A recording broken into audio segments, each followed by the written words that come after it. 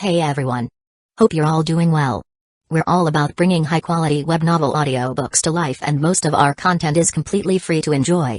Just a quick note, web novels and web novel audiobooks aren't the same thing. Simply reading a novel out loud doesn't always make for a great listening experience. That's why I go through multiple rounds of rewriting and careful editing for every chapter to make sure the narration flows naturally and immerses you in the story, just like reading it yourself. These audiobooks are not just direct copies of the original novels. I've adapted them for a smoother, more engaging experience. And to be fully transparent, these adaptations are made for commercial purposes, so some chapters are paid content. But don't worry, this process is fully copyright compliant. I do all of this because I truly love web novels and audiobooks. I'm a huge fan, and this story is one of my personal favorites. YouTube update: recently, YouTube flagged some of our content for including mature themes, realistic violence, and darker story elements.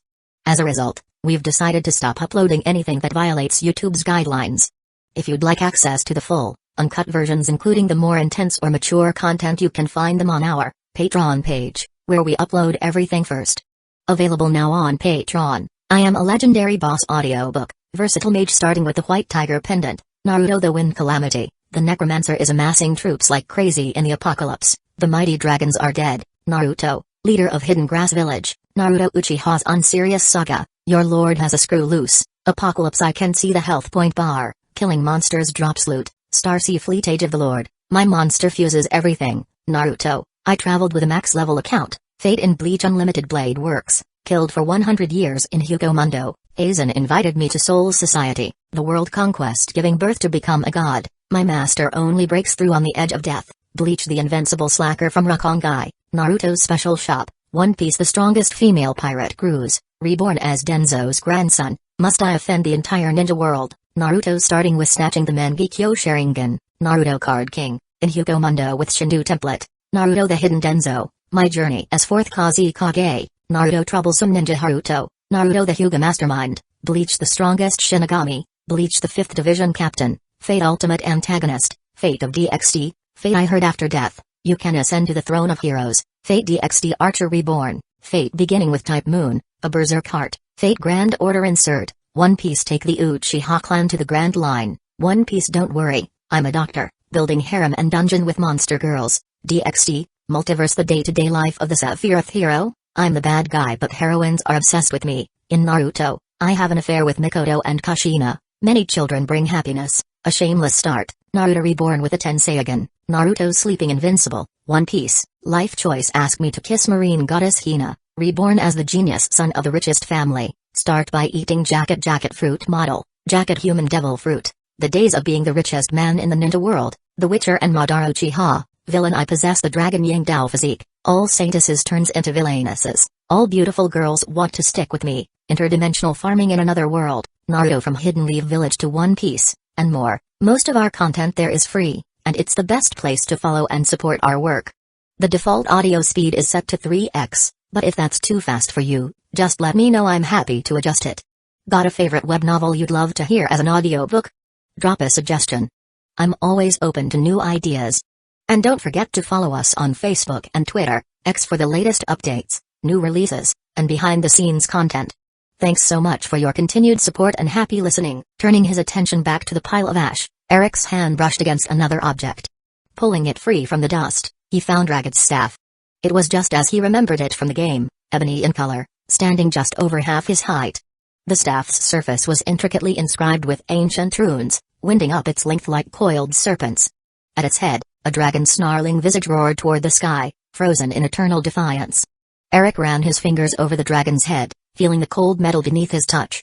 There were two types of staves in this world, some enchanted with a single spell, others merely serving as conduits to enhance a mage's casting ability. This one, however, was unique. It combined both traits, allowing for more efficient spell casting while also holding a permanent enchantment.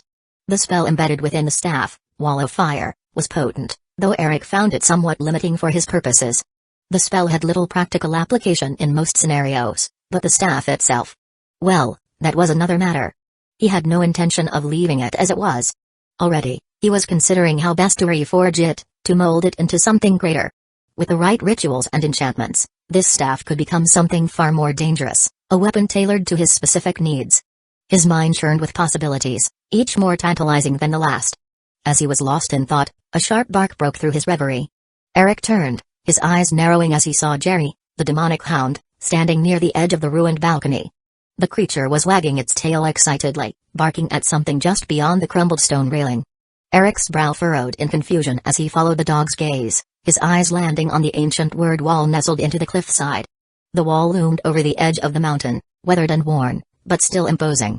The carved dragon language etched into its surface glowed faintly, as if the very stones themselves remembered the power they once held.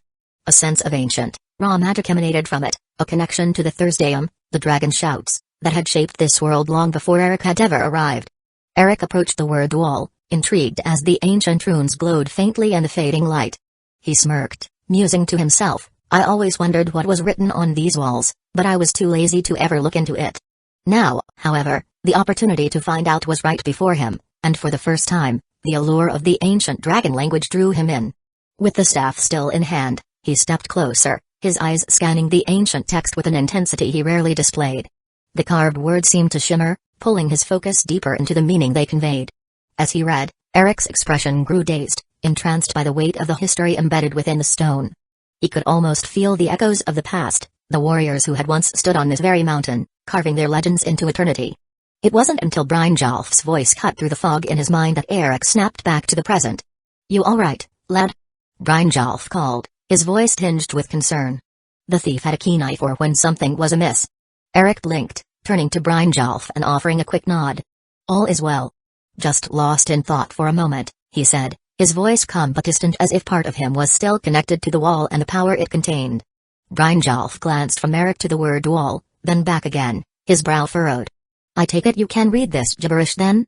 Care to share? Eric shrugged, a casual motion, but his mind was still piecing together the meaning behind the words. He spoke, his voice taking on a strange cadence as he recited the ancient text. Here fell Hrothmur, Wrath-Wolf, from the savage plains, may his soul wander Sovngarde forever. Brynjolf's eyes widened in surprise, his curiosity piqued. And who is this Hrothmur to be honored in such a way? Eric shook his head slowly, his fingers idly tracing the grooves of the dragon script. I've never heard the name before, but the dragon tongue conveys more than just words. It speaks with intent. From what I can gather. He paused, thoughtfully tapping his chin. Brynjolf raised an eyebrow, clearly impatient. Well? Don't keep me waiting. A chuckle escaped Eric as he continued. Since Hrothmur is called Wrath-Wolf, it's highly likely he was a lycanthrope. The dragon language is precise, every word carries layers of meaning. This title suggests he was not just a warrior, but a fierce one, driven by the rage of a wolf's blood. And since it says he fell here, I'd wager he was an enemy of the dragon cult. Possibly a champion who fought against them. Brynjolf folded his arms, his expression skeptical but intrigued. And what makes you think he fought against them? Eric's eyes gleamed as he delved deeper into his theory. Look where we are, this mountain was likely a stronghold of the cult. If Hrothmur fell here, he was either defending or attacking it. My guess is he was a warrior of High King Harald, or maybe even someone from that era. The ancient kings led campaigns against the cult, and it's not a stretch to think Hrothmur fought in those battles. Brynjolf's brow furrowed, skepticism etched into his features as he studied the ancient markings on the wall. It's rather impressive, he began, that you pull such a story from a few scratches on the wall. But would the dragon cult really honor their enemy like this? If Raggett is anything to judge them by, they don't seem like such an honorable lot. Eric glanced at Brynjolf with a blank expression, his lips curling into a smirk. Then, unexpectedly, he let out a laugh, sharp and cutting through the mountain air. The thief's comment amused him, but the truth of the matter was something far darker. What makes you think this word wall was constructed to honor him? Eric asked, his tone dripping with sarcasm. If anything, it's a clear mockery. Brynjolf's frown deepened, his mind turning over Eric's words, trying to reconcile what he had just heard. A mockery? What other purpose could this word wall serve other than to honor this Hrothmur fellow? They even bid his soul to forever wander Sovngarde. Eric's amusement faded into a weary sigh. He turned his gaze back to the wall, the weight of ancient history pressing on his thoughts. That's exactly why I think it's a mockery, he explained, his voice softer now, tinged with a scholar's disdain for those who would twist legends to their own ends. You might not know this, but a werewolf can never enter Sovngarde. Hercene wouldn't allow it. Brynjolf blinked, confusion flickering in his eyes. What do you mean? Eric's expression hardened as he continued, his tone more deliberate now, as though he were lecturing a novice. All lycanthropes are destined to forever hunt at their master's side in the hunting grounds after their souls leave Mundus. Hircine, the Daedric prince of the hunt, claims them, every last one of them. To bid Othmar's soul to wander Sovngarde, knowing full well that he could never set foot there. It's a cruel jest. The words hung between them, and for a moment, the mountain seemed quieter. Even the wind, which had been howling moments before, seemed to still, as though out of respect for the truth Eric had just laid bare. Brynjolf's frown grew more pronounced. So, this is meant as an insult? A jab at his fate? Eric's gaze turned sharp, his disdain for the dragon cult clear in every word that followed. Think about it. Would a cult of cowards who bent their knees to dragons really regard Sovngarde so highly? These men, these priests, forsook everything for power, for the fleeting favor of the dragons. They worshipped their overlords, carved these walls with their draconic tongue, and subjugated the people. To them, Sovngarde was just another farce, one they likely despised for how it glorified the warriors who fought against them. Brynjolf exhaled slowly, rubbing the back of his neck as he glanced again at the word wall. So, what you're saying is, they wrote this knowing full well Othmar would never reach Sovngarde. That it was a curse disguised as an honor? Eric gave a curt nod, his voice calm yet dismissive as he replied, exactly. But it's nothing more than ancient history now. It has nothing to do with us. Turning away from the wall, Eric cast his gaze over the area, and his eyes fell on the sight of the skeletons, Helrat and Surtur among them, having already gathered the fallen soldiers. The bodies lay in neat rows, their faces turned skyward as if awaiting their final journey. The battlefield, once filled with the clamor of steel and the roars of battle, now lay silent, except for the faint whisper of the wind that carried with it the scent of snow and death. Eric walked forward, his steps steady but heavy with the weight of what had transpired. He stood at the center of the fallen, looking over the bodies of those who had fought and died in Ragget's forsaken lair. He raised his hands and addressed the dead, his voice somber but full of a quiet respect. Your deaths need not be pitied, Eric began, his tone carrying across the cold air. You fought with blades in your hands, as true Nords should. Your souls will find their way to Sovngarde. He paused, letting the words sink in, not just for himself but for any who might still be listening from the afterlife. You will feast with the heroes of old, drink mead in the halls of Shore, and your names will be sung alongside the greatest warriors to have ever lived. This world may forget you, but Sovngarde will welcome you with open arms. The quiet reverence of the moment stretched, and for a fleeting second, it felt as if the dead themselves were listening, as if the spirits were waiting for the release that would carry them away from this cold, broken world. With a deep breath, Eric lowered his hands and, with a swift motion, began weaving his magicka into a spell. The fire that erupted from his hands was not wild and raging, but a steady, controlled blaze that moved from one body to the next, igniting them in ceremonial flames. The fire danced over the dead, consuming them in a glow of orange and gold, the heat radiating outward but never threatening the living. The snow around them began to melt as the flames roared higher, and a faint smell of burning flesh mixed with the crisp mountain air. Eric stood still, watching as the fire took them, transforming the fallen into ashes that would soon be carried away by the wind. There was something both cleansing and final about the act, a fitting end for those who had died in battle. Satisfied that the dead were being seen off properly, Eric turned to his undead companions. Helrat, still clutching the large black soul gem, and Surtur, the towering skeletal warrior, stood at attention, awaiting their master's command. The rest of his undead legion stood behind them, their vacant eyes glowing faintly in the dimming light. With a snap of his fingers, Eric dismissed them all. Return to Snowhawk Fortress, he commanded, his voice laced with authority. You've served your purpose here. One by one, Helrat, Surtur, and the rest of the undead minions vanished in swirls of ethereal energy, their forms dissipating like shadows cast by a fading sun. Soon, the only reminder of their presence was the stillness that followed, a silence that felt strangely peaceful after the chaos of battle. Eric exhaled, feeling the weight of the day's events pressing on his shoulders, but he was far from done. Turning back toward the path down the mountain, he began preparing himself for the journey. We should head down soon, he muttered to himself, already thinking about what awaited him next. Brynjolf reappeared, his steps crunching softly in the snow as he approached. Everything in order, lad? He asked, his voice carrying a hint of weariness. Eric nodded, casting one last glance at the burning pyre that consumed the bodies of the fallen. Aye. Let's get off this mountain before the storm rolls in. With that, they began their descent, the distant glow of the fire behind them, marking the end of one battle and the start of whatever came next. Chapter 29, The Weight of Souls. Number 29. Eric hummed to himself, a low, steady tune that carried softly through the cooling evening air as he strolled through Riffin's market square. Jerry padded silently at his heels, the corgi's silver fur gleaming faintly in the last traces of daylight. The sun was sinking behind the jagged peaks that framed the city, casting long shadows over the marketplace. Stall owners were beginning to pack away their wares, pulling down faded cloth awnings and securing their goods for the night. But despite the calmness of the scene, Eric could feel the weight of dozens of eyes on him. The usual buzz of chatter that filled the square had hushed the moment he appeared. Some merchants halted mid-task, their hands frozen on the ropes of their stalls, nervously glancing at him whenever they thought his attention was elsewhere. Others weren't as subtle, openly whispering behind hands, their voices tinged with fear. "Wraith," one voice muttered from somewhere behind a vegetable stand. "That's him. The Wraith of the Docks, know of Forlost. Did you hear what the mercenary said?" Another whispered, eyes wide. "They say he even speaks to the dead." Eric pretended not to hear. The gossip didn't bother him. In fact, it almost amused him. Necromancy was frowned upon in Skyrim, but it was not against the law.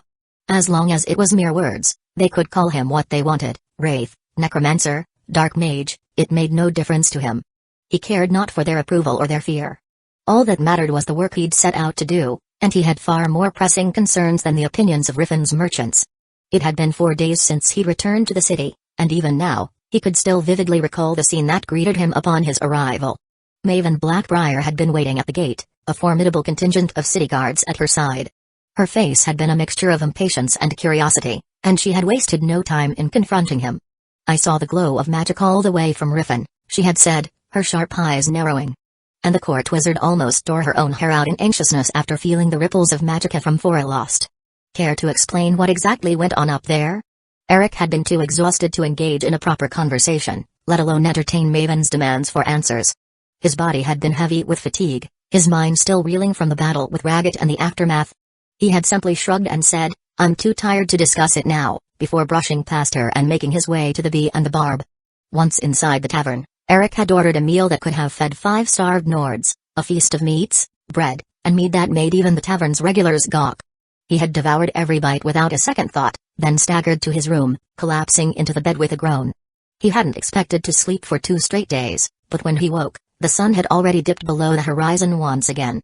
Upon waking, he had followed the same ritual, another large meal, this time smaller in scale but still enough to draw curious glances from the innkeeper, and then it was back to business.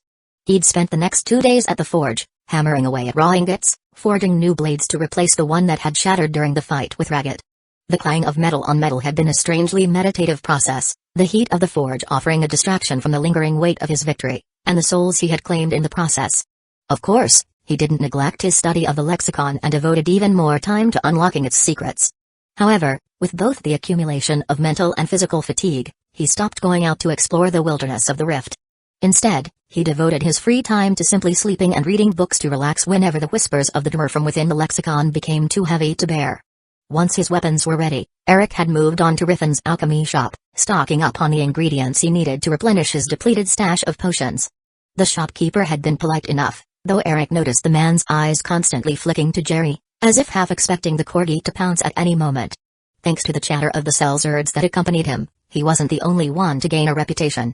Eric paid him no mind, purchasing what he needed without engaging in small talk, proceeding to brew the needed potions without delay, and by the time he was done, the sky had already darkened, leaving the city bathed in twilight. Now, as he made his way back toward the Bee and the Barb, Eric felt the familiar weariness returning. His body still wasn't fully recovered from his ordeal at Forlost, and though he'd managed to rest, the lingering tension in his muscles reminded him that he was still far from his best. Jerry let out a low, soft whine as they passed by the meatmonger's stall, the corgi's nose twitching wildly at the scent of fresh cuts of beef and venison. The little dog's tongue dangled from his mouth, his wide eyes fixed on the array of meats laid out in the open air, practically flooding the cobblestones beneath him with drool. Eric followed the corgi's gaze and couldn't help but smirk, rolling his eyes at his companion's never-ending appetite. "We're almost back to the inn," Eric said with a resigned sigh, nudging Jerry away from the stall. "I'll get you something nice and chewy there." Jerry trotted along obediently, though he cast one last, longing glance over his shoulder at the tantalizing display. Eric shook his head with a faint chuckle, his thoughts wandering as they made their way toward the Bee and the Barb. The familiar glow of the inn spilled out onto the cobblestone street ahead, a beacon of warmth against the darkening sky. The smell of roasted meat and ale drifted toward him, comforting and welcoming after a long, tiresome day. Yet, despite the inviting aromas and the promise of food and drink, something felt Off. Eric couldn't quite place it, but the feeling gnawed at him. A strange tension hung in the air, as though the city itself was holding its breath. He shrugged the feeling off, telling himself it was just the exhaustion lingering from his days at the forge and the lingering aftershocks of his time in Fora Lost. As Eric reached the door of the inn, he paused briefly before pushing it open. The instant he stepped inside, the feeling of unease solidified. The once lively atmosphere of the bee and the barb had vanished, replaced by an eerie silence. Gone were the usual sounds of raucous laughter, clinking mugs, and the cheerful strumming of the bard's lute. The tables, typically crowded with boisterous patrons, were now empty. Only one person remained in the dimly lit room, Maven Blackbriar, sitting calmly at a table directly opposite the entrance. Her expression was one of cool amusement, a slight smile playing at the corners of her lips as she took a slow sip from a jeweled goblet. The flickering candlelight reflected off her rings, casting sharp glints across the darkened tavern. Eric let out a long, tired sigh. Of course. Haven't we been here before? He muttered under his breath, his voice laced with exasperation. He made his way toward Maven, grabbing a half-finished plate of food from an abandoned table as he passed. Jerry's ears perked up immediately at the sight of the meal, and Eric lowered the plate to the floor, letting the corgi dig in with a happy, muffled bark. With that taken care of, Eric picked up a nearby bottle of mead, popping the cork off with a practiced motion, and slumped into the seat across from Maven. He took a long swig, wiping his mouth with the back of his hand before leveling a dry look at the woman. You couldn't have just sent a letter? Or waited like a normal person? Eric asked, gesturing toward the empty room with the bottle in hand. Do you really have to chase away every single patron and even the innkeepers out of the inn just to have a chat? Maven's smile widened ever so slightly, her eyes gleaming with that calculating sharpness that Eric had come to expect from her. She set the goblet down delicately, folding her hands on the table as though this were just a casual chat between friends. Where would be the fun in that? She said smoothly, her voice rich with amusement. You and I both know that sending a letter wouldn't have the desired effect. Besides, the patrons will return once we're done. I simply needed some privacy. Eric groaned, leaning back in his chair and taking another long swig of mead. Privacy, he repeated, his tone flat, the word rolling off his tongue like it left a bitter taste in his mouth. His eyes wandered toward the wooden chest placed on the ground beside the table. He gestured to it, adding, Well, what is it that you wanted to discuss? And does that chest have anything to do with it? Maven followed his gaze, her expression unchanging as she gave a small shake of her head. Not at all, she said, her tone dismissive. That chest contains the money you gave to Brynjolf. The compensation you intended for the families of the dead mercenaries. Eric raised an eyebrow in surprise, but Maven's face grew more exasperated as she continued. I don't know what's more astonishing, she added, her voice thick with irritation. That you entrusted so much gold to a thief, or the fact that he didn't try to embezzle it. Eric couldn't help but laugh at that, the sound rough and genuine as he leaned forward, resting his elbows on the table. Even thieves have their codes of honor, he said with a smirk. That Brynjolf might not flaunt it, but he's not as rotten as he likes people to think. Maven chuckled at those words, but there was a slight hint of disdain in her voice as she spoke. Indeed, a thief with a heart of gold. He shot Maven a pointed glance, his eyes gleaming with amusement. In any case, he added, his tone turning more serious, why is the gold still here, and not in the hands of the families of the deceased? Maven's lips curled slightly into a subtle, knowing smile, but there was a hardness in her eyes as she offered a small shrug. Because you are not obliged to offer compensation, she said matter-of-factly. Then, trailing off, she leaned back and added with a hint of something almost vulnerable, you wanted to go to Fora Lost alone. I insisted on sending help. So, I should be the one to compensate them, shouldn't I? Eric's brow lifted in amusement, his interest piqued as he studied Maven's face more intently. Her mask of indifference was expertly crafted, but he could sense there was more to her gesture than simple generosity. She wasn't a kind soul by nature, and while Eric knew she wasn't ruled by fear, she was far too calculating to act purely out of goodwill. Perhaps she saw this as a way to ensure her control, to remind the mercenaries who truly held their purse strings. Or maybe it was her way of placating them before any unrest festered, he couldn't say for sure. Whatever her reason, Eric found himself mildly amused. He didn't care much for the loyalty or opinions of Selzerds, but pride, his pride, was something else entirely. Scoffing softly, Eric leaned back again, his hand idly swirling the mead in the bottle as he mulled over her words. The things I've given, he said slowly, his voice low and firm, should not be taken back so lightly. Think of it as added compensation from me and give it to the families. I was the one who led their sons into their deaths, after all. His eyes locked with Maven's, and though his words were practical, there was a finality in them that silenced any further debate. Eric understood the weight of responsibility for those who had fallen under his watch, and he had no intention of letting someone else carry that burden, not even if Maven saw it as a chance to extend her influence. Like thieves, who adhered to their own unspoken codes of honor and limits, Eric had his own. The remnants of 2,000 years' worth of memories, the beliefs of an ancient necromancer, and the habits of that long-perished soul clung to him from the moment he awoke at the ritual's conclusion, even if he didn't fully realize it. He remained himself, the video game addict who had once preferred the glow of his computer screen to real human interaction. But now, he was also a Nord, a Skald, a necromancer who had once turned Tamriel on its head. And the warrior tradition of Skyrim, etched into his very soul, shaped his every thought. Those fallen Selzerds, though mere passers-by in the greater sweep of his journey, had been brave warriors. Even if their skill didn't stand out, they deserved the respect of those who fell with their weapons still in hand, defiant until their final breaths. Maven studied him for a moment, her expression inscrutable. Then, after a brief pause, she inclined her head slightly, as if acknowledging his decision. "Very well," she said softly. "It shall be as you wish." Eric leaned back, stretching his arms over his head as he let out a long breath. "Glad we got that out of the way," he said, his tone a little lighter, though his sharp gaze remained on Maven. "Now, what's this really about? I know you didn't clear out the inn just to discuss some pocket change."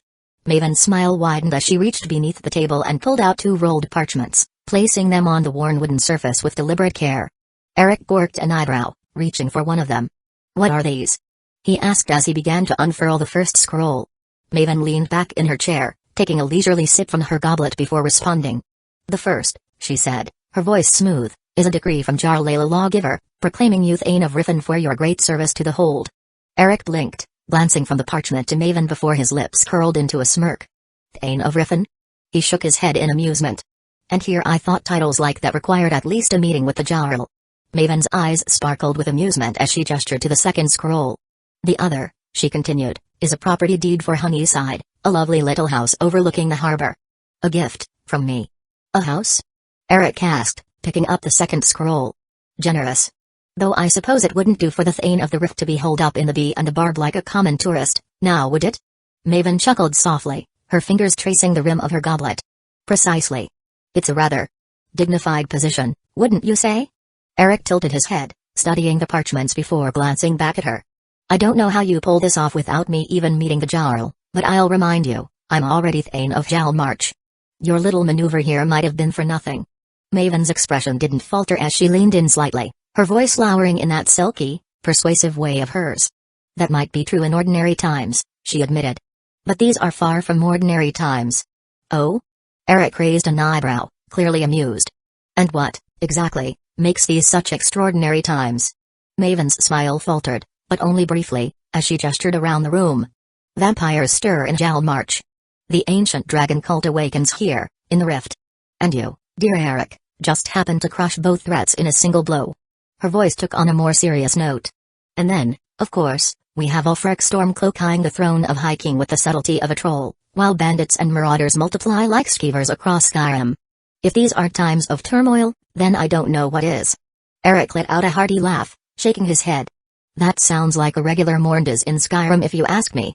But, who am I to argue? Especially when this arrangement serves my purposes."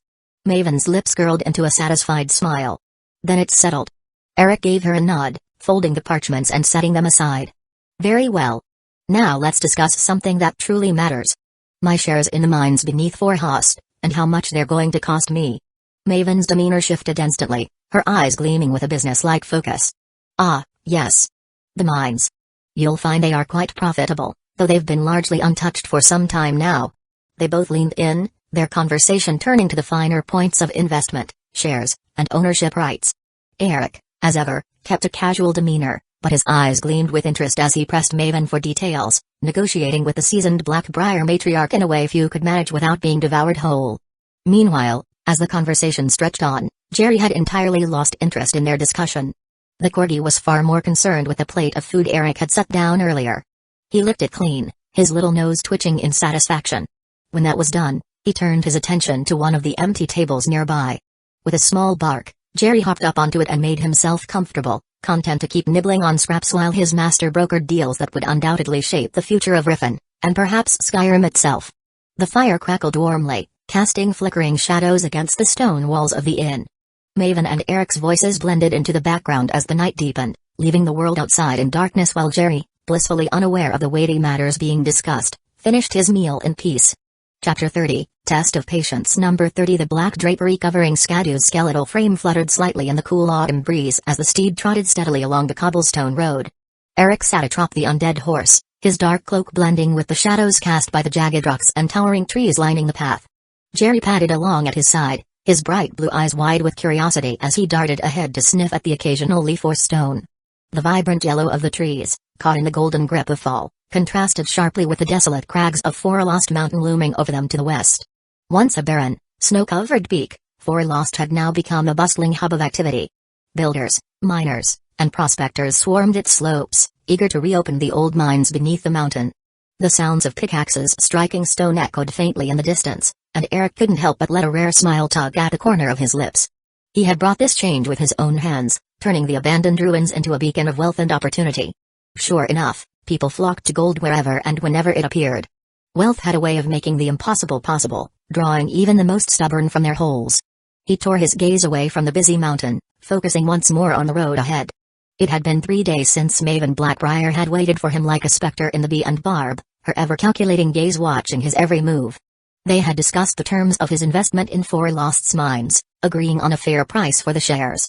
True to his word, Eric had provided the gold immediately, not one to let opportunities slip through his fingers. The prospect of owning a piece of those lucrative veins of ore had been too tempting to pass up. But now, that was behind him. Today, he had a different task at hand, meeting his newly appointed housecarl. Eric shifted slightly in the saddle, rolling his shoulders to ease the tension in his back as he recalled his meeting with the Jarl's pick. Layla Lawgiver had seen fit to appoint a Nordic woman named Iola to serve him. She was loud, boisterous, and had a tendency to shout everything she said, as if speaking normally wasn't quite enough for her. Eric had found it irritating at first, but there was no denying her competence. After some exchanges with Eric, she had proven capable and clever enough for him to entrust her with managing his properties in Riffin, including Honeyside and his shares in the Forlost mines.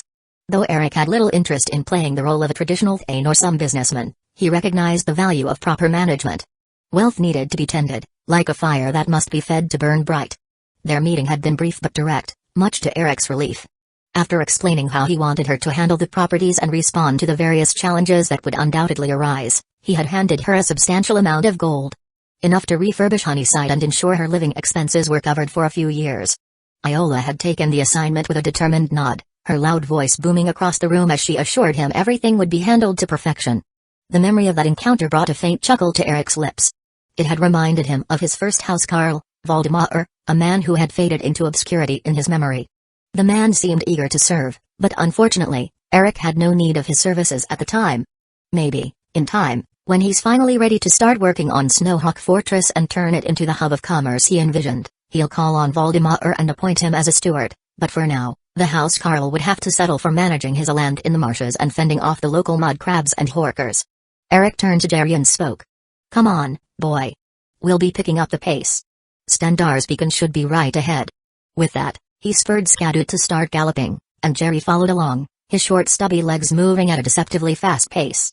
The cold wind whipped around Eric as he approached Stendarr's beacon, its worn stones jutting out from the snow-covered peak like the skeletal remains of a once great beast. The tower stood defiant against the elements, a lonely sentinel in the unforgiving mountains southeast of Riffin. Though time had weathered its stones, the beacon still served as a stronghold for the vigilance of Stendarr, a place where they held their grim watch against the evils that threatened Tamriel. Eric couldn't help but admire the resilience of the structure, though he suspected the vigilance within might not share the same grit as he recalled their fate from the game. He Stendarr's beacon as one of the last remaining holdouts for the Vigilant after the sudden emergence of the vampires who made their presence known by decimating a great number of the Order's branches, but that won't happen for at least a few years.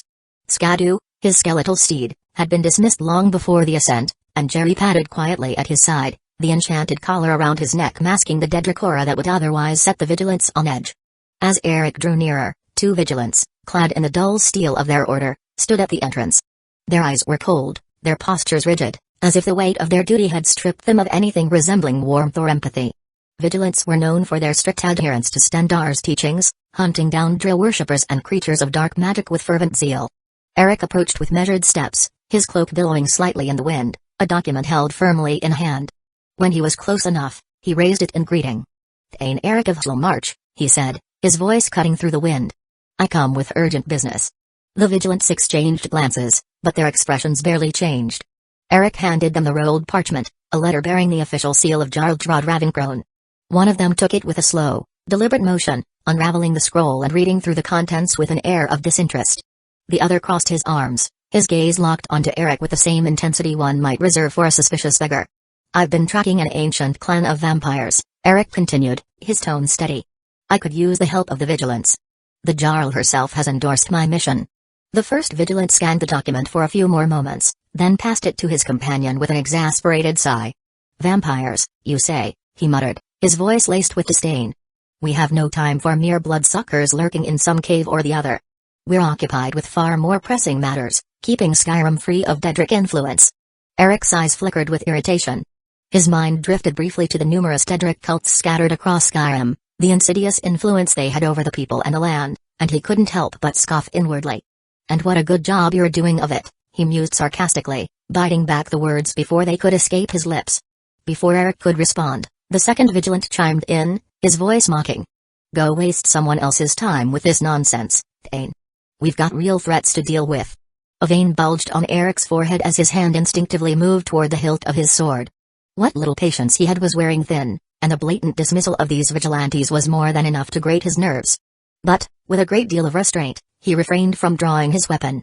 He hadn't come here for a fight, though if these fools continued their mockery, he couldn't promise that his temper would hold. Taking a deep breath, Eric steadied his voice.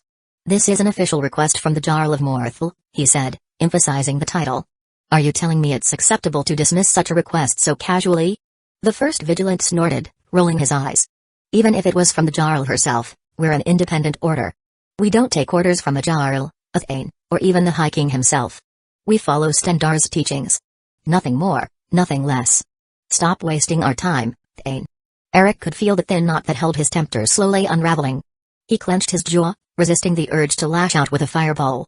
He had expected resistance, but not this level of disrespect. Even Jerry seemed to be annoyed, growling at the two vigilantes. Still, Eric decided to hold it in and give them one more chance to reconsider. "Stendarr's teachings are all well and good," Eric said, his voice sharp now, "but you're blind if you can't see that the vampire threat is as real as any Daedric influence. They will decimate villages, slaughter innocents. Does that not fall under your sacred duty?" The second vigilant stepped forward, his hand resting lightly on the pommel of his sword, as if ready to escalate the situation at the slightest provocation. "Again, our duty," he spat, "is to keep Skyrim safe from the Dra. Vampires are beneath our concern. I strongly suggest you stop wasting our time or else." The vigilant's threat lingered in the cold mountain air, a thinly veiled provocation that pushed Eric to the brink. His grip tightened on the hilt of his sword, the leather wrapping creaking beneath the pressure of his hand. In his other palm, Magica coiled like a serpent ready to strike, the air around him vibrating with its unseen force. Jerry, ever attuned to Eric's mood, growled lowly at his side, his wide blue eyes glowing with a cold, dim light that betrayed his Daedric nature. The enchanted collar around his neck strained under the pressure of his dark energy, on the verge of snapping. Eric was seconds away from unleashing his fury. The vigilants, ignorant as they were, had pushed him too far. But before either he or Jerry could act, something shifted in the air between them. One of the vigilants, his stern expression faltering for a moment, leaned over and whispered into his comrade's ear. Whatever he said brought a sneer to the other's face, his lips curling with amusement. "Now that I think about it," the second vigilant drawled mockingly, "we did have a new transfer here recently. Some fool who seemed just as concerned about these so-called vampire threats as you are." The two vigilants exchanged smug glances, clearly enjoying the power they wielded over the situation. The first vigilant's smirk deepened as he gestured lazily toward the tower behind them. "You'll find him atop the watchtower, staring off into the horizon like he's expecting a horde of vampires to suddenly appear," he continued, his voice dripping with condescension. "Perhaps he's the kind of help you're looking for." Eric's muscles tensed, the urge to wipe the smug looks off their faces gnawing at him. It would be so easy, just a flick of his wrist, a swift draw of his sword, or a burst of magic, and these fools would be put in their place.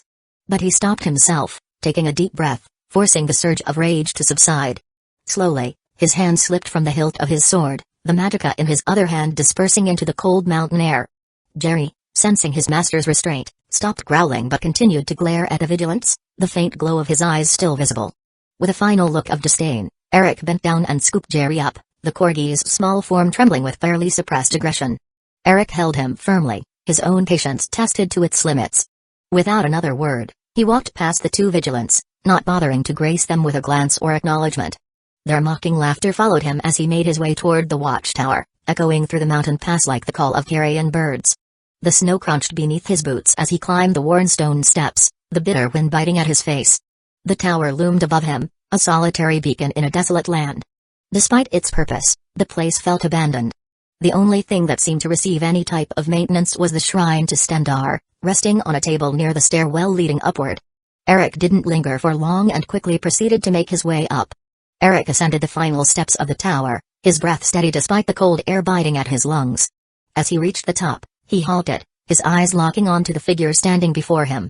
A tall redguard, broad-shouldered and imposing, stood at the edge of the tower, his posture unyielding. His hands rested firmly on the shaft of a heavy warhammer, its head embedded in the snow-covered stone. He wasn't holding it in a threatening manner, but there was a weight to the way his fingers curled around it, as if he was always ready to use it. The man's bald head gleamed under the weak sun, while his long, grizzled beard hung thick and untamed down to the base of his neck. His sharp blue eyes, colder than the winds swirling around the peak, bored into Eric, studying him with an intensity that was hard to ignore. It felt as though the man was trying to see straight through him, to uncover every hidden intention, every unspoken thought. Eric's brow twisted slightly in recognition. Of all the people in Skyrim, he had to be here. He forced himself not to grimace. Aizen. The man who would one day lead the Dawn Guard, Skyrim's fiercest vampire hunters. This was the very last person Eric had wanted to run into on this quiet, half-abandoned watchtower. Someone out there was having a laugh at his expense, for sure. Eric exhaled slowly, the mist of his breath disappearing into the cold air. He had made so many plans before leaving Snowhawk Fortress. Detailed, meticulous plans. Yet it seemed like every step along the way, fate had thrown him a new twist to deal with. First, the revelation that the summoning stones were actually conduits to a powerful spell, one that concealed Serana's presence from the Valkahar clan, something Falion had barely managed to explain in time. Then came the incident with the fragment of Wuotherhead, which he had found after inadvertently killing a Silver Hand member he'd mistaken for a common bandit. The whole Forlost incident that came after had nearly derailed his efforts, not to mention the tangled mess of his mine shares and newfound status as a Thane of Riffin. None of this had been in the plan. And now this. He came to Stendar's beacon hoping to recruit a handful of vigilants into his service. Just some nameless zealots, pawns he could send to harass the Valkahar vampires once he stirred their nest. Instead, here stood Aizen. Aizen had no tolerance for anything less than absolute commitment to his cause, and while that hatred could be useful alongside his commitment and knowledge of vampires, it also meant the man was dangerously sharp and cautious. Not someone who would be easily manipulated or deceived. Eric barely held back a bitter chuckle, not sure if this was a blessing or a curse. Chapter 31, Granting Wishes. Number 31. Eric shook away the stray thoughts clouding his mind and focused on the task at hand. He cleared his throat, preparing to speak. Before he could finish his sentence, the man cut him off, his deep voice rumbling through the cold air like a distant thunder. You are Thane Eric, here on vampire-related business. I overheard the conversation. Eric blinked, caught off guard by the abruptness, but said nothing.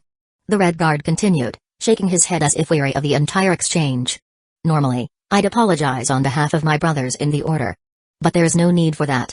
His lips curled slightly, though it wasn't a smile. They're as much a part of the vigilance as you are. Eric's brow furrowed. As I am? He asked, raising an eyebrow at the strange turn of phrase. Aizen tilted his head, the cold blue of his eyes flashing with a hint of dark humor. You see, this place is where the vigilants send their exiles. A place to forget about those they deem inconvenient. Undesirables. Undesirables? Eric's curiosity piqued. He glanced back down the stairs toward where the two vigilants had been stationed, their arrogance still fresh in his mind. And yet you ended up here? He asked, his voice laced with skepticism. A low chuckle escaped Aizen's throat, a bitter sound that seemed to carry the weight of long years of frustration. There are two kinds of people who end up at Stendar's beacon, he said, his tone cynical, his hand gesturing lazily as if waving away the absurdity of it all. Incompetent, arrogant fools like the two down there. And then there's people like me, people who don't get along with others for various reasons. Eric studied him carefully, noting the faint edge of contempt in his voice. Aizen wasn't just some embittered soldier cast aside, he was someone who had seen the rot within his own ranks. Someone who had clashed with it. Eric had to admit, the man was becoming more interesting by the second. But I suppose none of that matters, Aizen continued, his dismissive gesture cutting off any further introspection about his past. His sharp eyes locked onto Eric's again. I am Aizen. And if you have business with vampires, you've come to the right place. Know the right man. Eric met Aizen's piercing gaze, his expression hardening as he made his decision. Then I won't beat around the bush, he began, his voice steady, each word deliberate. I'm hunting for a vampire clan, not just some feral bloodsuckers skulking in a cave, but a sizable, organized clan. And they're led by an ancient vampire lord, one who was bestowed sanguinary vampires by Molag Bal himself. For a moment, Aizen's eyes widened in surprise, the mention of Molag Bal's direct involvement clearly rattling him. But just as quickly, the seasoned Redguard composed himself, his features hardening as his grip tightened on the warhammer in his hands. I've heard of such clans, he said, his voice calm but laced with tension. But unlike the usual rabble of vampires, they tend to mind their business, stay out of sight. He paused, glancing toward the distant horizon as if weighing his next words carefully. As much as I'd like to shed vampire blood, he added, his voice now quieter, almost begrudging, there's no need to stir that kind of hornet's nest. The people will suffer if we provoke them without a plan. Stirring them into action too soon could mean the deaths of thousands. Eric sighed, his frustration creeping into his voice. He shook his head slowly, knowing that time was no longer on their side. It's only a matter of time before they emerge from the shadows on their own, Eric warned, his tone growing darker. And when they do, they'll begin terrorizing the people of Skyrim anyway. I know this for certain. Aizen's frown deepened, suspicion flickering in his eyes. He leaned forward slightly, his posture shifting into one of silent scrutiny. And how do you know this? He asked, his voice measured, though there was an unmistakable edge to the question. Eric hesitated, purposefully letting the silence stretch just long enough to suggest reluctance. He needed to sell this carefully, make Aizen believe that this information was something dangerous, something few should know. After a moment, he leaned in slightly, his voice dropping to a hushed tone. Have you ever heard of the tyranny of the sun? Aizen's brow furrowed, confusion crossing his features. He shook his head. No, he said, clearly intrigued but wary. What is it? It's an old prophecy, Eric continued, his voice low and almost conspiratorial.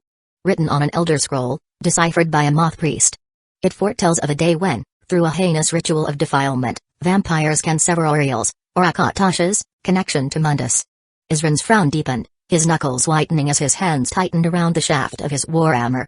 Eric's words had struck a nerve. Sever Akatash's connection to Mundus? Aizen muttered, almost in disbelief. What does that mean? Eric met Aizen's eyes, his expression grim. It means they can block out the sun. Permanently. The prophecy says that the sun will be blotted out for eternity, leaving Nirn in eternal darkness. Vampires would reign supreme, unchallenged by the light of day. Aizen's face darkened as the full weight of the prophecy sank in. His lips twisted into a grimace, his disdain for vampires palpable. And the clan you're after? They know of this prophecy? Eric nodded. They do. The only reason they remain in the shadows is because they lack the tools to complete the ritual. But make no mistake, they're searching for them. And if they find what they need, it won't just be Skyrim that suffers. The entire world will fall into darkness.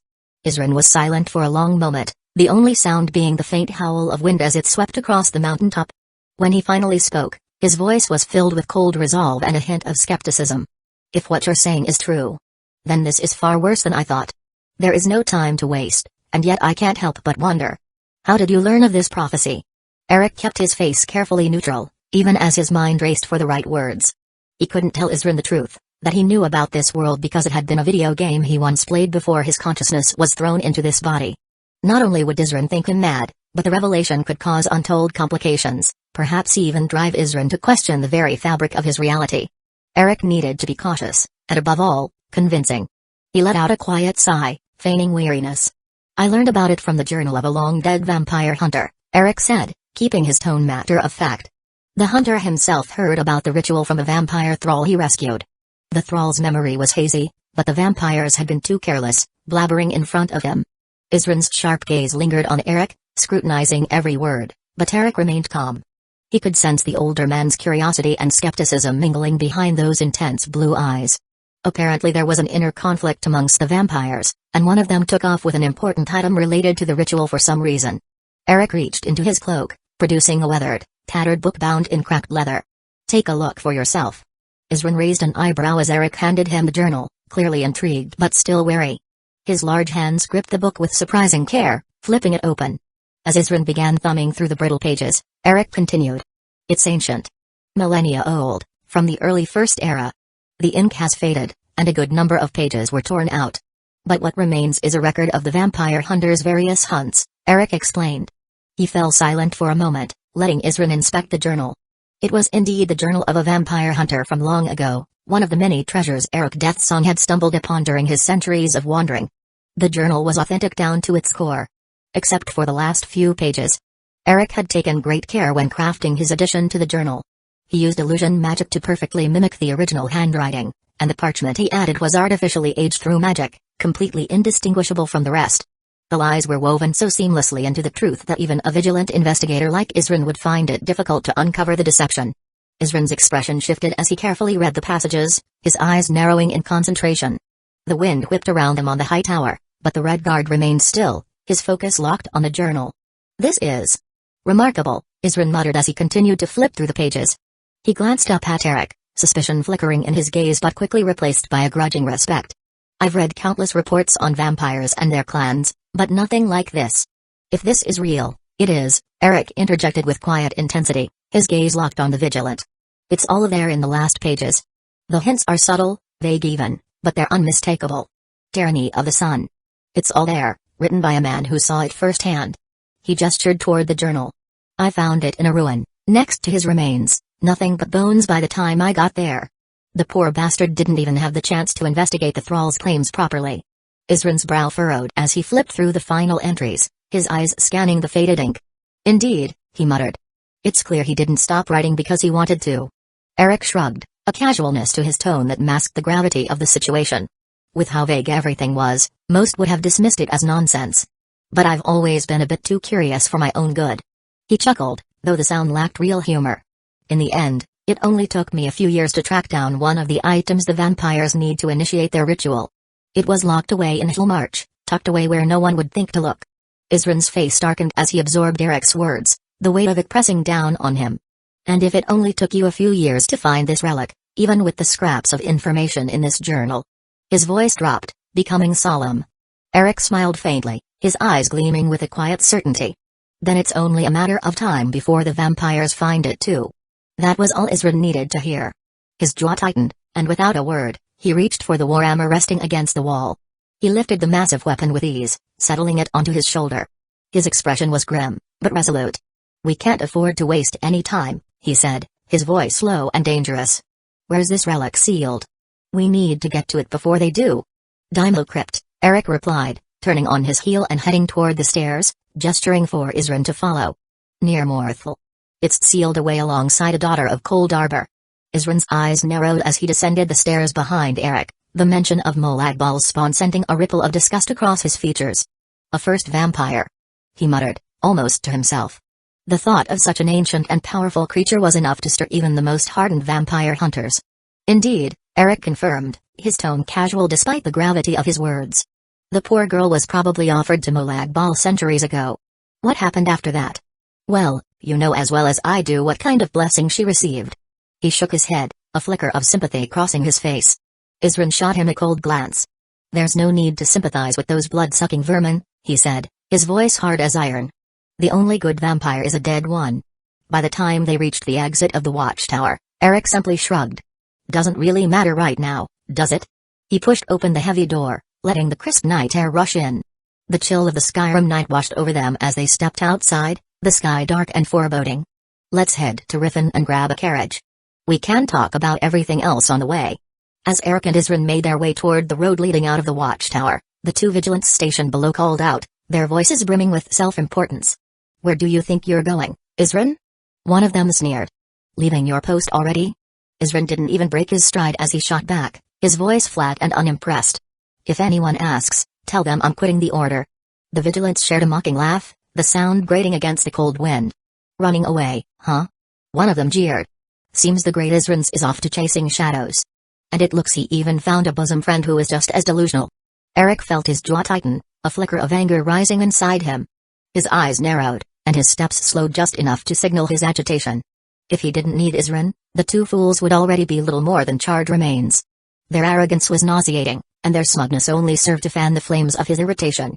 He took a deep breath, trying to steady himself.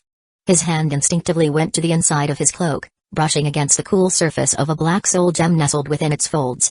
The temptation tugged at him, dark and irresistible. He could feel the familiar rush of magicka stir within him, and the thought of silencing those buffoons became all the more enticing. Still, he had a plan to see through. He convinced himself that patience was the key to success and prepared to continue walking, but the two vigilants, unaware of the dark storm brewing in Eric's mind, continued their mockery. Be sure to hold each other's hands, eh? Otherwise those vampires will get you. They dared to mock him again. Eric's patience finally snapped as the two vigilants began laughing, their voices echoing all over the peak. His eyes grew cold, and without a word, his hand slipped beneath his cloak. The black soul gem, its surface covered in intricate layered runes, pulsed faintly as he summoned it into his palm. Unlike ordinary soul gems, this one held a darker purpose, its ancient symbols humming with malevolent power. Eric could feel the magic coursing through it, a well of energy waiting to be unleashed. If you like dealing with Dre so much. Eric mused silently, his lips curling into a smirk as he eyed the vigilance ahead. He loosened his fingers, dropping the soul gem onto the snow-covered ground. With a soft whisper of magicka, the snow seemed to shift and swirl around the gem, as if welcoming it into the earth. The gem vanished, sinking beneath the surface, hidden from sight but not from its purpose. Then I'll give you more Dre to fight than you can count. He continued his stride smoothly, his expression impassive, his thoughts carefully masked. Neither Isran nor the vigilants noticed his subtle movements, their attention focused elsewhere. But Eric felt a quiet satisfaction bloom within him. The gem was set, and soon the vigilants would get their wish. They wanted to deal with dark forces, well, Eric had given them their chance. The only one who noticed his actions was Jerry. The little corgi let out an excited bark, tail wagging furiously as he trotted happily by Eric's side. His wide, blue eyes usually sparkled with innocent joy, but in that moment, they gleamed with something else, something darker, more mischievous. Jerry's bark carried a hint of malevolence, as if the tiny creature was in on the plan, his excitement palpable. Chapter 32, Threads of Deception. Number 32. Somewhere in the rift, the cold night air hung heavy, the stars muted by thick clouds overhead. A small campfire crackled softly, its orange glow casting flickering shadows across the surrounding trees. Eric and Isran sat across from one another, the warmth of the fire doing little to chase away the bite of Skyrim's unforgiving chill. The hired carriage driver they'd enlisted for their journey tended to his horses not far off, grumbling to himself about the cold. Jerry was making quick work of a piece of venison, his small yet ferocious bite staring into the meat. He held it down with his front paws, gnawing with a focus that seemed almost comical given his size. Isran, watching the display, raised an eyebrow in mild amusement. Interesting pet you've got there, Isran remarked, his deep voice breaking the quiet. He kept his gaze on Jerry for a moment longer before turning to Eric. I might have mistaken it for a regular mutt if it weren't for the ominous magicka emanating from him. The last part was said with a bit more weight, as if he'd been puzzling over it since they set out. Eric shrugged nonchalantly, though a small smirk tugged at the corner of his lips. I found Jerry a while back in a summoning circle. Haven't quite figured out what he is exactly, but he's obedient enough. And, well, he's surprisingly good company. As if to prove Eric's point, Jerry lifted his head from the venison, his tongue lolling out before he barked excitedly, the sound sharp in the still night air. His tail wagged in rapid, delighted movements as if voicing his agreement. Isran hummed in thought, staring into the flames for a moment. I suppose it doesn't matter, he said finally, his voice carrying a hint of resignation. In these strange times, I've seen stranger things. We've got more pressing matters than figuring out what your pet is. The fire popped as a log cracked, sending a few embers floating up into the night sky. The silence stretched for a few beats before Isran turned his attention back to Eric. His tone grew more serious, his sharp eyes fixing on the Necromancer. We didn't have time for chit-chat earlier, but now that we have a moment to breathe, I have to ask, what's our plan? You spoke of the vampires and their relic, but what exactly are we going to do about it? Eric, leaning back slightly against a nearby boulder, smiled faintly. It's quite simple, really. Or at least it should be, he said, his tone confident but cautious. He gestured toward the fire, almost as if outlining the strategy in its flickering light. The vampires want the relic sealed in Danzō crypt. They need it to fulfill the prophecy of the tyranny of the sun, which, as you've read, will blot out the sun and give them dominion over the world. He paused, watching Isran's face harden with understanding. In that case, Eric continued, we have two choices. We either hide the relic in a place where they can't find or take it by force, or, Isran interjected with a sharp shake of his head. Hiding it isn't an option. The relic and the daughter of Cold Arbor were sealed in Danzō crypt for a reason. The vampires must have a way to track it down, even if we move it, unless we have some specific countermeasure. Eric smiled inwardly. Isran was sharp, managing to piece together the hints Eric had carefully planted in the journal. It was a subtle manipulation, one that required finesse, but so far, it was working as planned. Keeping his thoughts to himself, Eric nodded with a measured look of concern. "I'm afraid that's exactly the case," Eric said evenly. "That only leaves us with one choice, to destroy the relic before the vampires can get their hands on it." Aizen rubbed his chin, thoughtful as the firelight flickered in his eyes. "I don't see any other way," he murmured in agreement. The weight of the situation was heavy in his voice. Eric, however, hesitated visibly. His expression shifted, a flicker of doubt crossing his features as if he were suddenly unsure of the direction they were heading. Aizen noticed the change immediately, his brow furrowing as he raised an eyebrow in question. "What is it?" Aizen asked, his voice carrying an edge of impatience. With a sigh, Eric ran a hand through his hair, letting the silence hang for a moment longer than necessary. "Like I said," he began carefully, "it should be simple. But it might not be as easy as we think. Destroying the relic, I mean." Aizen's frown deepened, his eyes narrowing at Eric. "And why is that?" Eric leaned forward slightly, his tone growing quieter, more deliberate. "Think about it. The last entries in the journal are vague, sure, but there's something important between the lines. The relic in Danzō crypt. It isn't necessary for the ritual itself. It's a tool, a way to locate something else. Something much bigger. Specifically, it's a tool to find the bow of Orialand. Well, it's a record of sorts. A guide to performing the ritual that will bring about the tyranny of the Sunday." Aizen's posture stiffened, his eyes locked on Eric. "A guide?" he echoed, his tone darkening. Eric nodded, not giving away too much too soon. "There's only one thing that could accurately pinpoint the location of such a divine weapon and record a ritual as blasphemous as this. Only one source of knowledge ancient enough, powerful enough." He trailed off deliberately, leaving the thought unfinished, watching Aizen closely. The dawning realization was swift. Aizen's eyes narrowed, his lips pressing into a thin line as he muttered under his breath. "An Elder Scroll." Eric didn't respond immediately, allowing the weight of those words to settle between them. He could almost hear the gears turning in Aizen's mind. The implications were vast. If an Elder Scroll was involved, their mission had just become infinitely more complicated. Eric leaned forward slightly, his tone low and steady. "Now you see the problem. Destroying an Elder Scroll. It's too difficult. No, it might even be impossible unless you can tamper with the streams of time itself." Aizen scowled but said nothing, his jaw tightening as Eric continued. "If the relic in Danzō crypt is indeed an Elder Scroll, then hiding it won't work. And destroying it? Well, that isn't an option either." Aizen's frustration boiled over, his growl low and dangerous. "Then our only choice is to take the scroll and be on the run for the rest of our lives. Or until the vampires inevitably get us." He shook his head, the weight of their dire situation settling heavily on his shoulders. "If only I had more time. I could build a force, something strong enough to oppose the vampires. But like this, we're grasping at straws." Eric had to suppress the urge to smile at that. Aizen had finally taken the bait, playing right into the scenario Eric had crafted in his mind. His expression remained neutral, though, as he let out a hesitant sigh. "There is a way to buy time," Eric began carefully, his voice tinged with false reluctance. "But I don't think you'll like it." Aizen's frown deepened, his gaze hardening as he eyed Eric suspiciously. "Speak. What is it?" Eric took a deep breath, letting the silence build tension. "We can simply give it to the vampires. Before they find it." Aizen's reaction was immediate, his eyes widening in shock, his expression contorting with outrage. "Have you gone mad? To willingly hand over an Elder Scroll to a coven of vampires? Are you out of your damned mind?" Eric raised his hand calmly, trying to placate him. "Calm down. Just listen to me for a moment," he said softly. "This might be our only option."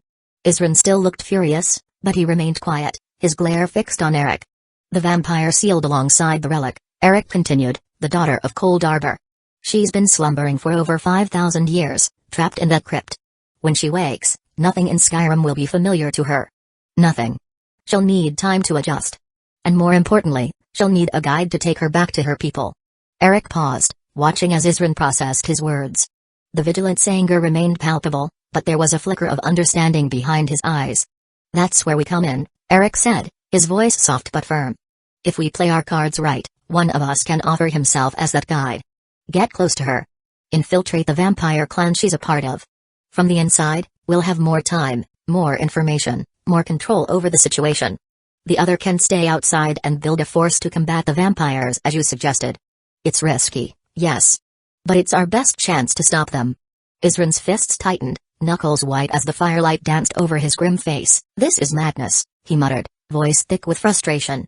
"But if we succeed, not only will we uncover where these vampires are hiding, we'll be in a position to steal the scroll, or even stop the ritual once and for all."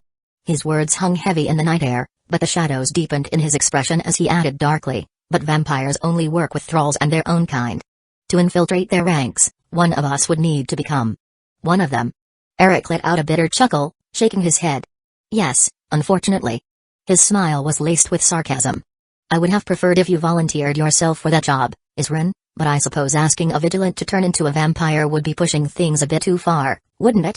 His eyes gleamed with a wry amusement, though his tone was serious. "Besides, I suspect you'd be more suited than me to establishing a force of vampire hunters to keep them in check, given your profession and all." Isrin's eyes narrowed in suspicion, his mind racing. On the surface, the plan made sense. Eric, by offering the relic to the vampires, could gain their trust. From within their ranks, he could gather vital information, buy time, and perhaps even sabotage their plans. Meanwhile, Isrin would be free to build up a network, recruit allies, and prepare for a strike against the vampires from the outside. It was almost too perfect, too convenient. But that nagging doubt gnawed at Isrin. Eric had led him down this path so easily, playing on his fears, his hatred of vampires, and his desire for a solution. Was this all a game to Eric? Did he simply want to join the vampires and use Isrin as a pawn to further his own ends? Isrin's gaze drifted to Eric, studying him closely. What was his real endgame? If Eric had the knowledge to orchestrate this whole plan, what was stopping him from entering Daimyo Crypt on his own and retrieving the relic himself? Could it be that he was unable to undo the seal? Was that why he needed Isrin? But then, as he looked at Eric's calloused hands, the scars running across his skin, and the well-worn armor he wore with the ease of a seasoned warrior, Isrin felt that doubt waver. Eric was no weakling. He had wielded both sword and magic with effortless precision, summoning fire to light their bonfire and dispatching wolves with chilling efficiency on their journey. It wasn't a lack of strength or arcane knowledge holding him back, that much was clear. However, if that wasn't the case, was Eric perhaps a vampire pawn? Isrin quickly shook away the thought as soon as it surfaced. If he was working for the vampires, then what good will revealing their plan would do? Wouldn't it be better for the vampires to continue working in the shadows like they always have? Isrin shook his head, dispelling the uneasy thoughts. Eric was dangerous, of that he was certain. But his reasoning, while cold and ruthless, was sound. The stakes were too high to let suspicion cloud his judgment. They needed a way in, and if Eric was willing to step into the role of a vampire to give them that chance, perhaps it was a necessary evil. "I don't like this," Isrin said, his voice low, his words weighted with distrust. "It's too risky. Too many things could go wrong.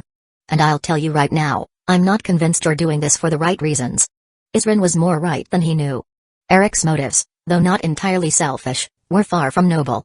Yes, he didn't want Skyrim plunged into chaos under the iron grip of the Valkahar vampires. No, there was some truth in that. But the larger, unspoken part of Eric's plan was far more intricate, and far more ambitious than just keeping the Valkahar in check. Establishing the Dawnguard was just the first step in a much grander game, one that spanned beyond this petty skirmish between mortals and vampires. Eric's mind wandered to the Soul Cairn, the bleak, otherworldly realm where his broken soul might finally be mended. The portal to that place was nestled deep within Castle Valkahar, and it wasn't lost on him that he would need access to the Valkahar court if he was ever going to set foot there. That goal alone was enough to justify his manipulation of Isrin, guiding the man toward establishing the Dawnguard sooner than he was supposed to. But there was more. Much more. The game's binary choice between joining the Dawnguard or siding with the Valkahar vampires was restrictive. In the coded world of Skyrim, one could destroy one side to preserve the other, but that was a scripted outcome. In real life, Eric wasn't bound by the rigid lines of code or limited by the predetermined paths of a character written by someone else. He didn't have to choose one or the other. Why limit himself? Instead, Eric had set his sights on something far grander, playing both sides. If he could position himself within both factions, manipulating their every move, he could control them like pieces on a chessboard even after Harkon's death. The vampires could serve him, their treachery a weapon he could wield as long as he could rule over them with strength. The Dawnguard, on the other hand, could be led by Isrin, a righteous force of vampire hunters, unknowing pawns, whose zeal would keep the vampires in check, too busy to even doubt Eric's intentions while he maneuvered in the shadows. Considering his own nature, Eric knew he was better suited to the Valkahar. The vampires were long-lived, clever, and powerful, traits Eric admired. But they were also treacherous. A necromancer like him, with his own ambitions and hunger for power, wouldn't have to tread too carefully in their ranks. However, he couldn't simply align himself fully with them, not without risking betrayal. The Dawn Guard, though righteous and stubborn, were the kind of force he could manipulate more easily, especially with Aizen as their leader. Their sense of justice and blind faith in their cause could be weaponized to keep the Volkihar distracted. As long as both sides were at each other's throats, Eric would be free to operate from the shadows, feeding the conflict just enough to keep the balance. Neither side could afford to disregard him, as they would need him more than they realized. And by slowly weaving himself into the fabric of both factions, he would not just influence them, he would own them. One of Eric Deathsong's greatest failures in the past had been his reliance on himself alone. He had made enemies of everyone, trusted no one, and walked the dark path as a solitary figure. That had led to his downfall. But Eric would not make the same mistake twice. He needed minions. Allies. Friends, even, though the word tasted bitter on his tongue. In truth, he needed pawns, people who would do his bidding, knowingly or unknowingly, when the time came. The Dawn Guard and the Volkihar vampires were just the beginning. He looked at Aizen again, his cold, calculating gaze hidden behind a mask of calm resolve. The man was suspicious, of course, anyone with half a brain would be. But that was part of the game. Eric didn't need Aizen's trust. He only needed his cooperation, and that was already in motion. Eric smiled faintly, his eyes reflecting the fire's glow, though there was no warmth in them. I don't expect you to trust me. In fact, I'd be concerned if you did. He leaned forward, his tone softening but still edged with that same dark pragmatism. But you have to admit, this is the best shot we've got. We both know the vampires will emerge sooner or later. We can't afford to play by the rules anymore, Aizen. Aizen stared at him, weighing his words. Eric was manipulative, no doubt about that, but there was a ruthless logic in what he said. And you're willing to give up your humanity for this? To become one of them? His voice dripped with disdain at the thought of willingly choosing such a fate. Eric shrugged, the faintest hint of bitterness in his smile.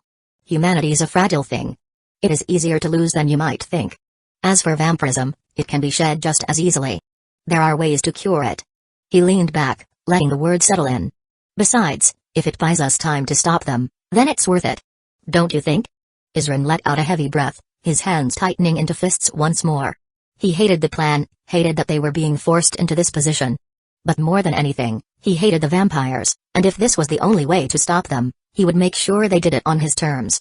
Fine, Aizen said at last, his voice hard. But understand this, I'll be watching you. If you even think about taking the side of the vampires, I'll kill you myself.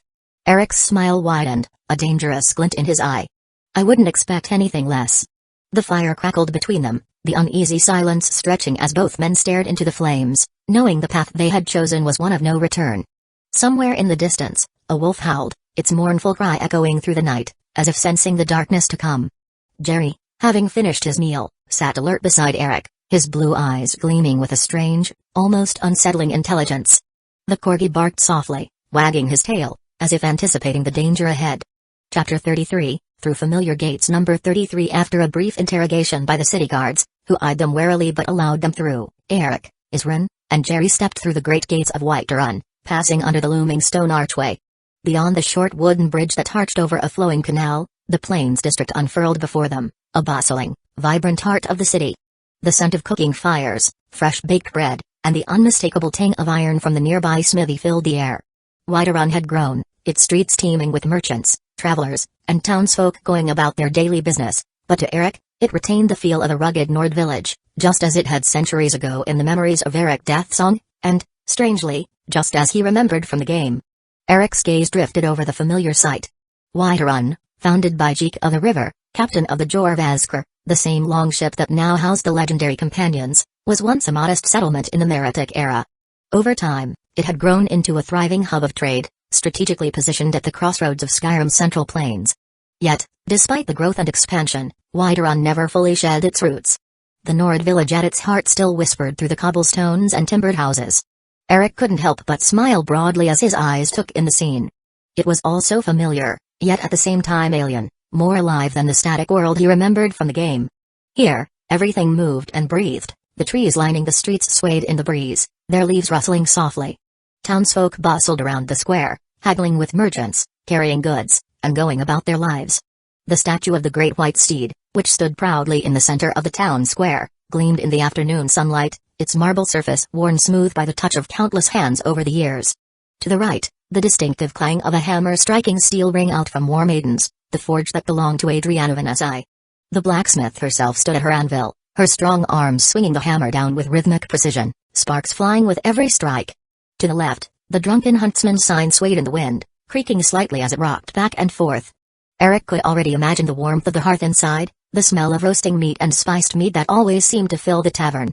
He found himself lost in thought for a moment, comparing the different versions of Whiterun that now existed in his head, the game world's version, rigid and predictable, the ancient one from Merrick Deathsong's memories, when the city was little more than a collection of huts, and now, this living, breathing grand city before him, so much more vibrant and real than either of the others. Isrin, however, had little interest in sightseeing. His eyes scanned the streets with a suspicious glint, his hand never straying far from the warhammer strapped across his back. "I've never liked this city," he muttered under his breath, glancing at Eric. "Too open. Too exposed. If the vampires ever wanted to strike, this place would fall in a day." "Not every place needs to be a fortress," Eric replied with a shrug, though he understood Isrin's unease. "Besides, not everything is about vampires. Whiterun's held its own for centuries, against dragons, bandits, and everything in between." Isrin grunted, clearly not convinced. "They're not prepared for what's coming." "No one is." Eric smiled faintly, though he kept his thoughts to himself. He appreciated Isrin's passion, but the man was wound too tightly, his paranoia laser-focused on vampires as if nothing else in the world mattered. He saw threats in every shadow and every corner, convinced that the vampire's impending rise overshadowed all else. It wasn't that Eric disagreed, the Valkahar vampires were a menace, but Isrin's one-track mind was more of a hindrance than an asset at times. Eric took another casual glance around, scanning the area out of habit. The city bustled with life, merchants calling out their wares, townsfolk chatting in the streets, the sounds of clinking armor and the shuffling of feet blending with the calls of distant birds. It was peaceful. Too peaceful, in Isrin's eyes. After a moment, Eric turned back to the future Dawn Guard leader. "Let's split up here," Eric suggested. "Go ahead and get yourself situated in the Bannered Mare while I take care of some business." Isrin raised an eyebrow, suspicion flashing in his eyes as usual. "I won't pry into your business, but I need to know where to find you in case something happens." Exasperated, Eric rolled his eyes, though there was a glint of amusement in his voice as he replied, "I'll be at Jorrvaskr. Once my business there is concluded, I'll find you at the Bannered Mare." He paused for a moment before adding with a slight smirk, "In any case, it's not like what I plan to do there is a secret. Feel free to come find me if you get bored." Isrin nodded once, his expression softening slightly, though his posture remained rigid. Without another word, he turned and headed deeper into the Plains district, his boots crunching against the cobblestones as he made his way toward the marketplace. The Bannered Mare, along with the various shops and stalls, lay ahead, nestled within the lively heart of Whiterun. Eric watched him go for a moment before turning on his heel and heading in the opposite direction. He moved toward the Wind district, making his way through the quieter, more residential area of the city. The chatter of the marketplace faded behind him as he walked, his gaze briefly catching sight of children playing near one of the houses, their laughter carrying in the air. The streets here were less crowded, the homes larger, some adorned with banners and well-maintained gardens. It was a far cry from the rough-hewn wilderness outside the city walls. As he approached the Gilder Green, the massive, ancient tree that stood at the heart of Whiterun, Eric felt a strange pang of nostalgia. The Gilder Green, its leaves a mix of gold and green, was a symbol of hope and resilience, rooted deep in the history of the city. Its towering branches stretched high above, casting dappled shadows on the stone paths below. But Eric's mind wasn't on the tree or its history. He had other matters to attend to. His destination lay beyond the Gilder Green, Jorrvaskr, the mead hall of the companions. He soon found himself standing at the entrance of Jorrvaskr, the legendary mead hall of the companions. The ancient longhouse loomed before him, a relic of an age-old legacy that stretched back to Ysgrimmar and the 500 companions. Eric didn't have any grand illusions about why he was here. He wasn't looking to manipulate the companions or entrench himself in their hierarchy. For all their storied history and might in battle, they held little real value to him. A mercenary group wrapped in tradition, more concerned with the honor of their forebears than anything truly ambitious or forward-thinking. They clung to their beliefs, their ways so deeply ingrained that even the Harbinger, the supposed leader, was more an advisor than an actual commander. Eric knew better than to waste time trying to influence them. Even if he somehow managed to rise to the rank of Harbinger, it wouldn't matter. The companions weren't the kind of force that could be bent to someone's will, not his, not anyone's.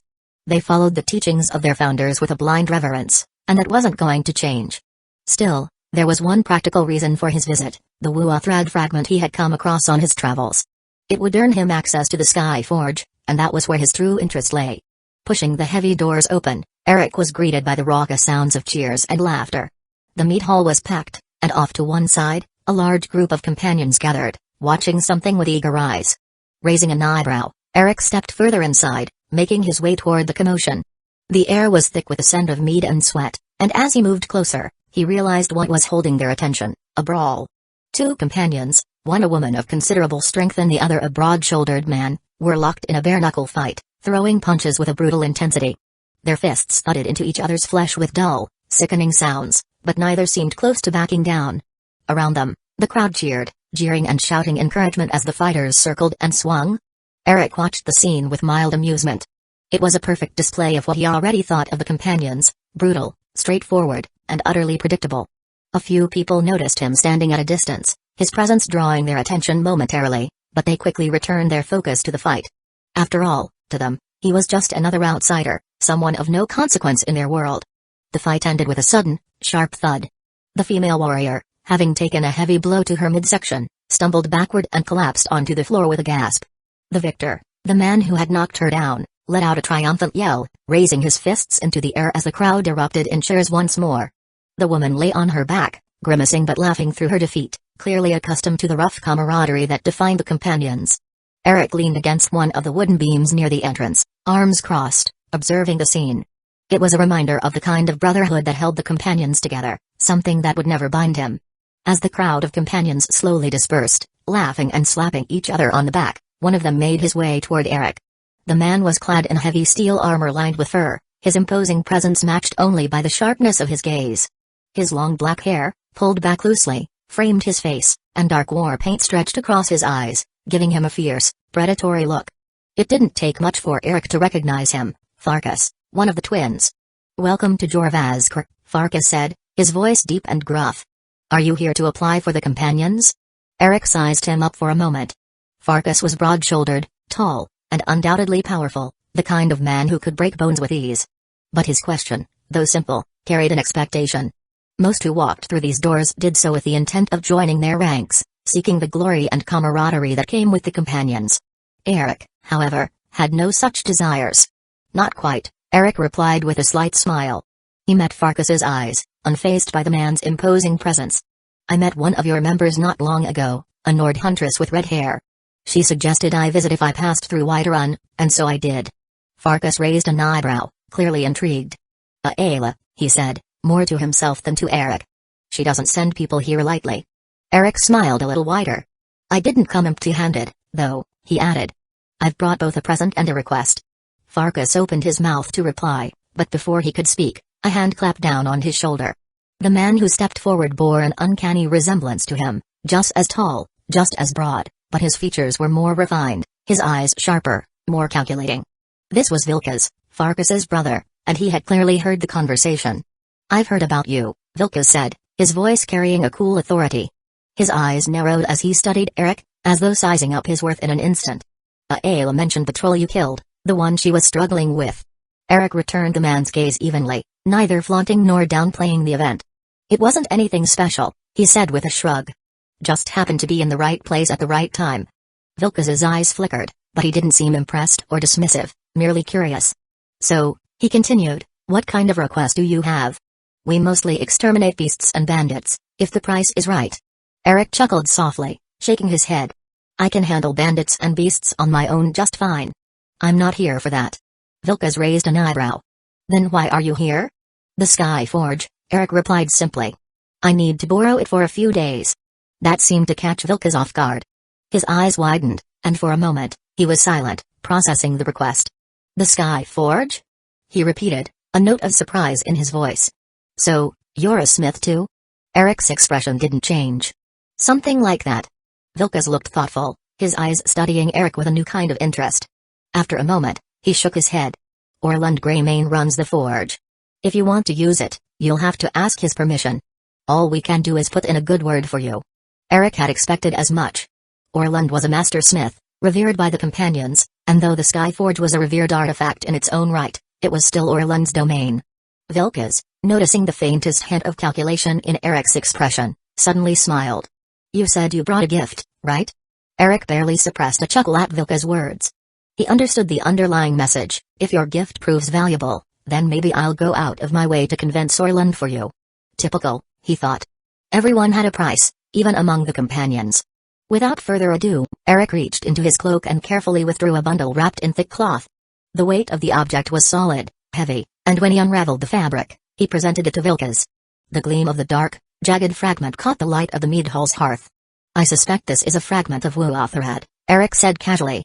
"Ysgrimmur's famed axe. I found it in a bandit lair after clearing out the residence."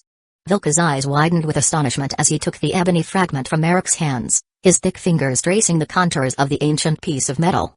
He studied it intently, turning it over, feeling the weight and inspecting the jagged edges. "This," Vilkas muttered, awe creeping into his voice. "This does look like a fragment of Wuothrad." His fingers tightened around the fragment as though he was afraid it might vanish from his grip. But then, his cautious nature returned, and he gave Eric a searching glance. "Though, we'll need to have Vigner or Orland confirm it for certain." He turned back to Eric, eyes sharp with scrutiny. "To recognize the origins of a piece of metal from a bandit lair, and to identify it as a fragment of Wuothrad? That's not something just anyone could do." His voice held a note of suspicion now, his earlier awe tempered by caution. Eric met Vilka's gaze evenly and gave a nonchalant shrug. "I know a thing or two about Skyrim's history and its relics. But even so, I wouldn't have bothered with some random scrap of metal if the bandits themselves didn't seem off." Vilka's frown deepened. He crossed his arms, curiosity mingling with skepticism. "What do you mean by off?" His tone was guarded, as though he suspected Eric might be withholding more than he let on. Eric let out a sigh, knowing that he needed to play his cards carefully here. "The bandits were holed up in a mountain cave beneath Foralost," he began. "Until recently, that place was crawling with dragr, lots of them. Not exactly an ideal hideout for your run-of-the-mill highwayman." He paused, allowing Vilkas to absorb that detail before continuing. "Their leader wasn't any ordinary cutthroat either. He had a silver blade. That's not common for bandits, especially not in Skyrim. Silver's expensive, and it's usually reserved for, well, monster hunters." Farkas' face immediately tightened, alarm flickering in his eyes. His lips parted as though to speak, and he muttered, "The Silver Han," but Vilkas interrupted his brother swiftly, holding up a hand. His face was a mask of restraint, though his eyes betrayed a hint of concern. "Well then," Vilkas said, his voice a little too measured. "Thank you for bringing this to our attention. I'll have to inform Kodlik about this. And about Foralost. It seems things are stirring where they shouldn't be." Eric watched the exchange with mild interest. He hadn't been sure at first, but now he was certain. Mentioning the silver sword had touched a nerve. They were already at war with the Silver Hand. Vilkas cleared his throat and forced a tight smile. "As for the fragment, you've done us a great service by returning it. I'll have it appraised by Orland or Vigner to confirm its authenticity. If it is indeed part of Wuothrad," he added, glancing at the fragment with renewed reverence, "then I'll personally do everything in my power to convince Orland to lend you the Skyforge." Eric nodded, a satisfied smirk playing at the edges of his lips.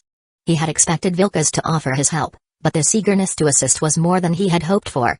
"That's all I ask," he said simply. "I'll wait here while you appraise it." Vilkas inclined his head, and with the fragment still cradled in his hands, he turned to leave. Farkas lingered for a moment, giving Eric one last look, an odd mixture of respect and wariness, before following his brother. As the two companions disappeared into the back chambers, Eric allowed himself a moment to exhale.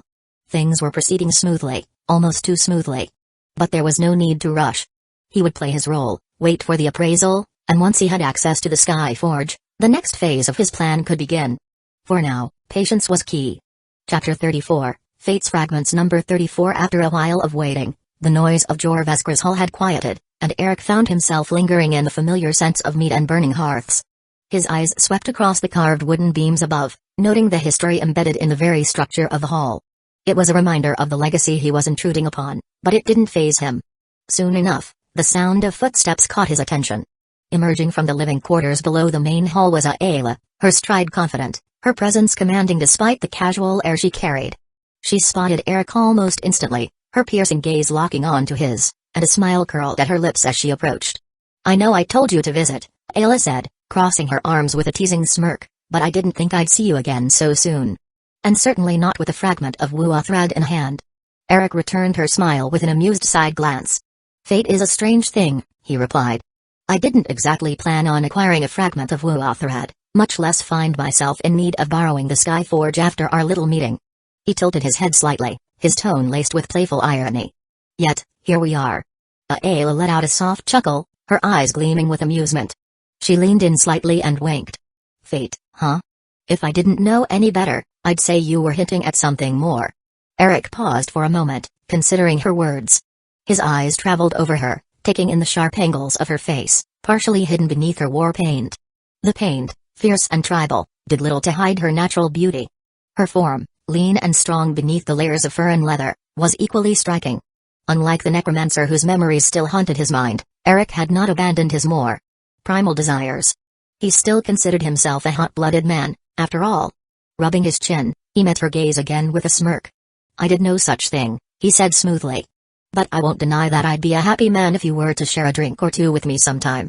Ayla raised an eyebrow, though the grin that tugged at her lips was unmistakable.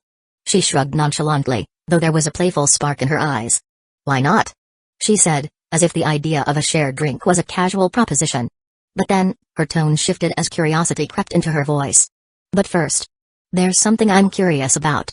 Eric's expression shifted, his eyes narrowing slightly in caution. Oh? He prompted. When we first met, Ayla began, crossing her arms and leaning a little closer, her tone becoming more probing, you said you were heading to Riven, right? Eric raised an eyebrow, but said nothing at first, simply giving her a small nod of confirmation. He knew where this was going. Ayla's smile widened at his response, her eyes gleaming with intrigue. It just so happens, she continued, her voice taking on a playful, almost accusing tone, that someone in the rift cleared out an ancient ruin recently. Slaughtered Dragra by the dozens and even took down a dragon priest soon after we parted ways. She let the words hang in the air, studying Eric's reaction with a knowing grin. You wouldn't happen to have anything to do with that, would you? Eric sighed, though there was a hint of amusement in his exhale. He knew he couldn't hide the expedition to For Lost, not for long, and Ayla, well, it seemed her instincts were sharper than most. A dragon priest, eh? He repeated, rubbing the back of his neck as if considering the weight of the title. His tone was dry as he added, are you sure you're not overestimating me? Ayla's eyes narrowed as her smile took on a more skeptical edge. Maybe I am overestimating you. She trailed off, her gaze steady and probing. Then, as if weighing her words, she added, then again, answering a question with another question? That's usually a telltale sign of someone with something to hide. Eric let out a genuine laugh at her insight, leaning back against one of the wooden pillars of the hall. Oh, I've got plenty to hide, he said with a grin. But a good drink might loosen my tongue, who knows? Ayla rolled her eyes, but the grin on her face didn't waver. You never quit, do you? Not when I know something's worth pursuing, Eric replied smoothly. She chuckled, the hint of a challenge sparking in her eyes. I like that in a man, she said with a shrug, as if admitting it were no big deal. All right, then. Once you've got some time, let's head to the Bannered Mare. I'll be waiting. Eric crossed his arms, a look of amusement dancing on his features. I knew you couldn't resist a little dash of mystery, he said, his tone teasing. Ayla's laugh echoed through the hall, genuine and full of warmth. Before she could reply, however, both of their attentions were drawn to the heavy footfalls approaching. Vilkas had returned to the main hall, but he wasn't alone. Walking beside him was an elderly man, bare-chested despite the cool wide-run air. Eric's gaze immediately took in the sight of the newcomer. Despite his age, the man's physique was nothing short of impressive. Long, flowing gray hair framed a weathered but proud face, and his body was bulging with muscle, each sinew and vein standing out in stark relief. His posture was straight and unyielding, exuding the confidence of a man who had mastered his craft over decades. His hands, thick and calloused from countless hours spent at the forge, left no doubt about his profession. This was no ordinary blacksmith. Vilkas and the older man came to a stop in front of Eric and Ayla. Vilkas gave Ayla a nod in greeting before turning his attention to Eric. This is, Eric interrupted with a knowing smile. Orlund Greymane, master of the Sky Forge. He nodded with genuine respect. Not many people in Skyrim would be ignorant of his name. Orlund gave a curt nod, unfazed by Eric's flattery. His sharp eyes quickly sized Eric up as he extended a hand in greeting. You must be Eric, he said, his voice gruff but steady. That fragment you brought is indeed authentic. I've appraised it myself. But Vilkas mentioned something about you needing to borrow the Sky Forge? Eric grasped Orlund's outstretched hand, meeting the man's gaze with equal intensity. As their hands met, Eric felt Orlund's grip tighten, the man's calluses rough and hard against his own. For a brief moment, Eric could see the flicker of surprise in the old smith's eyes. He had clearly felt the well-worn hands of someone no stranger to hard labor or battle. Eric held back a chuckle, keeping his amusement to himself. "I've acquired some good materials lately," Eric said, his tone casual but confident. "The kind of materials that would go to waste in any forge other than the Sky Forge." Orland's brow arched, though his expression remained mostly impassive. "Is that so?" he muttered, releasing Eric's hand and crossing his arms. "And what makes you think the Skyforge is just sitting here, waiting for any wanderer with good materials to come by?" Eric met Orland's gaze without flinching, his smile unwavering. "The Skyforge isn't just for anyone. I know that. But I wouldn't have come here if I didn't think these materials and my skills were worthy of it." He glanced briefly at Vilkas, then back to Orland. "Besides, I figured a fragment of Wuo thread would at least buy me a conversation." Vilkas snorted in amusement at that, but Orland's expression didn't change. The blacksmith studied Eric for a long moment, weighing his words carefully. Finally, he spoke. "A conversation, maybe," Orland said, his voice carrying a hint of dry humor. "But you'll have to prove more than just good manners if you want to work the Sky Forge." Eric's smile widened slightly, recognizing the test in the smith's words. "I wouldn't expect any less." Ayla, who had been silently observing the exchange, grinned. "Looks like you've got yourself a challenge, young man," she said, her tone light but her eyes glinting with excitement. "Better not disappoint." Eric shot her a sidelong glance. "And here I thought we were just going to have a drink," he quipped. "Who said it can't be both?" Ayla teased, crossing her arms and leaning back, clearly enjoying the situation. Orland cleared his throat, drawing Eric's attention back. "I'll tell you what," the old blacksmith said, his voice stern but not unkind. "If Vilkas is vouching for you, then I'll take a look at your materials. Bring them to the Sky Forge, and if they're as good as you claim, I'll give you a chance to earn the right to use it." Eric nodded. "I'll have them ready by morning." "Good," Orland said. "Then we'll see if you've got what it takes to work with the Sky Forge come morn." He turned to Vilkas and gave him a short nod. "Come, Vilkas. We've got work to do." With that, the master blacksmith turned and walked away, his powerful frame moving with the grace and strength of someone who had spent a lifetime honing their craft. Vilkas followed after him, though he gave Eric one last glance before disappearing down the hallway. As they left, Ayla glanced back at Eric, a smirk still playing at the corners of her lips. "Looks like you've impressed the master," she said. "Now all you have to do is prove it." Eric chuckled, shaking his head slightly. "I'm sure I'll manage, but it certainly won't be easy." "That's the fun part," Ayla replied with a wink. "Now, how about that drink? I've got a feeling there's more to your story than you're letting on." Eric gave her a mock-serious look. "I told you, I've got plenty to hide. And I'm plenty curious," Ayla shot back with a grin, grabbing Eric's arm and dragging him toward the exit. The room in the bannered mare was dimly lit by the soft glow of the hearth's embers, casting long shadows that danced along the walls. The air was thick with warmth and the lingering scent of mead and worn leather, though now it felt quieter, more intimate. The bed creaked faintly as Eric towered over Ayla, pushing into her being. His breathing grew heavy, his muscles going slack with a sense of contentment as he released his essence. Ayla lay beneath him, her auburn hair tousled against the pillow, her form wrapped loosely around him as she painted with a flushed face. For a moment, neither of them spoke. The only sound in the room was the soft crackling of the fire and the distant hum of voices from the tavern below. Eric glanced down at Ayla, her features softened in the half-light. She lay with her eyes half-closed, as if savoring the aftertaste, her body still glowing with the warmth of their shared moment. The heat between them had simmered down, and they each took a side of the bed, covering themselves in the sheets. Finally, Ayla broke the silence, her voice hushed yet still carrying that familiar edge. "You're full of surprises, Eric." She turned her head, her eyes meeting his, curious but guarded.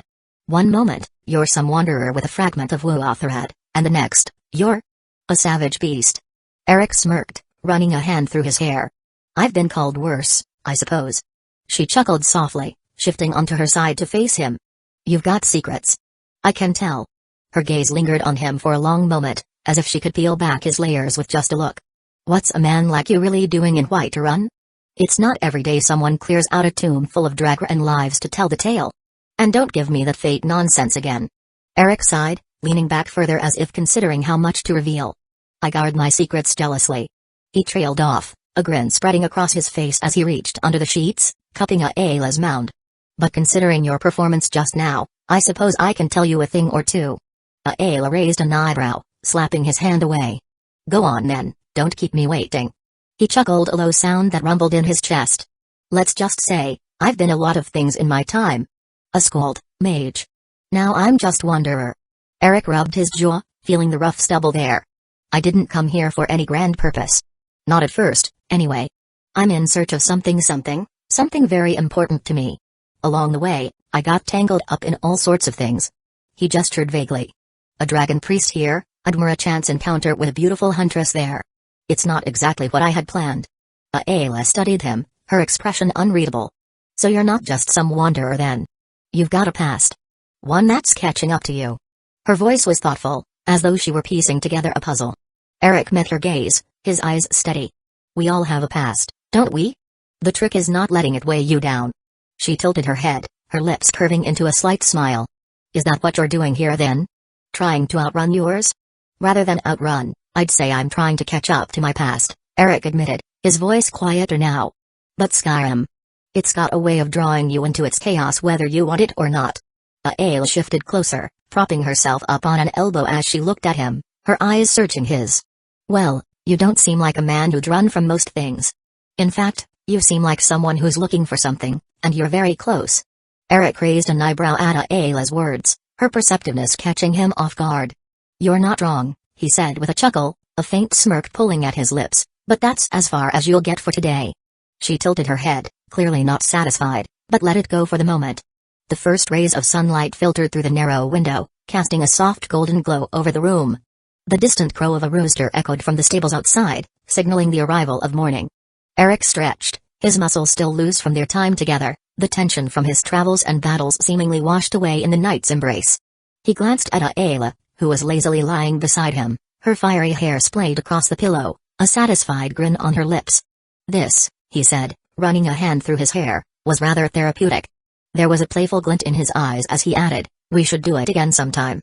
Aayla's gaze flickered down as Eric stood, the sheet sliding away to reveal his scarred, battle-hardened form. His pale skin glistened faintly in the early light, the product of sword mastery, evident in the defined muscles and marks from seemingly old scars, a result of his battle with Ragged that simple healing spells and potions couldn't erase. Her grin widened, and she let out a low whistle, one hand propped under her head. Shore's beard, you make a fine sight. Eric snorted, shaking his head in amusement. You're incorrigible. He turned his back to her, gathering his armor piece by piece. The familiar weight of the leather and darkened metal of the ebony mail settled over his shoulders, each piece sliding into place with practiced ease. As he strapped on his greaves, he could feel Aayla's eyes still on him, her gaze like the weight of an arrow ready to fly. Next time, she said, her voice carrying a note of challenge, we'll do something more exciting than drinking. How about a hunt? Her lips curved into a mischievous smile as she sat up, wrapping herself in the blanket. I know a few spots in the wilderness that might just get your heart racing more than sword practice. Eric couldn't help but laugh as he buckled his sword belt. He slung his cloak over his shoulders and turned toward the door, pausing to give her one last glance. I'll take you up on that, he said with a grin. But I warn you, I'm not easy to impress. Aayla arched an eyebrow, her voice confident and teasing. Oh, don't worry. I won't have to try. He laughed again, his deep voice filling the small room. With a casual wave over his shoulder, Eric left the room, the door creaking as it closed behind him. The warmth of their shared night clung to the air, but now the world outside awaited. As he made his way down the narrow hallway, Eric's thoughts lingered on Aayla's words.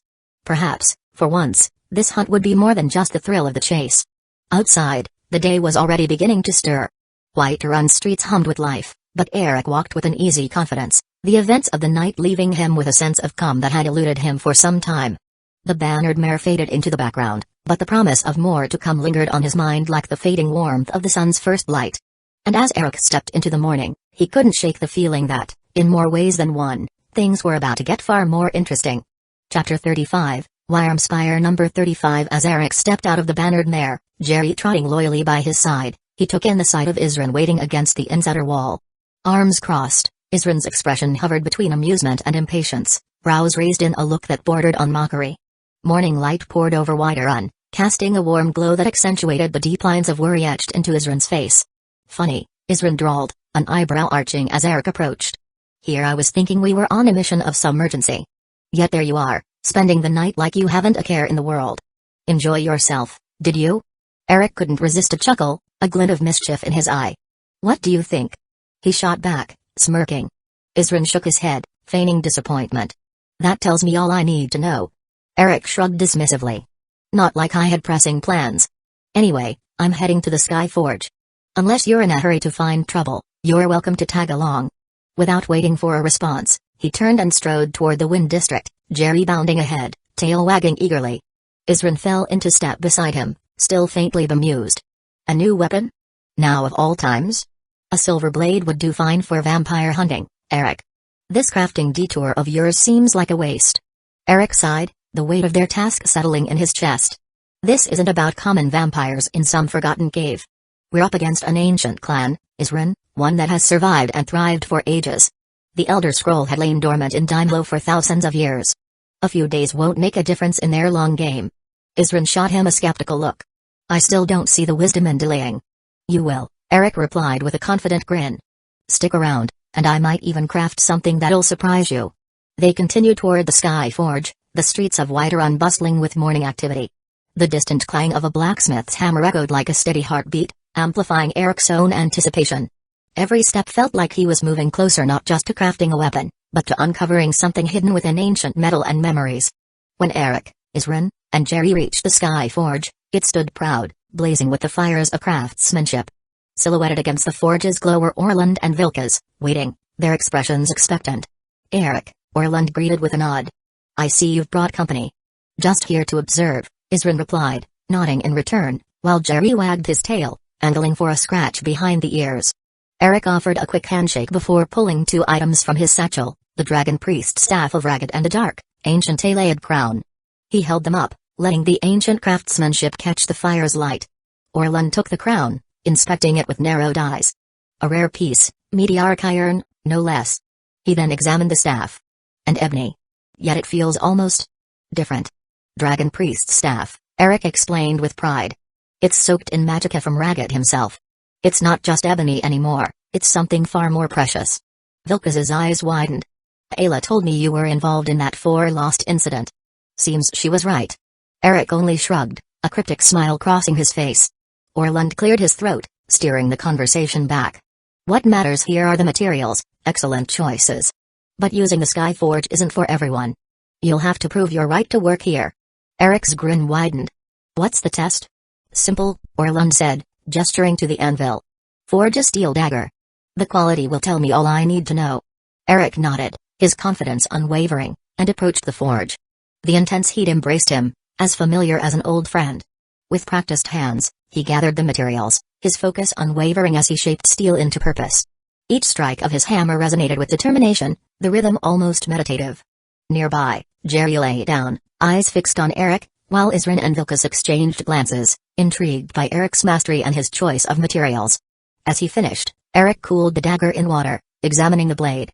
The glint in his eye told of satisfaction as he wrapped the handle in leather, smoothing it with care. Turning, he held the finished piece aloft. Vilkas nodded in approval, and Isrin's gaze held newfound respect. Orland, though, simply shook his head, as though struck by something he hadn't expected. I didn't think you'd pull this off. But that's craftsmanship. You have my blessing to use the Sky Forge whenever you please. Eric chuckled, his tone light. Thank you. Now that's settled, I'll need the forge for a while. Got something special in mind? Orland smiled in understanding. By all means. Though if you don't mind, I'd like to watch, I think there's much I can learn here. Suit yourself, Eric said with a shrug, already focused on the task at hand. Isrin leaned back against the rock wall as Vilkas spoke up. I'd have liked to watch, but I'm due to hunt a giant near Rorikstead. Eric handed the dagger to Vilkas. Take this, then. Use it well. Vilkas nodded his thanks, a new respect gleaming in his eyes. With a final nod, he took his leave, leaving Eric to his work. The Sky Forge's fire roared as Eric prepared the Dragon Priest's staff, the ebony metal thrumming in his grip. He gave a nod to Orland, who watched intently, while Isrin stood nearby, his arms crossed, surveying the scene in silence. Jerry lay sprawled on the floor, bored, idly rolling a helmet across the stones. Let's begin, Eric murmured, raising the staff and feeling the remnants of Ragged's magic pulse beneath his hands. He eased it into the flames, feeding the fire with charcoal and kindling. Orland stepped closer, curious. You're certain about melting it down? That staff holds ancient power. Eric's eyes were resolute. That power will be part of the new weapon. As the flames enveloped the staff, the ebony metal began to glow, softening in the intense heat. Balance is key, Orland advised, stepping back as the metal transformed. Balance is exactly what I'm after, Eric replied with a steady voice. No weapon like this exists in Tamriel. It'll be both strong and swift. With the staff softened, Eric poured the molten metal into a mold, forming a slender handle. He shaped a dragon's head at the end, preserving its aesthetic but concealing a blade within.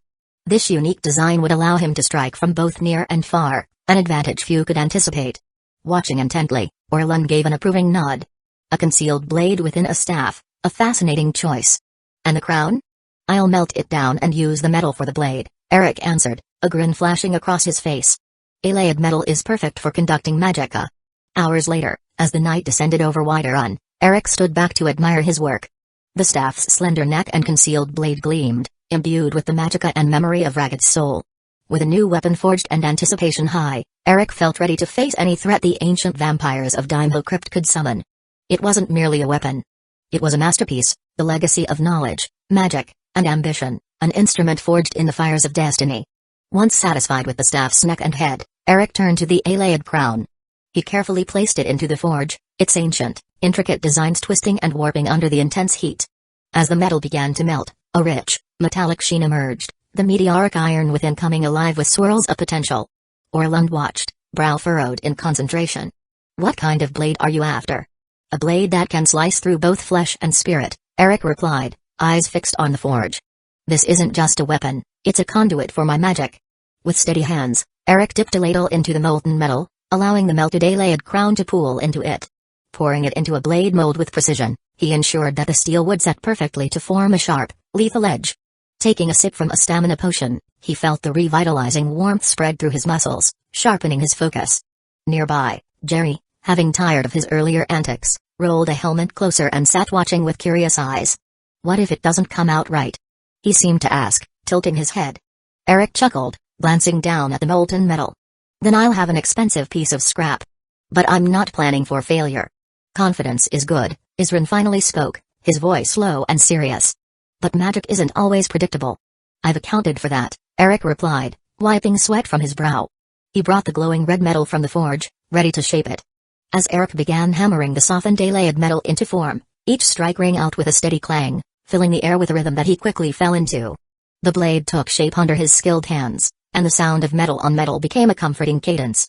Orlund watched, his expression impressed. You're giving it everything, he noted, admiring the precision of each strike. Once you're done, it'll be more than just sharp, it'll be able to channel the staff's magic. Exactly, Eric replied, a grunt of effort accompanying each blow. Combining Allied metal with a dragon priest staff. It'll create a unique channel for my magic. Isrin leaned in, curiosity piqued. How do you plan to make the blade fit seamlessly into the staff? Eric wiped his brow, nodding thoughtfully. I'm building a locking mechanism that'll allow the blade to slide in and out.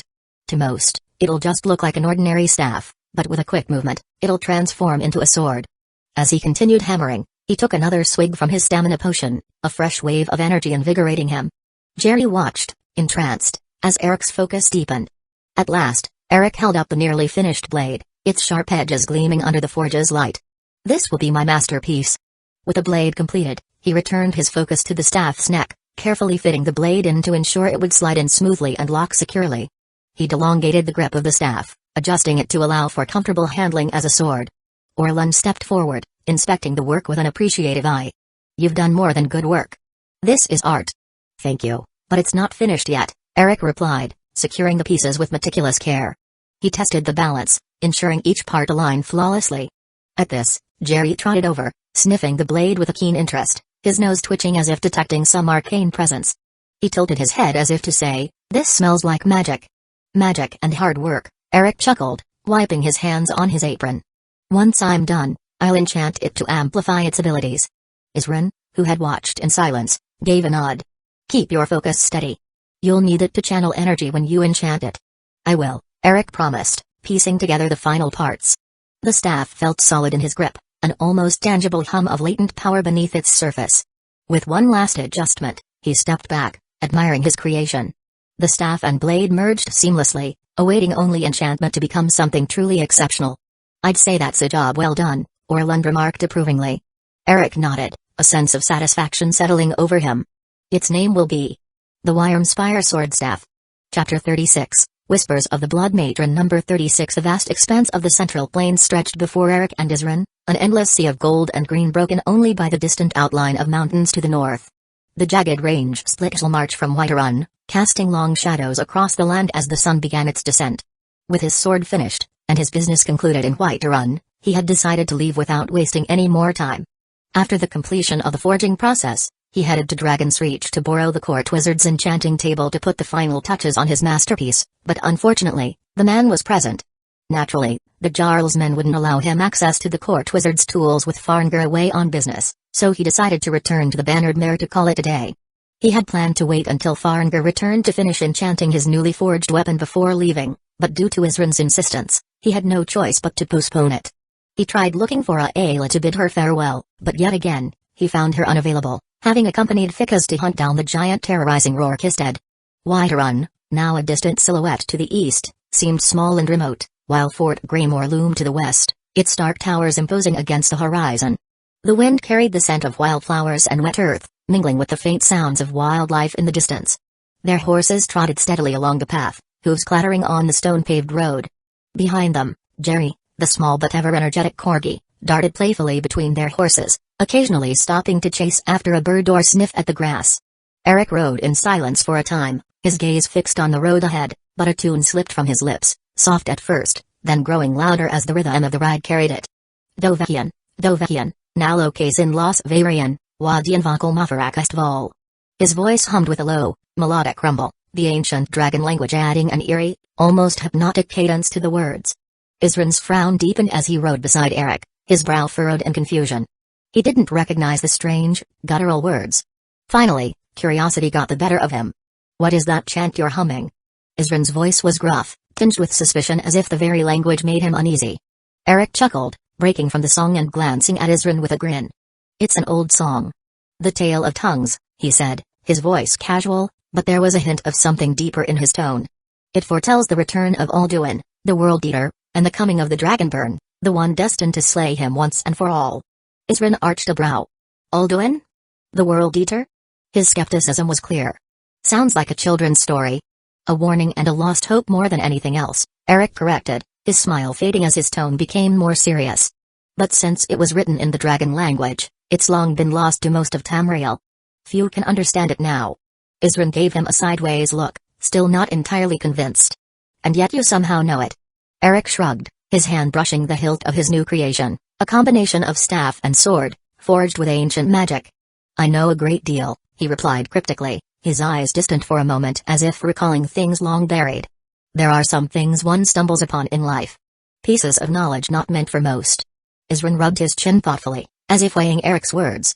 "You always seem to have a knack for finding things that most people should never know about." Eric smirked but didn't respond. The wind picked up again, rustling the grass and causing their horses to flick their ears in irritation. Jerry, sensing the shift in mood, bounded ahead of them, barking at some unseen critter darting through the underbrush. Isrin broke the silence once more, his voice lower, almost as if he was hesitant to ask the next question. "Tell me then. If you're so well versed in these ancient tales, do you know anything about Lami Bal?" Eric's expression shifted slightly, his brow lifting in surprise. He hadn't expected that. "Lami Bal?" he repeated, intrigued. "Mother Lami. The Blood Matron." His voice trailed off as he turned his gaze fully to Isrin, studying him.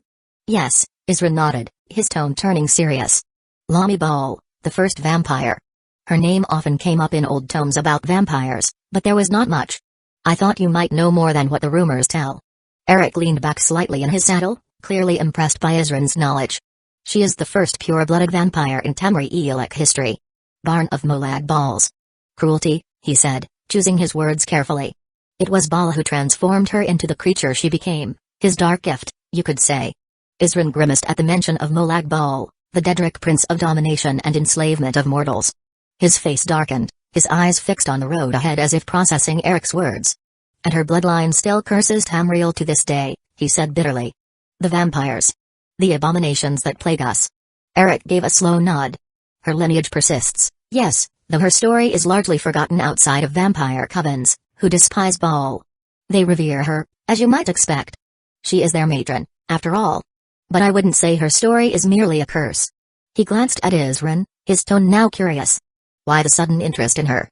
Isren was silent for a moment, his lips pressed into a thin line. "It's relevant to the mission," he said finally, his voice clipped. "She and her kind are at the root of what we're dealing with now."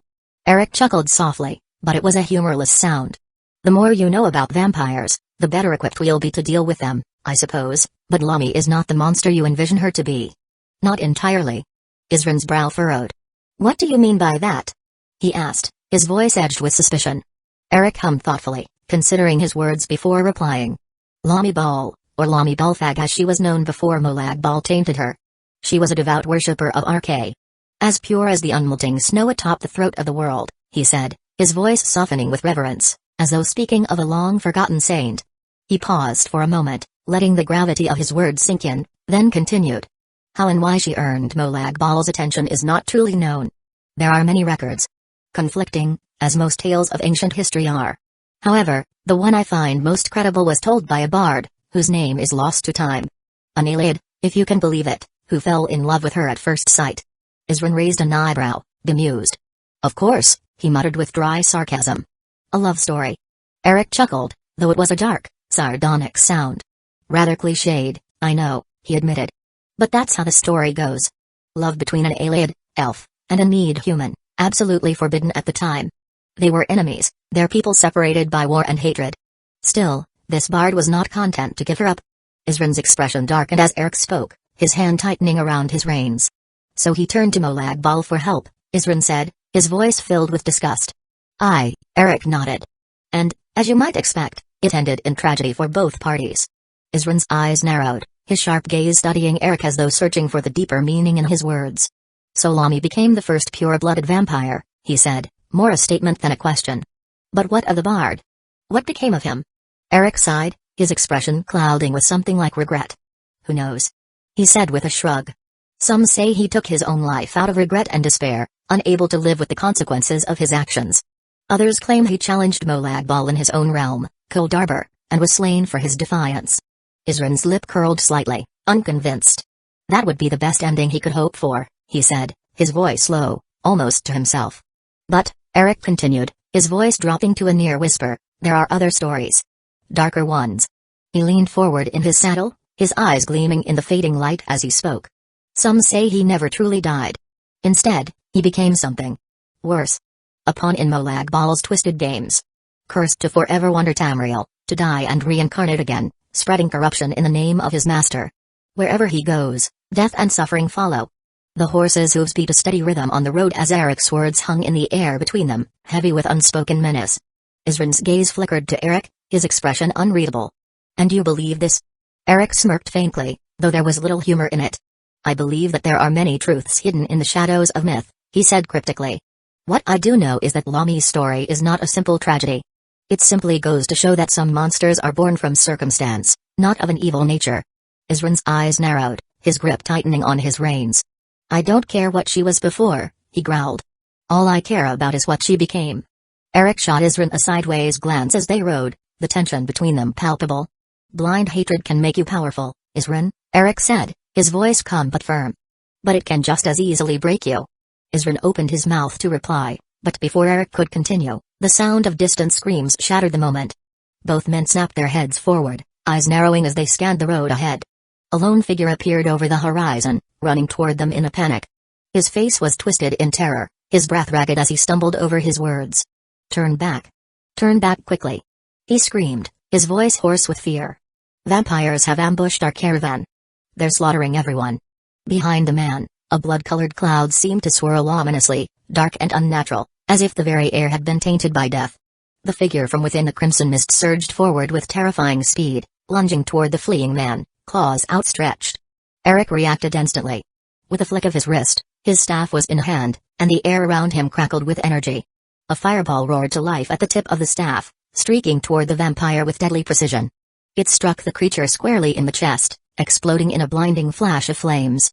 An anguished scream echoed across the plains, and the blood cloud dissipated into nothingness, leaving behind only a pile of ash where the vampire once stood.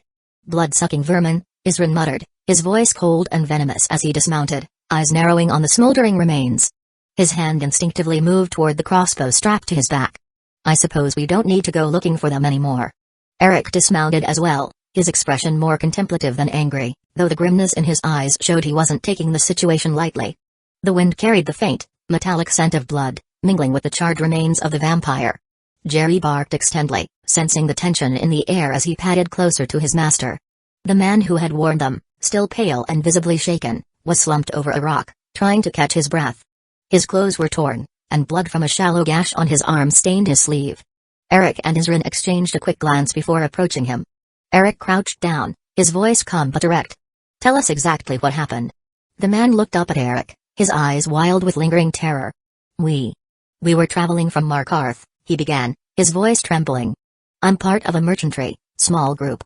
We mostly transport goods between the cities, but we've been hearing strange rumors over the last week.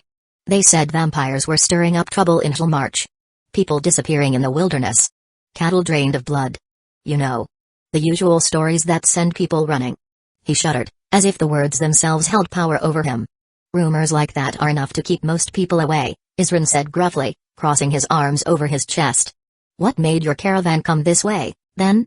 The man grimaced, wiping the sweat from his brow. "Our employer. Stubborn fool. He thought it was just some exaggerations, you know. Bandits, maybe. We'd been hearing the price of certain goods had risen in Morthal recently, and he wanted to take advantage. Didn't matter what we said.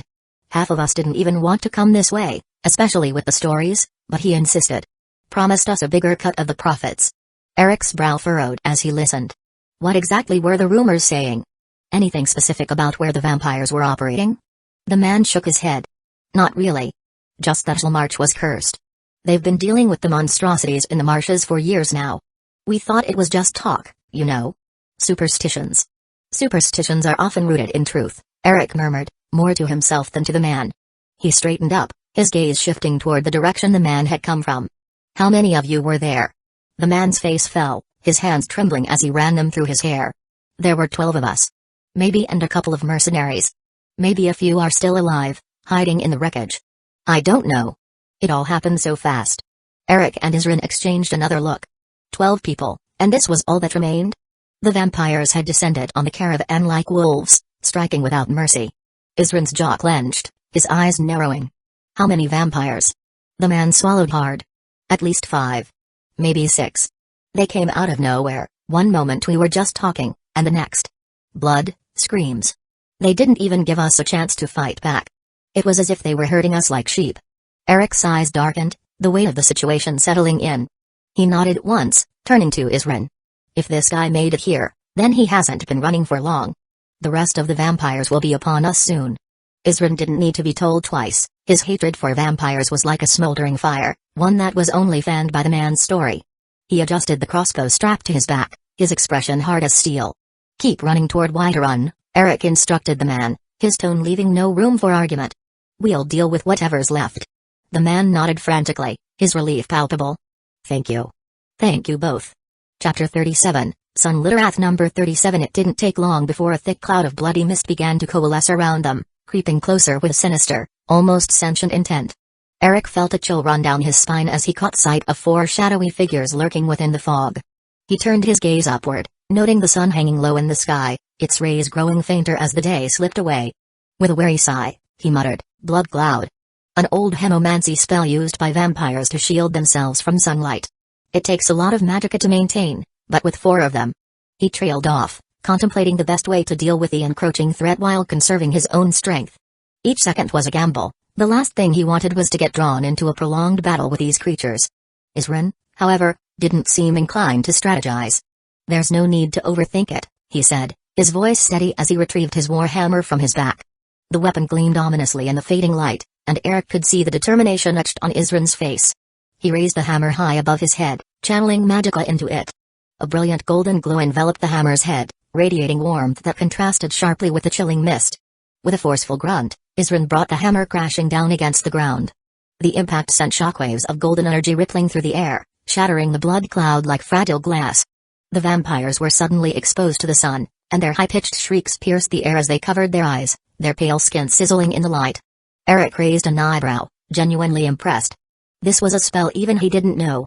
The old Necromancer had studied all manner of magics, hemomancy, necromancy, and even the most obscure traditions, But he had little interest in specialized spells meant solely for combating vampires. "That's quite handy," he said, unsheathing Wyrmspire. The staff transformed into a sword with his action, revealing the meteoric iron blade hidden within, gleaming wickedly in the sunlight. Isrin shot him a skeptical look. "Isn't that an unfinished product?" Eric chuckled, a dark thrill coursing through him at the thought of what lay ahead. "It still lacks enchantments, true. But the blade is sharp and solid, more than adequate to lob off the heads of some weakened vampires." As the shrieks subsided, Eric tightened his grip on Wyrmspire's hilt, adrenaline coursing through him. He dashed toward the nearest vampire, his heart pounding with the thrill of battle. The vampire, a gaunt figure with sunken cheeks, squinted against the sunlight, his red eyes narrowing as he raised a hand. A blood spike formed ominously on his palm, glistening with dark intent. Before Eric could close the distance, the vampire unleashed the projectile with startling speed. Instinctively, Eric summoned a shimmering barrier of lesser ward magic around his free hand, slapping the blood spike aside just in time. The spike flew past him, embedding itself harmlessly into the ground with a dull thud. Seizing the moment, Eric countered with a spell of his own. Two small embers flickered into existence around his palm, glowing like miniature stars. With a determined push, he sent them flying straight at the vampire's face. The embers exploded on impact, a burst of fiery light blinding the creature momentarily. The vampire shrieked, clawing at his scorched face, and Eric wasted no time. He surged forward, Wyrmspire cleaving through the air with deadly precision. With a single swing of the blade, he severed the vampire's head, the body turning to ash before it could even touch the ground. A surge of triumph washed over Eric, but it was fleeting. A chill crept down his spine, a primal instinct warning him of danger. He spun around just as another vampire lunged at him, claws outstretched and teeth bared. The steel of his blade met the claws with a sharp clang, sending vibrations up his arm. The new vampire's eyes glowed like embers in the darkness, a chilling gaze that could freeze the blood in one's veins. "You may have killed one of us," he hissed, his voice a low growl, "but don't think it will go so easily now that I'm accustomed to the sunlight. I will suck your blood dry and raise you as an undead puppet." Eric couldn't help but chuckle, the sound echoing in the chaos around them. "To think that a mere vampire would threaten to turn me of all people, into an undead," he replied, shaking his head in mock disbelief. With a flick of his wrist, Eric conjured a small fireball in his palm, ready to unleash it. But the vampire was quick, his body transforming into a blur as he dodged Eric's attack. The fireball exploded harmlessly against the ground, sending up a spray of dirt and ash. "Is that all you've got?" the vampire taunted, his voice laced with derision. He lunged again, this time with a flurry of strikes aimed at Eric's torso. Eric parried with Wyrmspire, the blade singing as it met the vampire's claws, sparks flying as the two engaged in a deadly dance. Despite Eric's remarkable skill and unnatural speed in casting spells, the vampire proved to be faster and stronger, circling him like a predator sizing up its prey. With each lunge and retreat, the creature exploited its physical superiority, striking at Eric's blind spots and darting away just as he attempted to retaliate. Eric's reflexes were sharp, honed through memories of countless battles, but the relentless stance was beginning to wear on him. Glancing over at Isrin, Eric felt a pang of concern. Isrin was locked in combat with the two remaining vampires, his warhammer a blur as he swung it with fierce precision.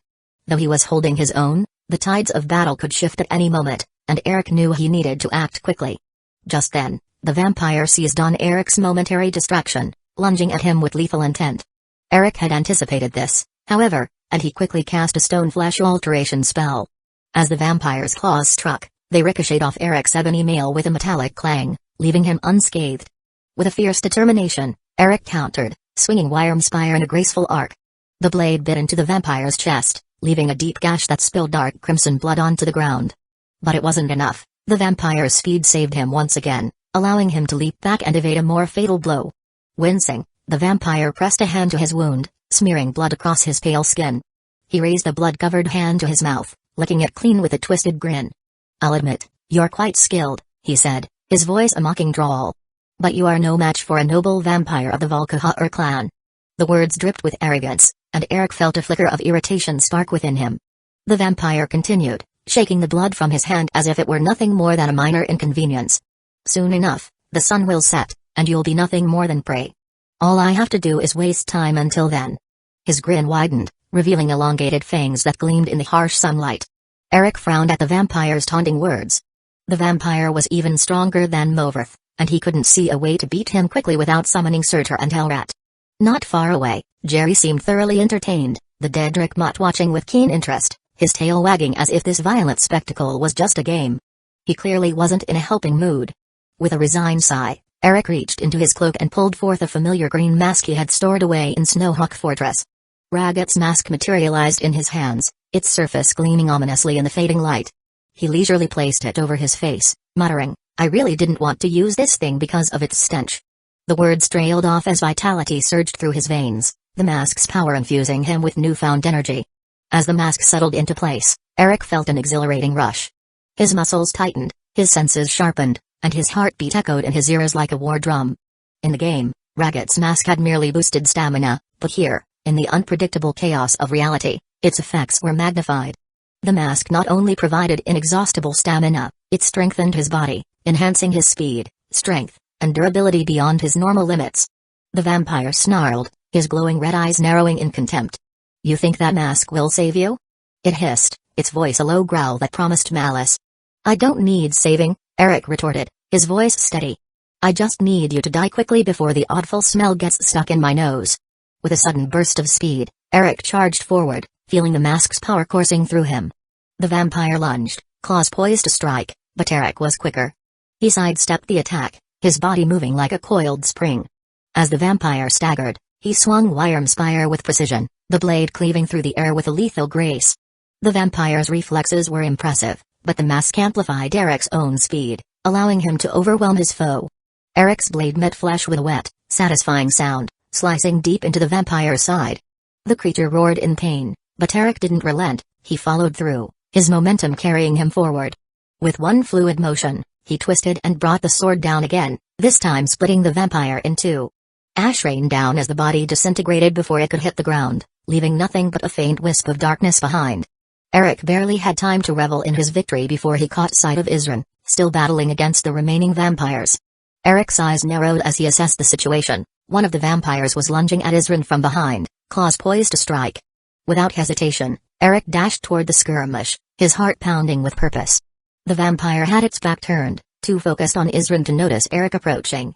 With a powerful thrust, Eric aimed Wyrmspire straight into the vampire's back, the blade plunging deep. The creature let out a choked gasp, its eyes widening in disbelief before it crumpled to the ground, reduced to ash in mere moments. Isren turned, his warhammer raised, and nodded in approval, a grim smile crossing his face. "Nice work," he said, then glanced over the battlefield to assess their situation. "Only one left. Let's see if we can get some information out of him," Eric said, moving toward the last vampire, who was cornered and struggling against Isren's hammer. The final vampire, seeing his situation was dire, growled defiantly. "You think I'll tell you anything?" He spat, his voice laced with venom. "You're just delaying the inevitable." Eric knelt beside the vampire, lowering his weapon slightly. "You might be surprised," he said calmly. "Tell us what you know about the vampire activity in March, and maybe I can let you die in." Before he could finish, Isren lunged forward, his hammer crashing down in a swift arc. The vampire's protest turned into a strangled scream as Isren's warhammer crushed its head like a ripe melon. Eric flinched, a mix of disbelief and frustration surging through him. "We could have received some valuable intel from him," he exclaimed, his voice rising in exasperation. Isren grunted, wiping sweat from his brow. "Whatever the vampires are planning, we'll figure it out sooner or later. These bastards never speak when you best them. They're only talkative when they think they have the advantage. Arrogant vermin." Eric shook his head, trying to suppress his irritation. "Maybe, but we could have gained a real advantage by knowing their intentions." "Advantage?" Isren replied, raising an eyebrow. "We're not here to gather intel, we're here to eliminate a threat. Don't lose sight of that." With a frustrated sigh, Eric stepped back, taking a moment to compose himself. The sun was nearly gone, and the shadows lengthened ominously around them. "Fine, let's just get to Morthal," he said, turning to mount his horse. As they prepared to leave, Jerry trotted up, his tongue lolling out in a goofy grin, as if he'd just watched the greatest show of his life. Eric couldn't help but chuckle, despite the tension lingering in the air. "You enjoyed that, didn't you, you lazy little mutt?" he asked the Dedrick mutt, who wagged his tail in response. The trio mounted their horses, the echoes of the battle fading into the cool evening air. Eric cast one last glance over the battlefield, where ash and remnants of the vampires mingled with the dirt. The encounter had been fierce, but they had emerged victorious. For now. Isren led the way, his demeanor serious as he focused on the road ahead. "Stay alert," he warned, glancing back at Eric. "We don't know how many more of them are lurking in these woods." Eric nodded, the earlier adrenaline still coursing through him, making him feel alive. "I'll keep my eyes peeled," he replied, his voice steady. "But I have to admit, that was fun." "You have a strange definition of fun," Aizen said, a hint of amusement breaking through his stern facade. "But I suppose that's why we're in this mess together." As they rode, the last vestiges of sunlight slipped beyond the horizon, casting the world into shadow. Eric felt a growing tension in the air, an unspoken sense of foreboding. The vampire threat loomed larger than ever, and he knew that their journey to Morthal would be fraught with danger. But for now, they had a goal. Chapter 38, The Mage of Morthal. Number 38. As Eric and Aizen approached Morthal, the path grew quieter, shrouded by mist and the shadowed outline of trees. They kept a steady pace until, abruptly, a hooded figure stepped out from the side of the road, blocking their path with an upraised hand. "Halt," the man commanded, his voice calm yet edged with authority. Eric's gaze sharpened as he felt an unmistakable surge of magicka in the air, crackling around them, making the temperature spike. He scanned the surrounding shadows and caught faint, flickering glints among the rocks and trees, summoned Flametranax, their fiery forms partially concealed behind the boulders and shrubs. Eric's hand instinctively moved toward Wyrmspire, his grip tightening on the hilt, but he hesitated, sensing the figure had more to say. "State your names and your reasons for being here," the man continued, his tone steady but unmistakably laced with a warning. Eric's brow furrowed. That voice, it had a familiarity he couldn't mistake. Recognition dawned on him, and he raised an eyebrow. "Folian?" The hooded figure seemed taken aback, stiffening at the sound of his name. A pause stretched between them before the figure reached up, pulling back his hood to reveal his face. In the moonlight, Eric saw the same thoughtful, slightly weary eyes, though they were tempered now with a steely determination that hadn't been there before. "Eric?" Folian's voice softened, the harsh edge melting into astonishment. The two men studied each other for a moment, each sizing up the other's familiar yet changed face, and then their expressions cracked into bitter smiles. "You're back," Folian said, his tone equal parts disbelief and begrudging acceptance. "And here I was, thinking I wouldn't see you until March again." Eric shrugged, his expression unreadable. "I said I'd be back, didn't I? I keep my word." He took another cautious glance around as the heat in the air began to dissipate. Folian dismissed the Flametranax with a subtle flick of his hand, and they faded, vanishing in puffs of smoke and dying embers that drifted upward before dispersing into the night. "What happened while I was away for you to be lurking on the side of the road with your Tranax like some bandit?" Eric asked, eyes sweeping over the deserted path before returning to Folian. "Does it have anything to do with the vampires we encountered on the road to Morthal? They claim to be Valkahar. Judging by their strength, I'm inclined to believe them." Folian sighed, his face darkening at the mention of the Valkahar. "It's a long story, Eric," he replied, his voice carrying a weary resignation. "And one best told away from the open road." At this, Aizen, who had remained silent, gave Eric a pointed look. It was a look that said, "It's your call," though his hand remained close to his own weapon, eyes sharp with distrust. Eric nodded at Folian. "Then let's go somewhere quieter." Without another word, Folian motioned for them to follow, and the three men continued down the road, leaving the mist-shrouded entrance behind. They kept a measured pace, their horses' hooves muffled against the dirt road as they moved toward Morthal, the dim outline of the marsh town barely visible through the haze ahead. The moorside inn was as deserted as Eric remembered, dimly lit and filled with the usual somber silence. Though it provided warmth and shelter from the marsh's oppressive chill, the peace inside was fractured by the off-key singing of Lurbuk, the orc bard, whose gruff voice echoed off the wooden walls like nails scraping glass. Eric, Aizen, and Folian occupied a table at the center of the room, laden with steaming plates of stew, thick bread, and pitchers of mead. Beneath the table, Jerry gnawed at a sizable chunk of goat meat, tearing into it with the kind of focus only a Dedrick dog could bring. Eric took a long swig of his mead, savoring the warmth it spread through his chest, before turning to Folian with a gleam of amusement in his eye. "So," he said, gesturing to the innkeeper, Jana, who was busy behind the counter. "The innkeeper is your sister, huh?" A grin crept across his face. "She had quite a lot to say about you the first time I came to visit. Though I can't say any of it was exactly flattering." Folian exhaled, rubbing a hand over his forehead as if to dispel the memory. "Yes, well, to the townsfolk here, I'm practically a demon straight from oblivion," he muttered, eyes flicking toward his sister with a mix of affection and frustration. "And my sister, she has to keep up appearances if she's going to fit in around here, keeps food on the table, after all." Eric chuckled, taking another gulp of mead. "That's what you get for practicing magic in a backwater like Morthal," he said, shaking his head. "The Nords here think anything beyond chopping wood or lighting a fire is the work of Dra." Folian managed a wry smile. "Perhaps they're not far off," he replied, voice low enough not to carry across the inn. "But with their superstitions, it's only thanks to Jarldra that I haven't been run out of town yet. Or worse." The moment of shared humor faded, and Eric's gaze sharpened as he set his mug down on the table. "Well, enough pleasantries. Now that we're rested and well fed, it's time we got to the heart of things. What exactly has happened here in Jalmarch while I was away?" Folian's face grew serious, shadows settling into the creases of his features as he looked between Eric and Isrin. "Vampires happened," he said finally, the weight of his words palpable. "A lot of them." Eric's expression darkened, brows knitting together in confusion. "It hasn't even been 3 months since I left. Has the warding spell already faded?" Folian shook his head. "No, the spell is still strong. The vampires are here because of something else." He trailed off as Isrin leaned forward, his eyes narrowing, suspicion glinting in their depths. "What's this warding spell you're talking about?" Isrin demanded, his tone sharp. "And what does it have to do with the vampires?" Eric leaned forward, fixing Isrin with a steady gaze. "Remember that tyranny of the sun prophecy I've been telling you about?" Isrin nodded, his eyes sharp and wary. I remember. "Well, we're not the only ones who know about it," Eric continued, his voice dropping low. "Or about the fact that the daughter of Cold Arbor, Sarana, is sealed somewhere in Jalmarch, along with an Elder Scroll." Eric paused to take another swig of mead, his eyes darting across the dimly lit inn as though the shadows themselves might be listening. Thousands of years ago, possibly right after Sarana was hidden away, someone set up a warding formation.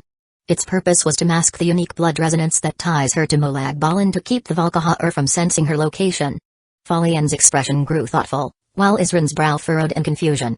Eric cleared his throat, continuing, "The warding relied on a magicka stored in an ancient summoning circle, probably set by one of the vampires opposing the master of the Valkahar clan.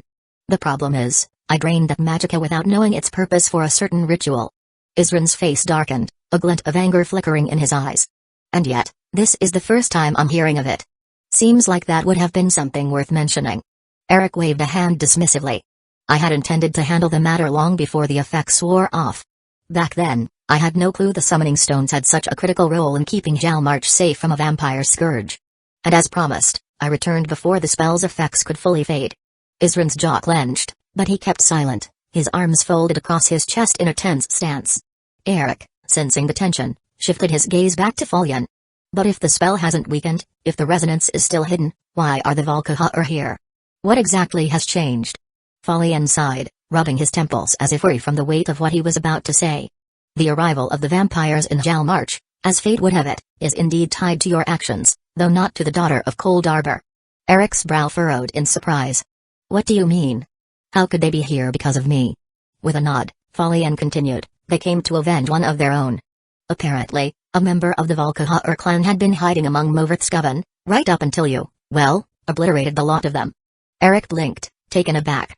"That's impossible," he replied, his tone defensive. "There's no way a Valkahar vampire could have been hiding amongst those lowlifes without me noticing.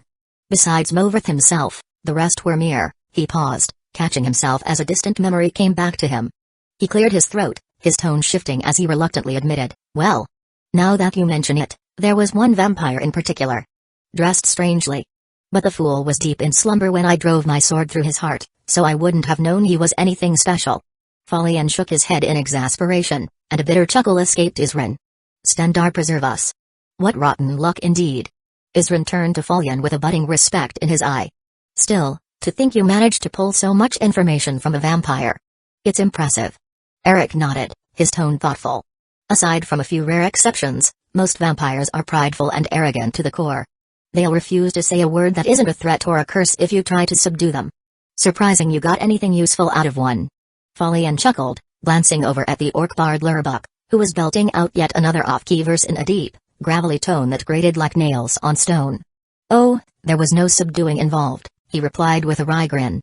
"The arrogant bloodsucker actually thought he had me cornered." And in his excitement, he sang more enthusiastically than Lurbuk here.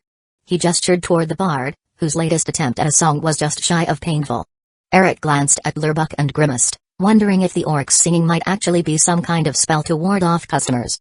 Meanwhile, Isrin's grim smile broadened. "I told you. Those vermin only open their mouths when they think they're in control." Folian rolled his eyes, but the amused smirk lingered. This one was particularly boastful, practically spilling the entire clan's business as he ranted. "I picked up enough about their recent movements and intent, But it wasn't until he mentioned Movrith's lair that I realized you were likely the target of their ire. Eric cleared his throat, leaning back with a casual air. Well, that's that, I suppose. What became of the vampire after? He asked, attempting to steer the conversation to a lighter note. Folian grinned, a glint of mischief in his eyes. Oh, he was reduced to a fine pile of ashes courtesy of 3 very angry Flamatrinax. Eric chuckled at the image, and even Isran, usually stone-faced, allowed himself a brief smile, his respect for Folian visibly growing. Folian, was it? Isran said, nodding to him with a newfound approval. I have a feeling you and I will get along just fine. Folian raised his tankard in a casual toast, taking a long drink before replying, I'll drink to that. As the mead went down, Folian turned to Eric, a glint of curiosity and unease in his eyes. So, what exactly do you plan to do about these vampires? Eric sighed, running a hand through his hair as he weighed his words. Hunting down every vampire prowling around Morthal isn't impossible, but more would just follow. He shook his head and set down his tankard. Best to stick to the plan. Once I present them with the daughter of Cold Arbor, the Volkahars will have all the distraction they need, and they'll lose interest in Jal March. Isran's expression turned stormy at that. Though he said nothing, it was clear he wasn't thrilled about the idea. Folian glanced between the two of them, catching on to the unspoken tension. He shifted in his seat, wincing a little. I'm curious about this plan of yours, though something tells me I'd rather not know the details. He managed a half-smile. As long as the vampires keep their distance from Morthal, I'll consider it a success. Isran grunted in agreement, his eyes still locked on Eric. You'll be satisfied, all right, he said, before turning to Eric. When are we heading to Daimlo Crypt? As soon as possible, Eric replied, then turned to Folian. But first, I need to borrow your enchanting table for a few hours. Folian looked taken aback by the sudden request but quickly recovered, nodding. I don't mind, but I'm curious, what exactly do you need it for? Before Eric could answer, the heavy doors of the moorside inn swung open with a dramatic creak, crashing against the wall. A burly Nord with a shaved head and a thick, proud mustache strode into the room, eyes scanning the crowd until they locked onto Eric with a look of profound relief and pride. Mythane! The Nord exclaimed, voice booming. His eyes were wide, and his expression positively glowed as he stepped forward, visibly moved. I heard word from the Jarl's men that you'd returned and came running. I knew you wouldn't forget about me. Eric felt a pang of guilt at the man's enthusiasm. He forced a friendly smile, masking the slight twinge of regret. I kind of did forget about him. He mused internally, feeling a little sheepish. But Valadmir didn't seem to notice, his smile so broad it almost seemed to crack his face. With a respectful nod to Isran and Folian, he stood by Eric's side, like a soldier reporting for duty, and in his booming voice that practically echoed through the empty inn, said, I've defended your home against a great many horkers and mudcrabs. Please tell me if you have any further orders. Chapter 39, When Shadows Stir. Number 39. Inside Folian's dimly lit house, Eric admired his handiwork on Wyrmspire. The blade, now fully enchanted, hummed with an almost palpable energy as he held it up to the flickering candlelight. Along its length, the runic inscription, Kama, glowed a fiery orange, as though dragonfire itself had been captured within the ancient symbols. They represented an invocation in the dragon language, one that resonated the most with Eric and represented his comprehension after his battle with Ragged. He grinned, a surge of satisfaction bubbling up within him. The weapon was now as formidable as the mission he was about to undertake. He slid the blade back into its sheath with a swift motion, and it shifted effortlessly back into its staff form, Wyrmspire once again appearing as a dragon priest staff with hints of its hidden strength. Eric downed a few potions, feeling the rejuvenating effects flow through him as his magicka and stamina returned, banishing the weariness that had settled in after hours of intense enchantment work. With Jerry trotting at his heels, Eric stepped out of the house and spotted Folian and Isran conversing quietly. The two men seemed almost comfortable with each other now, which Eric found mildly amusing. I see you two are getting along rather well, he said with a smile, nodding toward Isran. Isran gave a slight shrug, a hint of warmth cracking his usual stern demeanor. Turns not every mage is a catastrophe waiting to happen, he replied, his eyes narrowing at Eric. You'll have plenty of time to keep chatting once we've finished our business in Daimlo Crypt, Eric said, rolling his eyes and gesturing toward the road. Let's go, Isran. Isran gave Folian a respectful nod, clearly preparing to leave, but they both paused as Folian called out. Wait, Folian said, stepping forward. I'll come along. The sooner you take the daughter of Cold Arbor out of Jalmarch, the sooner I can sleep easy. Eric and Isran exchanged looks. Eric arched an eyebrow, sizing Folian up with a mixture of curiosity and approval. Finally, he gave a nod. Suit yourself. But remember, you'll need to turn back halfway for the plan to work. Folian returned the nod, his face resolute. I can live with that. I've no intention of seeing what waits at the end of Danzō Crypt anyway. With a final look between them, the three men set off toward the marshes, where the night was thick with mist. The trio stood silently before the entrance of Danzō Crypt, gazing at the narrow, almost imperceptible gap in the cliff face. The dim torch flickered below, casting faint shadows across the jagged rocks that shielded the stairway from casual view. Eric took a moment to admire the crypt's hidden nature. It was as though the rock itself conspired to keep the entrance concealed. He knew that finding it had been no small feat, even with their knowledge of its location. This was a place sealed from the world, meant to hide secrets and horrors alike. Isrin's gaze was fixed on the faint outline of a solitary cottage far in the distance, its shape barely discernible through the mist. His expression turned hard, almost haunted, as he muttered, "To think. An elder scroll and a daughter of Cold Arbor were sealed this close to the Hall of the Vigilant. Right under our noses." He shook his head, the weight of the realization settling heavily on him. Eric shrugged, breaking the silence. Whoever sealed Sarana here clearly didn't want the Volkihars finding her. Hiding her near the vigilance of Stendarr made sense. He paused, letting his gaze sweep the shadowed cliff face before adding thoughtfully, "Then again, maybe one of your predecessors learned about her and decided to erect the hall nearby, to keep an eye on the crypt, make sure nothing got in or out." Isrin grunted, his expression darkening further. "Stop referring to it by name. It is a vampire, a cursed daughter of Cold Arbor, nothing more." Eric raised an eyebrow but kept his thoughts to himself, noticing the subtle tension that trickled through Isrin's stance. They discussed this enough for him to understand that Isrin wasn't pleased about taking Sarana, or the Elder Scroll, back to Castle Volkihar. Yet here they were, about to cross the threshold into a place few dared to tread. Eric had done his part to convince Isrin this was their best option, and he saw no need to reopen that discussion now. Sensing the charged silence, Falian cleared his throat. "We can worry about the right way to address it, or her, later. For now, we have more urgent matters to deal with." He gestured to the entrance with a steady hand, encouraging them forward. Isrin sighed, glancing at Falian and Eric before finally taking the lead. "Fine," he muttered, stepping past the threshold and disappearing into the crypt's darkened maw. Eric chuckled under his breath, scooping Jerry up into his arms. The little corgi wagged his tail, as though sensing his master's resolve. "Ready, boy?" Eric murmured with a grin, patting the dog's head before following Isrin into the shadows. Falian hesitated a beat longer, rubbing his temple in exasperation at the brewing tension. "Magnus guide us," he muttered to himself before stepping in behind them, careful to stay alert as he entered the crypt. Danzō Crypt began as a narrow, dark tunnel that wound into the mountain like the maw of some ancient beast.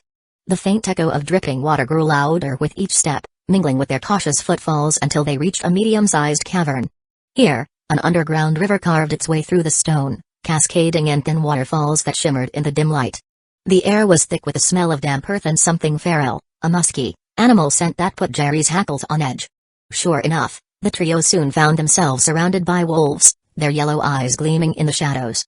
Falian barely hesitated, his hand already lifting to summon his flametron axe. The fiery spirits erupted into existence, illuminating the cavern with their blazing forms.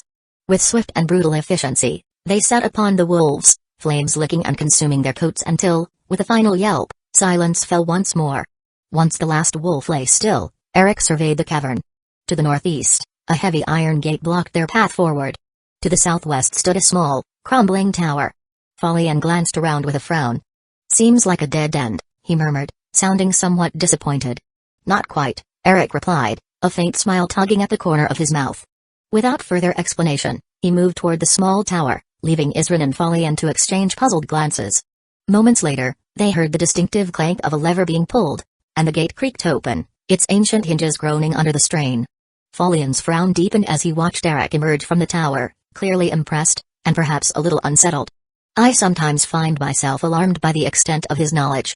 It seems to cover the most obscure of places and things." Isrin's eyes narrowed, and he spoke in a low tone. "He is knowledgeable, yes. Almost to the point of suspicion." Falian arched a brow, giving Isrin a wry look. "We all have our purposes, our reasons for being here, you included." He paused, then added with a knowing smile, "I doubt you're here out of selflessness alone. That hatred you carry for vampires. It feels unnaturally deep." Isrin's jaw tightened, and a flicker of something dark crossed his face. "Perhaps you're right," he muttered, unwilling to discuss it further. Before the conversation could grow tenser, Eric appeared again, gesturing toward the now opened gate. "Let's keep moving," he said, cutting through the thick silence that had fallen between the two. The gate led them into a winding, natural corridor, dimly lit by torches mounted along the walls. A lone sarcophagus lay to the left, its lid slightly ajar and revealing the skeletal remains within, long dead and undisturbed, until now. They pressed onward, up a flight of stone steps, and found themselves in what seemed to be an ancient, dark graveyard. As they moved through the eerie expanse, guided by Eric's Mage-light spell, skeletal figures began to stir, bones rattling as they rose from the ground. With a quick swing of his hammer, Aizen crushed the first skeleton, sending shards of bone scattering across the floor. Eric kept close, his fingers weaving the intricate signs of a fireball spell, but he waited, watching Aizen and Falian handle the initial wave with a flicker of amusement.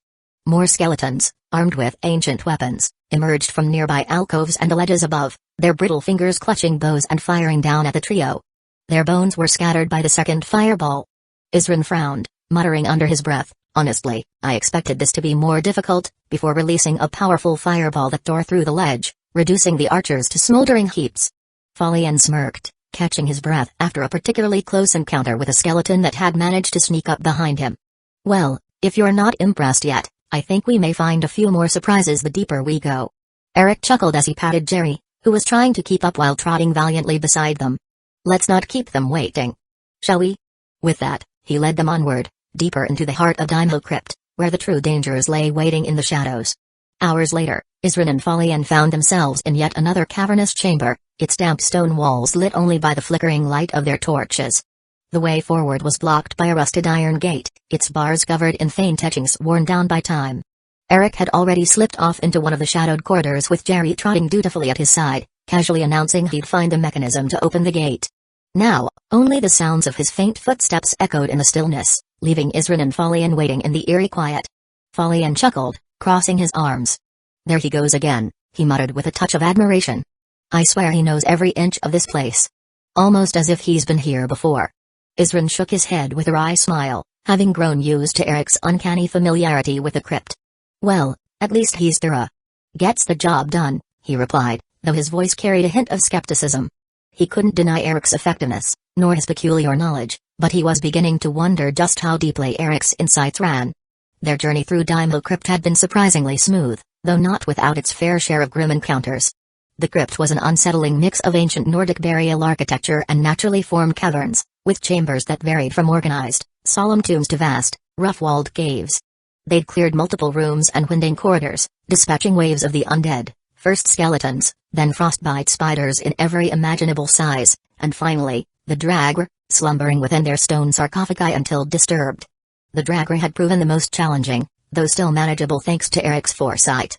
Every time they entered a new burial chamber, Eric would pause, eyes narrowed as he raised a hand and cast a Detect Undead spell. The dimly glowing outlines of hidden Dragr flickered into view, marking those corpses lying in wait. Once he mapped out the threats, he'd begin setting runes near the sarcophagi.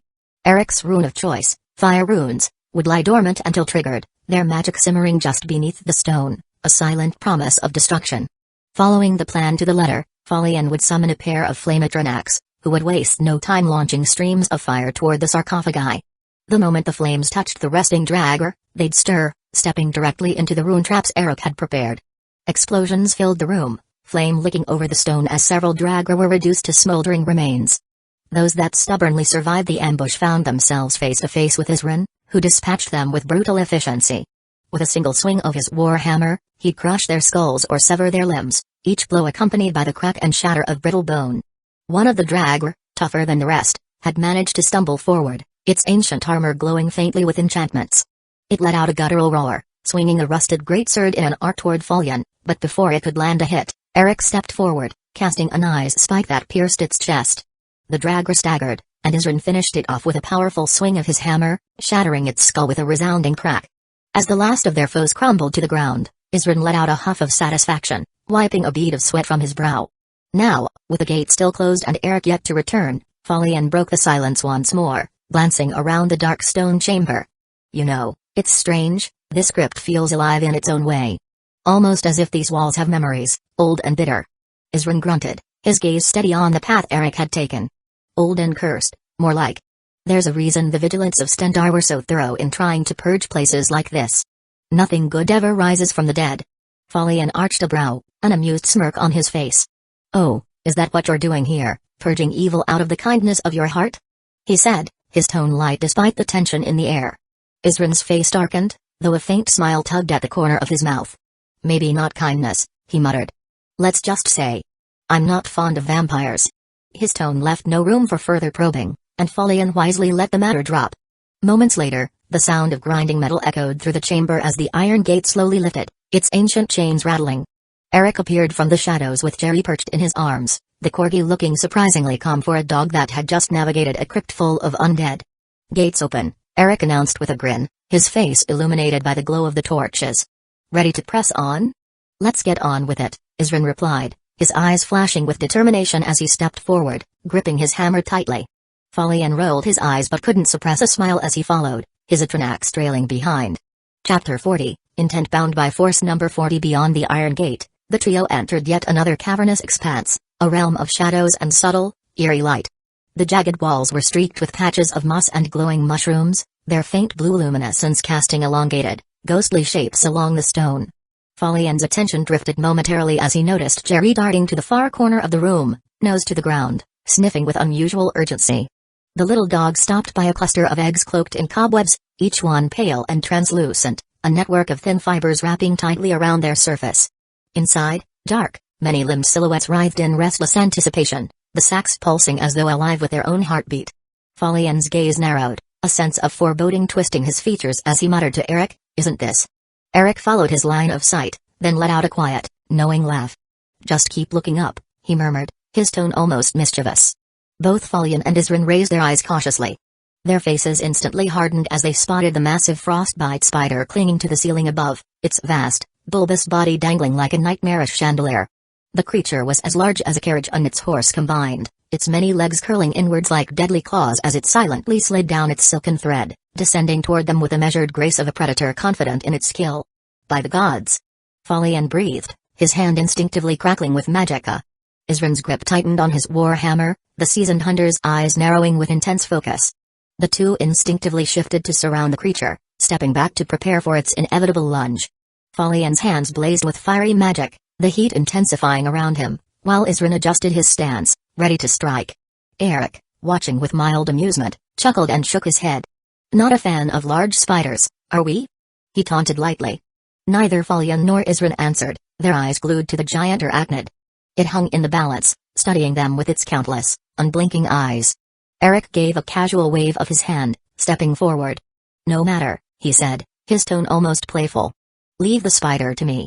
Without another word, Eric reached for the sword at his side, his fingers resting on the hilt of Wyrmspire as he drew it for the first time since they had entered the crypt. The blade emerged in a flash of dark metal, runes etched along its length pulsing faintly with a subtle green glow that seemed to ripple with arcane energy. Reaching into his cloak, Eric produced the mask of Raggett, slipping it on. As the dark, dragon-faced helm enveloped him, his aura shifted, a palpable menace filling the air around him, thickening like a storm cloud. Folian's eyes widened slightly, but he said nothing. Isrin merely grunted in recognition, a glimmer of admiration barely visible in his hard expression. "About time I try out this blade's enchantments," Eric murmured, voice deepened by the mask, echoing with an otherworldly timbre that sent a chill down Folian's spine. The spider, sensing its challenge, hissed loudly, its mandibles clicking as it prepared to pounce. Eric stepped forward, lifting Wyrmspire with an ease that belied the weapon's weight, and with a sharp flick, the blade's runes flared brighter, casting sickly green light around the chamber. The frostbite spider shifted, uncertain, a flicker of instinctive fear holding it back.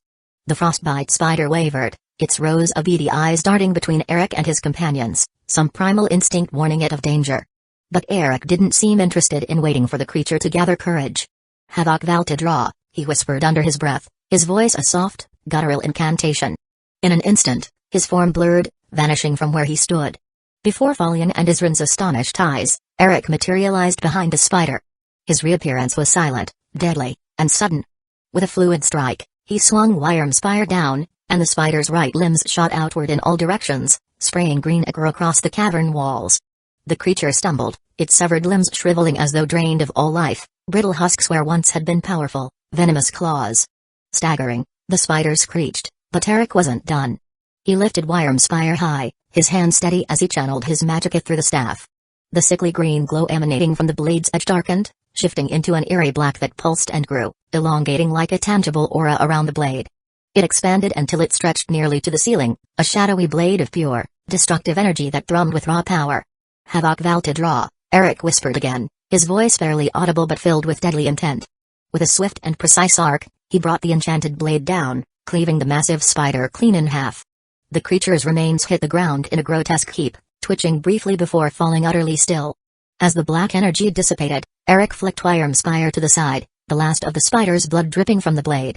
With a practiced motion, he sheathed the weapon, and in an instant, Wyrmspire shifted back into its staff form, the gleaming blade disappearing within the smooth wood. He turned to his companions, who had watched the spectacle in stunned silence. "Our quarry is close at hand," Eric said, his voice calm but carrying a hint of exhilaration. He gestured to a looming wooden door set into the southern wall of the cavern, nearly hidden by shadows. "Right behind that door." Falion nodded, though his gaze lingered on Eric a moment longer, a look of curiosity mingling with wariness.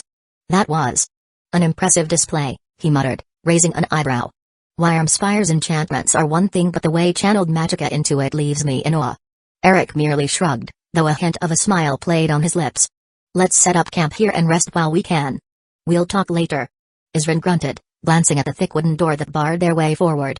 He laid his hammer on the ground and knelt beside it, inspecting the area around him with a careful eye. "Agreed. If the Guardians so far have been any indication, we'll face worse the deeper we go." Eric said nothing, merely smiling as he began to work, and the two didn't waste any time either in helping him. The trio sat around the crackling fire, the warmth of the flames a small comfort in the chill of the crypt.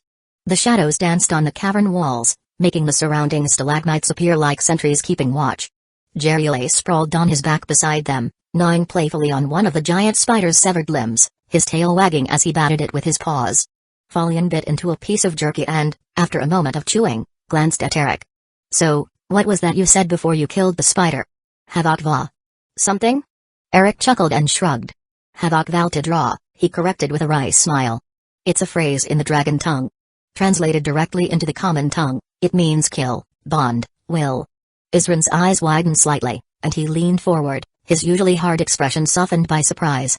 "That sounds suspiciously like a shout," he remarked, his voice low. "Do you know the Thursdayum?" Eric shook his head, but a flicker of nostalgia crossed his face. "Not as a powerful tool to bend the world, no. It's more a language I learned a long time ago, back when I had little to occupy myself with. Let's just say I took up some unusual studies out of sheer boredom." Falion let out a chuckle, shaking his head. "If only my boredom was that productive. I'd probably end up with half-baked alchemy experiments if I tried filling my free time like that." Eric laughed, his tone light.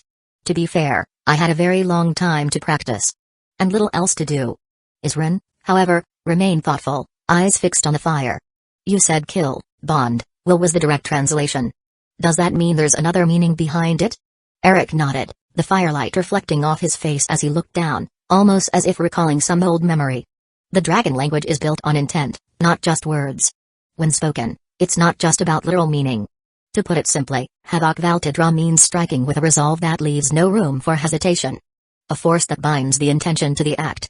He reached down to his side, unsheathing Wyrmspire, the blade catching the orange glow of the flames as he held it out for them to see. Inscribed along the blade were runes, etched deep and ancient, their design intricate and powerful. He traced a finger along the carvings, his voice reverent. "It's the same phrase I inscribed here, on Wyrmspire." Falion leaned closer, peering at the runes. "A blade marked by purpose," he murmured, eyes glinting with curiosity. "That's no simple enchantment." Isrin, however, wasn't quite as interested in the magical intricacies. "You repeated that chant twice," he observed, his brows drawn together. "Why is that?" Eric sheathed the blade slowly, the metal sliding home with a soft rasp. "As I said, the dragon language is one of intent. The same words spoken twice might carry entirely different meanings depending on how they're wielded. The first time, it was a summons, a promise to fight. The second time, it was to kill without hesitation." He chuckled, a glint of dark humor in his eyes. 3 words to start a fight, and 3 words to end it. Rather poetic, don't you think? Isrin let out a grunt, shaking his head. "Sounds like a lot of unnecessary ritual, if you ask me. Why bother with a chant when you could just cut down your enemy and be done with it?" Eric shrugged, a faint smirk crossing his face. "I use it as a reminder," he replied, leaning back. "Not so long ago, I faced an opponent who outmatched me in every way. At a critical moment, I hesitated. That hesitation would have been fatal if I hadn't managed to push through it." Falion leaned forward, intrigued. What happened? Eric exhaled slowly, his gaze drifting to the flickering fire. I'm a mage, through and through. But, due to circumstances, I had to pick up a blade. He paused, a glimmer of amusement in his eyes. Though I say forced, it's something I've come to appreciate, maybe even enjoy. He looked down at his hands, flexing his fingers as if feeling the weight of a blade all over again. Still, wielding magic and wielding a sword are worlds apart. As a mage, I'm always calculating, assessing every angle, weighing my magicka reserves, factoring in the cast times, predicting my opponent's next move. But in a sword fight? There's no time to overthink. It's instinct and action, trusting your body more than your mind. Isrin folded his arms, frowning. So, this hesitation. It's because you're too used to being in your head? Eric nodded, his expression thoughtful. Precisely. As a mage, I have the luxury of time, even if it's only fractions of a second. But with a blade, that luxury turns into a liability. One moment of doubt can leave you open, vulnerable. Falion took a bite of his jerky, nodding slowly as he chewed. So, those words, kill, bond, will, they keep you grounded, remind you to stay sharp. Eric met his gaze, a flicker of something deeper in his eyes. Exactly. It's like a trigger, a way of resetting my mind when the instincts start to waver. He shrugged, glancing between them. A reminder that I've trained for this, that hesitation has no place here. Isrin grunted, looking into the flames as if contemplating Eric's words. I suppose there's sense in that, in having something to fall back on when things get uncertain. He glanced at Eric, a grudging respect in his gaze. I don't know about all this intent talk, but they say only fools thrive on the battlefield. A fool with a purpose is already one step ahead. Eric gave him a small, appreciative nod. And knowing that purpose, he added, his tone thoughtful, it can be as much a weapon as the blade itself. Jerry, sensing the shift in conversation, rolled onto his back, gnawing on the spider limb with a contented rumble. Falion let out a chuckle, reaching over to scratch the wolf behind the ear. Looks like your mate has found his purpose, at least, he remarked with a grin. Eric laughed, the sound warm against the crypt's cold air. If only life were as simple as knowing to chew on the right limb. He sighed, glancing at the fire before them. But, in some ways, maybe that's all we're doing too. Just choosing the battles that suit us best. They fell into a companionable silence, the fire crackling as they each chewed on their thoughts along with their food, knowing full well that when they faced whatever lay ahead, Eric's words would echo in their minds. Intent was everything. Chapter 41, Sleeping Beauty. Number 41. As the embers of their fire faded, Eric doused the last flicker of warmth with a careful sweep of his boot, ensuring no trace remained. With practiced efficiency, he and Isrin packed their belongings, their movements quiet and deliberate in the stillness of the crypt. Eric turned to Falion, who was tightening the straps on his pack, his face calm but resolute. It's best you turn back now, Eric said quietly, glancing toward the ominous stone corridors ahead. The Daughter of Cold Arbor isn't far off. Things are about to get more complicated. Falion gave a single nod, the faint flicker of a smile crossing his face. I understand. I'm well rested, and I've memorized the path back. He paused, glancing between Eric and Isrin with a touch of warmth. If fate permits it, we'll meet again. Eric inclined his head in agreement, a rare softness in his gaze, while Isrin clasped a hand briefly on Falion's shoulder. Without another word, Falion turned, slipping into the shadows with steady steps, until he disappeared into the darkness. As Falion's footsteps faded, Eric turned to Isrin, producing a small vial of thick, black liquid from a pocket inside his cloak. It's going to get colder as we go on. Here, drink this, it'll help keep you warm. Isrin raised an eyebrow, his face a mixture of skepticism and curiosity, but didn't question it. He took the potion, unscrewing the cap with one swift twist, and swallowed it in a single gulp. Eric smiled as he watched him finish it, then reached into his cloak again to retrieve a second potion, a brilliant crimson vial that glowed faintly in the dim light. This one's for disease, Eric said, extending it to Isrin. Keep it close. We won't know what lurks further in, and there are things here that could do more than just scratch the surface. Isrin accepted the vial, eyeing it with a trace of suspicion. I always carry a cure disease potion. Last thing I need is to catch vampiric filth, he muttered, stashing it with the rest of his gear. He was about to tuck it away when Eric's chuckle drew his gaze. Nothing like this one, Eric replied, a glimmer of amusement in his eyes. This brew is special. Trust me. You never know what you might come across down here. Isrin huffed but kept the vial close, securing it in the padded lining of his armor. Then, Eric turned and whistled softly, catching Jerry's attention as he sniffed at the shadows in one of the crypt's darker corners. Jerry's ears perked up, and he padded over, his tail flicking in anticipation. Come on, boy, Eric murmured, scratching the wolf's hair. Time to move on. They approached the heavy, iron-bound door ahead, its wood damp with age and streaked with the dark stains of time. Eric pressed his hand to it, feeling the chill seep through the worn wood as he pushed it open. The door creaked, revealing a dark passageway that beckoned them deeper into the crypt's heart. The heavy door creaked shut behind them as Eric and Aizen stepped into the chamber, their footsteps echoing in the dense quiet. Shadows clung to the walls, and the air was thick with the scent of damp stone and ancient dust. They could barely make out the faint shapes of the room around them, though dim rays of light spilled in from the far side, marking a narrow path to a balcony.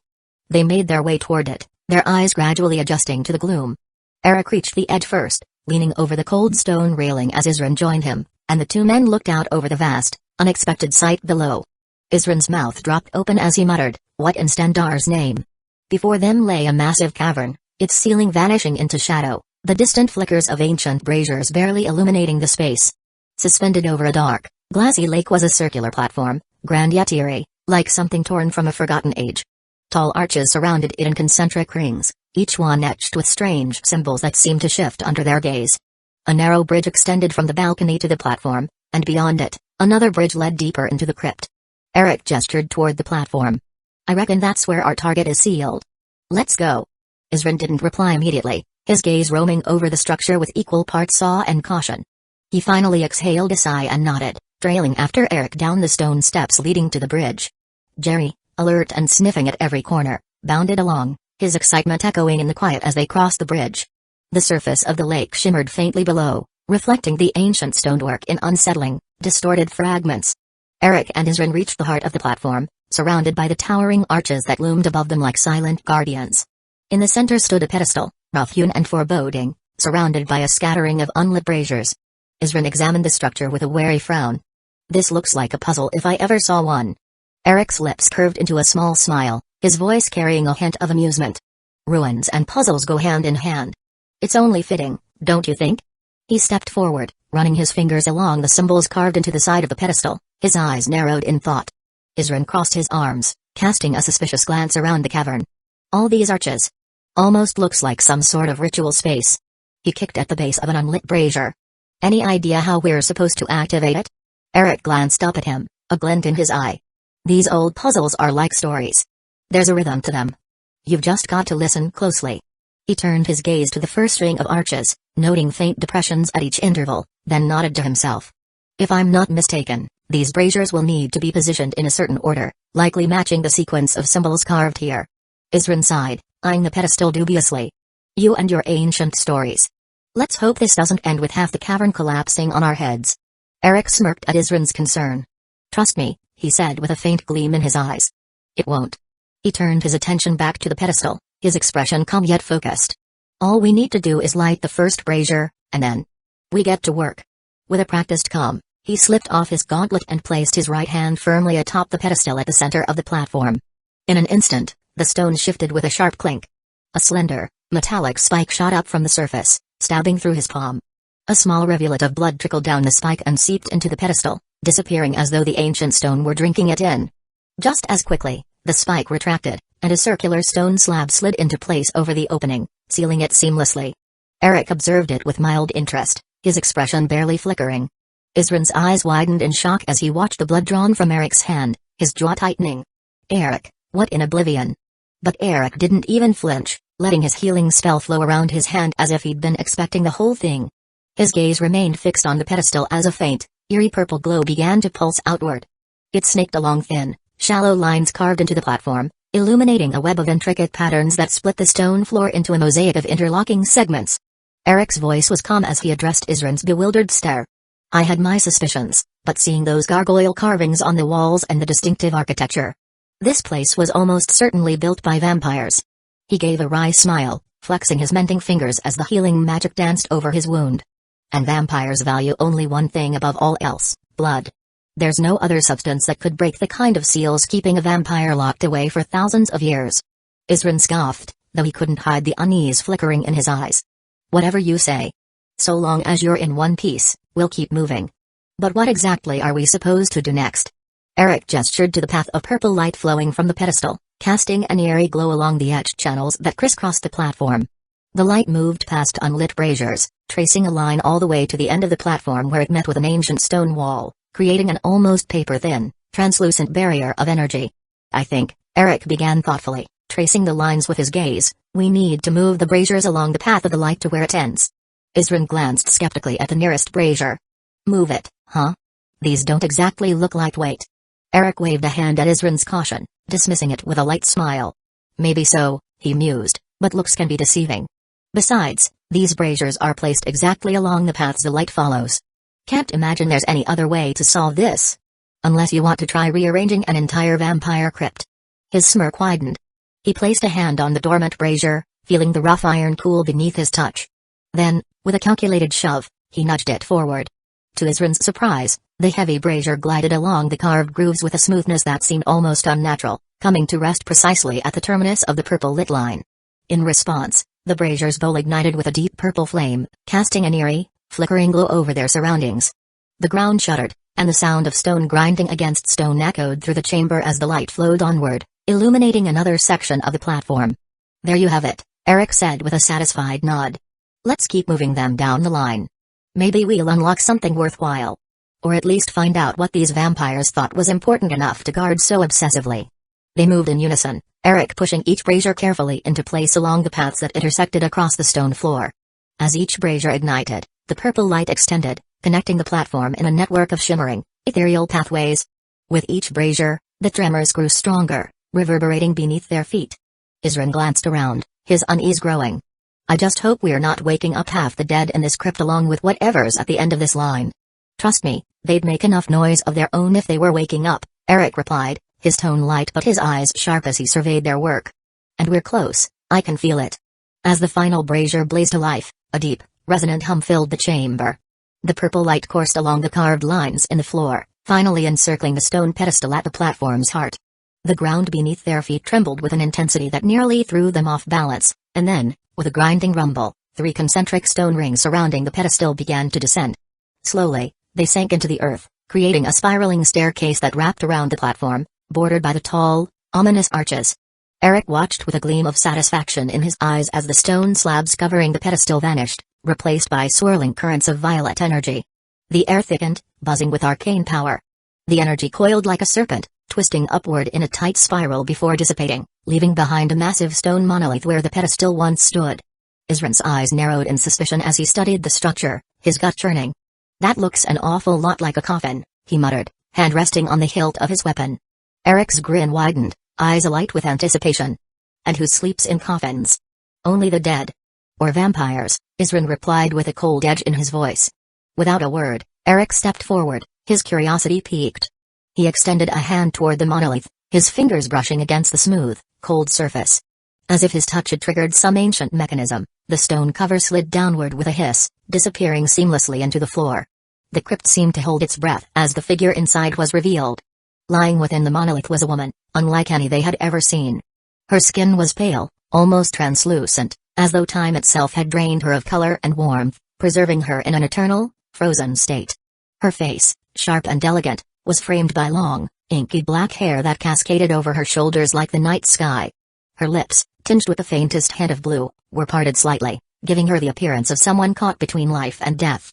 The clothing she wore, though ancient, remained remarkably well preserved, embroidered with the intricate insignia of a noble house long forgotten by history. Despite the crypt's decay and the weight of time pressing down on everything around her, the woman seemed perfectly in place. She lay as though waiting for this moment, for this exact awakening. Her beauty was both haunting and dangerous, like a deadly predator frozen in a moment of fragile stillness. Suddenly, her eyes snapped open. The crimson glow within them was fierce, burning with an insatiable hunger. Her gaze swept over them, cold yet lethargic. There was no warmth in her stare, only the keen awareness of someone who had been left behind by the passage of time, untouched by the world's changes. She groaned, her body shifting as she tried to step forward. Her movements were slow, languid, as though waking from a deep slumber had drained her. She fell to her knees, her hands trembling as they touched the floor. After a long, ragged breath, she steadied herself, pushing off the ground with a delicate grace. She rose to her full height, regal and commanding, despite the clear exhaustion that weighed on her. Her voice, when it came, was like a whisper from the past, soft but tinged with an ancient authority. Where is? She trailed off, her crimson eyes locking onto Eric and Isren, suspicion and confusion flashing in their depths. "Who sent you here?" she demanded, her tone sharpening, though her body remained fragile from the long years of rest.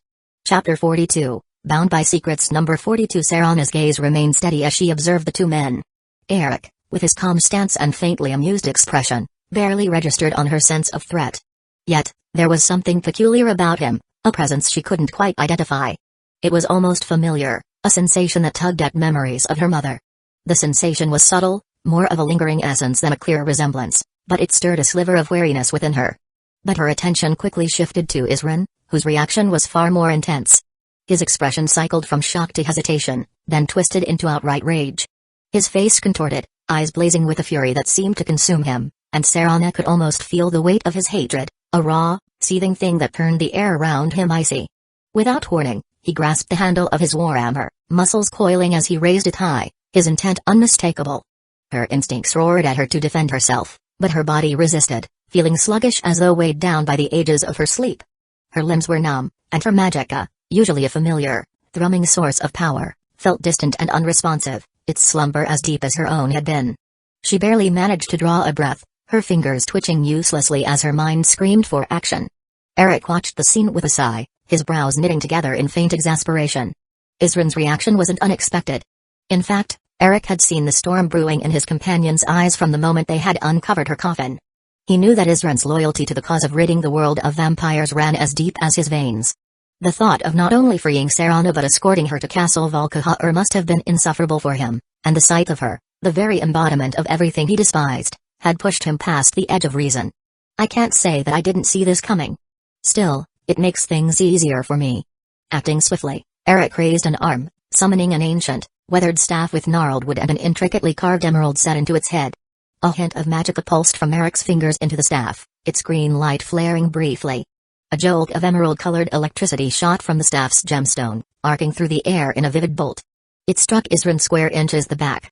With a stunned grunt, Isren's body jerked and then locked up, his arms falling limp as his warhammer slipped from his fingers and clattered to the stone floor. He sank to his knees, his face frozen in a grimace of rage and surprise. His mouth moved as he struggled against the paralysis, but his voice was no more than a strangled whisper. "What do you?" he managed, his words clipped and strained as the spell took full effect, rendering him immobile. Eric's fingers snapped, and in a swirl of dark energy, two towering figures materialized beside him. Surtur, a massive, fiery skeleton clad in charred armor, loomed on Isren's left, while Hellrat, the Death Knight with hollow, gleaming eyes and a faint aura of cold decay, stood on his right. Their hands fell on Isren's shoulders with a steely grip, pinning him firmly in place. Isren's eyes widened as the two beings restrained him, each one exuding an eerie, silent authority that left no room for resistance. Eric folded his arms, his voice cold yet deceptively polite. "Allow me to apologize on his behalf," he said with a dismissive wave. "He's passionate about his work. Too passionate, some might say." His gaze flickered with feigned amusement, but his tone sharpened as he turned his attention to Isren.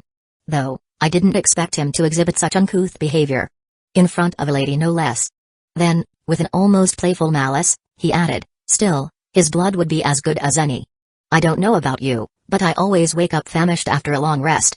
At this, Isren's eyes shot open wide in horror. Helpless against the paralysis spell, he could only watch as Surtur's skeletal hand gripped his head, tilting it to expose his neck. His breaths came shallowly, panic twisting his features as he strained in vain against the spell. He looked like a wild animal caught in a trap, his normally steady composure unraveling in the face of impending death.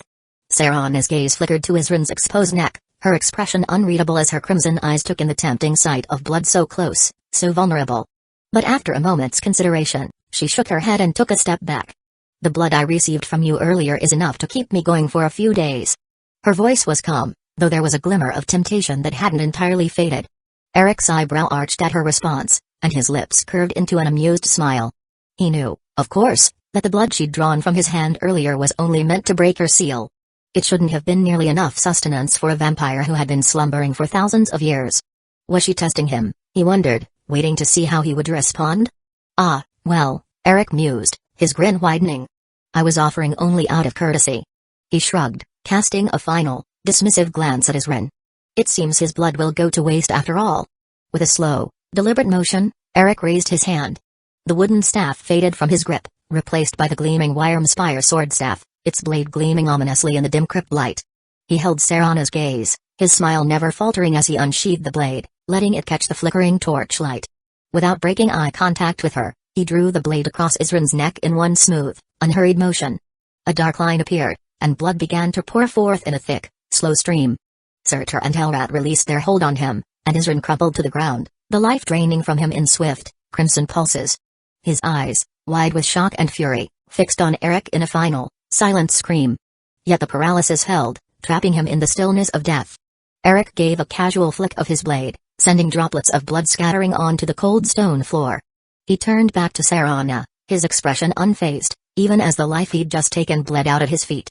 "Now then," he said with an untroubled smile, "I believe you had some questions?" Serana took a measured breath, her gaze wavering as she looked at the blood pooling on the floor. She then turned to Eric.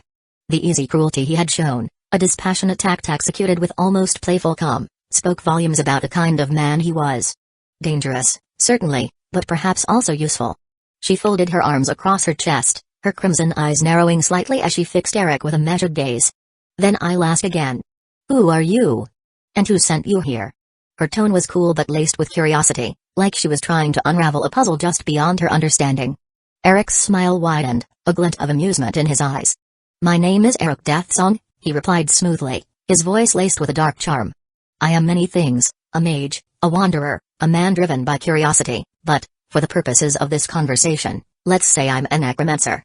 He gestured toward Surtur and Helrat, who loomed silently at his side, their towering forms casting long shadows against the dim stone walls. "As you can see, I'm rather skilled in my craft." Serana's eyes flickered between the two undead servants, her expression unreadable. "That explains the familiarity I sensed," she said, studying Eric with a new intensity. "You're not just any necromancer, are you? There's something distinct about your aura. Something that reminds me of my mother." Eric chuckled, intrigued by the unexpected comparison. "I don't know who your mother is," he replied, amusement dancing in his eyes, "but I'll take that as a compliment. She must be quite the formidable lady." Serana's face softened just a fraction, a hint of a smirk playing at the corner of her lips. "You could say that." She tilted her head slightly. "But that still doesn't explain why you're here. If no one sent you, then you came of your own accord?" Eric inclined his head, his expression growing more guarded, yet still playful. "Precisely. I find ruins of ancient power to be irresistible. And when I heard whispers of a sealed tomb containing one of the most ancient vampires in Tamriel, just thinking about the stories you could tell is enough for me to make the effort." Serana nodded slowly, as if weighing his words, though her guarded expression didn't waver. "I can't tell if you're lying," she murmured, almost to herself. "But if your intentions were harmful, I doubt you would have gone through the trouble to awaken me then slaughter this man right before my eyes." She studied him for another beat, her gaze piercing. "Then, what is it you want from me? And who is your unfortunate friend?" She gestured towards Isrin, his lifeless body still sprawled on the floor where Eric had left him. Eric raised an eyebrow, a slight smirk pulling at his lips. "I've indulged a few of your questions, so perhaps it's only fair if you answer some of mine first." His tone was light, but his gaze was sharp, unyielding. Serana's eyes widened briefly, clearly unused to being on the receiving end of such a bold demand. But she quickly composed herself, folding her arms once more and nodding in reluctant agreement. "Very well," she replied. "Ask, but I make no promises on how much I'll share." Eric's smile grew, satisfaction glimmering in his gaze. "Let's start with something simple, then." His tone was deceptively casual, though there was a palpable intensity beneath the surface. "Who are you, and why were you sealed away here?" Serana hesitated, her expression tightening slightly. "My name is Serana," she said finally, each word measured. "I'm, as you can see, a vampire. And as for the reason I was sealed here..." Her gaze darkened, shadows passing over her face as if memories were stirring in her mind, and she trailed off, almost lost in thought. "Let's just say it's complicated," she finished quietly, her voice tinged with a wary sadness. "Explaining it fully would take time. And trust." She unfolded her arms, gesturing toward the passageway. "But if you're really that curious, you'll need to take me back to my family's home. Perhaps then you'll get your answers." Eric let out a soft chuckle, his eyes gleaming with intrigue. "I did say I'm a man driven by curiosity, among other things," he murmured, his gaze assessing. "But curiosity alone isn't quite enough to lead me to the doorstep of an ancient vampire clan." Serana's expression softened, but only slightly, as she eyed Eric with a hint of calculation.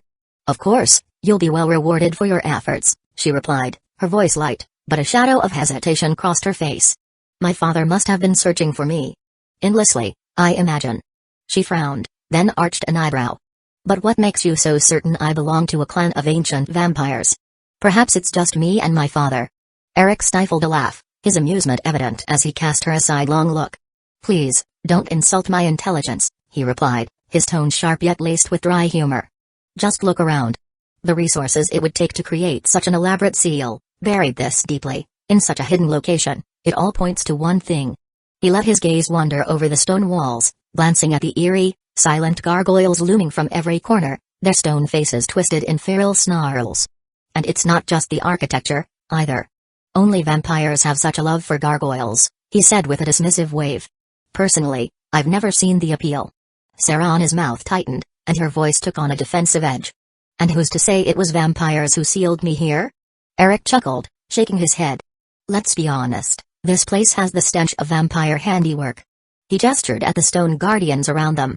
These grotesque statues, the hidden passages, it's all practically screaming vampire crypt. Considering how ancient it all is, I'd even wager you were sealed here sometime around the end of the Meroitic era, or at the very start of the First Era. He looked at her with a raised brow, his tone challenging.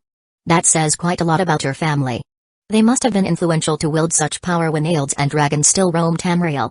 A frustrated sigh escaped her, and she muttered under her breath, how long has it even been since I was sealed anyway? Her voice held a trace of something vulnerable, quickly concealed. Eric shrugged nonchalantly. Hard to say the exact number, but given the condition of this crypt and the historical style. 5,000 years at least. Sarah's face darkened at the estimation, and she cast her gaze downward, though she quickly masked any flicker of emotion. Let's just forget about that for now, she said, brushing the topic aside with a carefully composed expression. You still haven't told me about your friend here. She gestured at Isran, a hint of distaste in her voice as she glanced at his lifeless form. Eric shrugged, his mouth quirking in a wily grin. I'd love to tell you, truly, he said with faint regret, but I believe I've answered 2 more of your questions than you've answered of mine. He leaned in just slightly, his tone turning sly. And it's only fair, don't you think, that you should indulge my curiosity a bit more? Sarah's eyes narrowed, lips pressing into a tight line as she studied him. Finally, she sighed, unfolding her arms and meeting his gaze with reluctant agreement. So stingy. Fine, she replied. Ask what you will. But be careful what you wish to know. Eric's gaze lingered on the object strapped to her back, its intricate wrappings and weight unmistakable. That's an Elder Scroll, he remarked, his tone casual yet probing. Does it have anything to do with the reason you were sealed here? Sarah's expression flickered, a mix of wariness and reluctance, but she gave a slight nod. Before she could say more, Eric leaned in, his eyes gleaming with curiosity. But you can't get into the details, can you? He sighed, as if disappointed, but a faint glint betrayed his growing interest. Still, that tells me more than enough to know something fishy is going on. An Elder Scroll, an ancient vampire. Now I'm really intrigued. He hummed thoughtfully, making sure to make himself look conflicted. But as I said, curiosity is not enough for me to quite literal put my neck on the line. His tone shifted, lightening with a playful edge. So, about that reward you mentioned, what might I expect? Sarah folded her arms, frowning thoughtfully as she considered his words. My father. He'll want to reward you as generously as he can, believe me, she replied slowly, each word measured. And there's nothing he values more than blood. Her eyes narrowed as she studied him, her expression turning almost calculating. You don't seem nearly as averse to my kind as your friend here. Considering the company you keep, she nodded toward Surtur and Hellrat, I doubt you'd have trouble fitting into the clan. Eric barely resisted the urge to grin. This was exactly the direction he'd hoped the conversation would take. Still, he put on a thoughtful expression, rubbing his chin as if in hesitation. A vampire, huh? Not the worst offer, he mused aloud. More power. A few centuries or more to do as I please. Could be interesting. He shrugged, adding, then again. I'm not sure it's worth the trouble. Most vampires I've run across were little more than feral beasts lurking in shadows. At that, Sarah's brow furrowed, a look of faint disdain crossing her face. You can't compare my clan to those degenerates, she said sharply. Feral vampires are shadows of what they could be, their blood diluted through generations. To be a Valkahar is not to be some lowly creature. We're vampire lords. Her words were proud but tempered with a sense of gravitas. We possess abilities and power beyond any lesser bloodline. Eric raised an eyebrow, as if caught off guard. Vampire lords, You say? So, you're a first-generation vampire then? His expression held a mix of respect and intrigue, his tone carrying a hint of awe. Serana hesitated, her expression turning conflicted as she weighed her answer. Finally, she nodded. Yes, she said, her voice quiet but firm.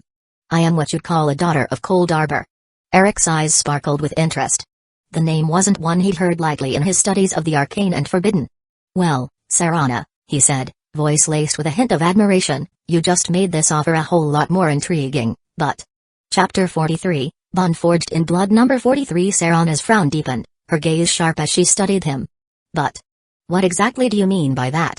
She asked, suspicion lacing her words. Eric let out a slow sigh, shrugging as if he were stating the obvious.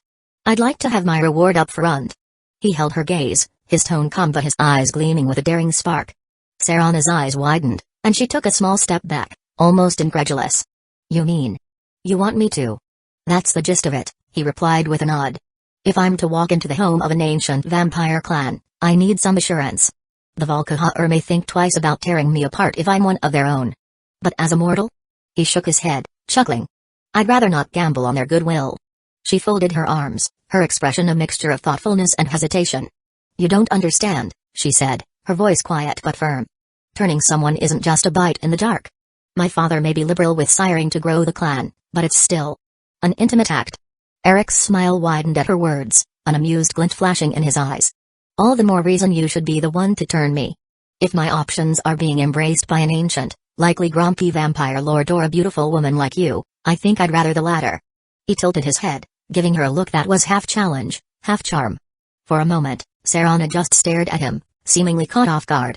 Then, to his surprise, she let out a low, genuine laugh. Grumpy, she echoed, as if the word struck a nerve. He does get grumpy. Especially when things don't go his way. She sighed, the smile fading as she considered his request. Fine. If that's really what you want, I can't deny it would make things easier. Having you on my side is better than you being some loose thread. My home isn't exactly the warmest, most welcoming place. A flicker of surprise crossed Eric's face, but he hid it quickly, tilting his head as he pulled down his collar to reveal his neck. I take it you're not all sweet on home sweet home, then? He asked, voice laced with curiosity. Serana's eyes narrowed, her gaze lingering on the exposed skin, as if weighing every consequence of what she was about to do. She stepped closer, her face only inches from his as she met his gaze with cool resolve. I wouldn't call it sweet. My father and I don't really get along. She murmured, but it's all I've ever known. That will have to change soon enough. With a graceful tilt of her head, she leaned in, her cold breath brushing against his skin as her fangs extended, glinting in the dim light. Eric's heart raced, though he kept his face impassive, as Serana's lips hovered just above his neck. With a slight hesitation, she whispered, just remember, this isn't something you can take back. And with that final warning, she sank her fangs into his neck. Eric's senses stirred as he emerged from the haze of unconsciousness, letting out a low groan. Blinking against the dim light, he focused on the first figures in his sight, Hellrat and Surtur, standing tall and tense, their bony forms leaning forward protectively, their hollow eyes fixed on Serana with a gleaming hostility. Eric could see the skeletal fingers of Hellrat twitching around his sword's hilt, as if ready to strike at any moment. Serana stood a few feet away, her arms crossed and one brow arched as she observed the scene with thinly veiled amusement. You're finally awake, she said dryly. I was starting to get nervous. Your little friends here don't seem to like me very much. Eric chuckled, rolling his neck to dispel the stiffness as he rose to his feet with surprising ease. The lightness, the sheer effortlessness of movement startled him. Every nerve and muscle hummed with a new, powerful energy, something he hadn't expected. He glanced at Hellrat and Surtur, giving Surtur a light pat on the skull, and the two skeletons relaxed almost instantly, their aggressive stance dropping as they regarded Serana without further menace. They're not intelligent enough to make their own judgments, he remarked with a smirk. Not too unlike children in that way. Eric's gaze shifted to Jerry, who was busily gnawing on a skull that he had acquired from gods knew where. The sight made Eric chuckle. The mutt seems to like you well enough, though. Serana shrugged, though a faint smile tugged at her lips. We raised hounds in my clan, though ours were a bit different from the usual kind. She gave Jerry a quick glance. Not that yours here is anything ordinary. She let her eyes rest on Eric, her expression turning serious as she observed him carefully. In any case, how are you feeling? Eric flexed his fingers, clenching and unclenching his hands as if to test his newfound strength. Stronger. There's a lightness, a power that's different. His voice held a note of surprise as he looked down at his hands, feeling the vigor pulsing beneath his skin. And, he added, frowning slightly, thirsty. It wasn't just the physical changes that struck him. There was something more profound, a strangeness to his new state, a feeling of being alive and yet not quite. He glanced at Hellrat and Surtur, sensing a heightened connection to them, an affinity that pulsed through his bond with his undead minions, and he felt a smile tug at his lips. It was as if his control over the dead had grown sharper, more instinctive, his influence over them stronger than ever before. But what pleased Eric most was the increase in his magical reserves. For so long, his power had been a careful balancing act, bolstered only by the Necromancer's amulet. Now, he could feel his reserves brimming, the sensation invigorating. And yet, as he clenched his hand into a fist, he thought of his plans, the limitations and intricacies of this new power. Though he didn't intend to remain a vampire forever, he couldn't deny that it was a convenient state for his current predicament. The broken state of his soul, normally a burden, now offered an unexpected benefit. Ironically, it was this very damage that allowed him to walk the line, transforming into a vampire without fear of Molag Bal's meddling. The fractured state of his soul granted him a certain liberty, evading the notice of the Lord of Domination through a certain precautions that hid what little magical he had and made it seem even less significant. Serana watched him intently, perhaps sensing the depth of his thoughts, and her gaze softened. "You're taking this all remarkably well," she noted, a hint of admiration in her tone. "Most would be struggling, even resisting the hunger, but you seem almost composed." Eric gave her a grin, the glint of his fangs flashing briefly. "Let's just say I have a strong will." Serana's gaze lingered on Eric for a moment, her eyes narrowing with a mixture of curiosity and appraisal. "It's certainly stronger than most," she remarked, her voice laced with an approving edge. She shifted her focus to the bridge ahead, leading deeper into the crypt's shadowed depths. "But we've wasted enough time here. Let's keep moving. The sooner we're out of here, the better." With an unspoken agreement, they began their trek across the stone bridge. The eerie quiet of the crypt was only broken by the occasional drip of water echoing off distant walls. Along the way, they encountered familiar horrors, skeletal soldiers, dragger warriors, and even some of the restless souls Eric had fought alongside Isrin and Fallion. This time, however, there was an added threat, several towering gargoyles that sprung to life from their stone perches, fangs bared and claws extended. But each ambush was dealt with swiftly by Surtur and Hellrat, whose swift, brutal attacks dispatched everything in their path. Stone claws shattered, and ancient armor crumpled beneath the unyielding force of Eric's summoned guardians. Serana watched the carnage unfold with raised brows, marveling that she didn't even have to lift a finger. As they moved through the crypt, Eric struck up casual conversation with Serana, weaving both truths and carefully crafted lies into his tale. When the subject of Isrin inevitably came up, Eric didn't shy away this time. "Isrin," he explained, glancing over at her as they stepped past a crumbling pillar, "was actually a vigilant of Stendar.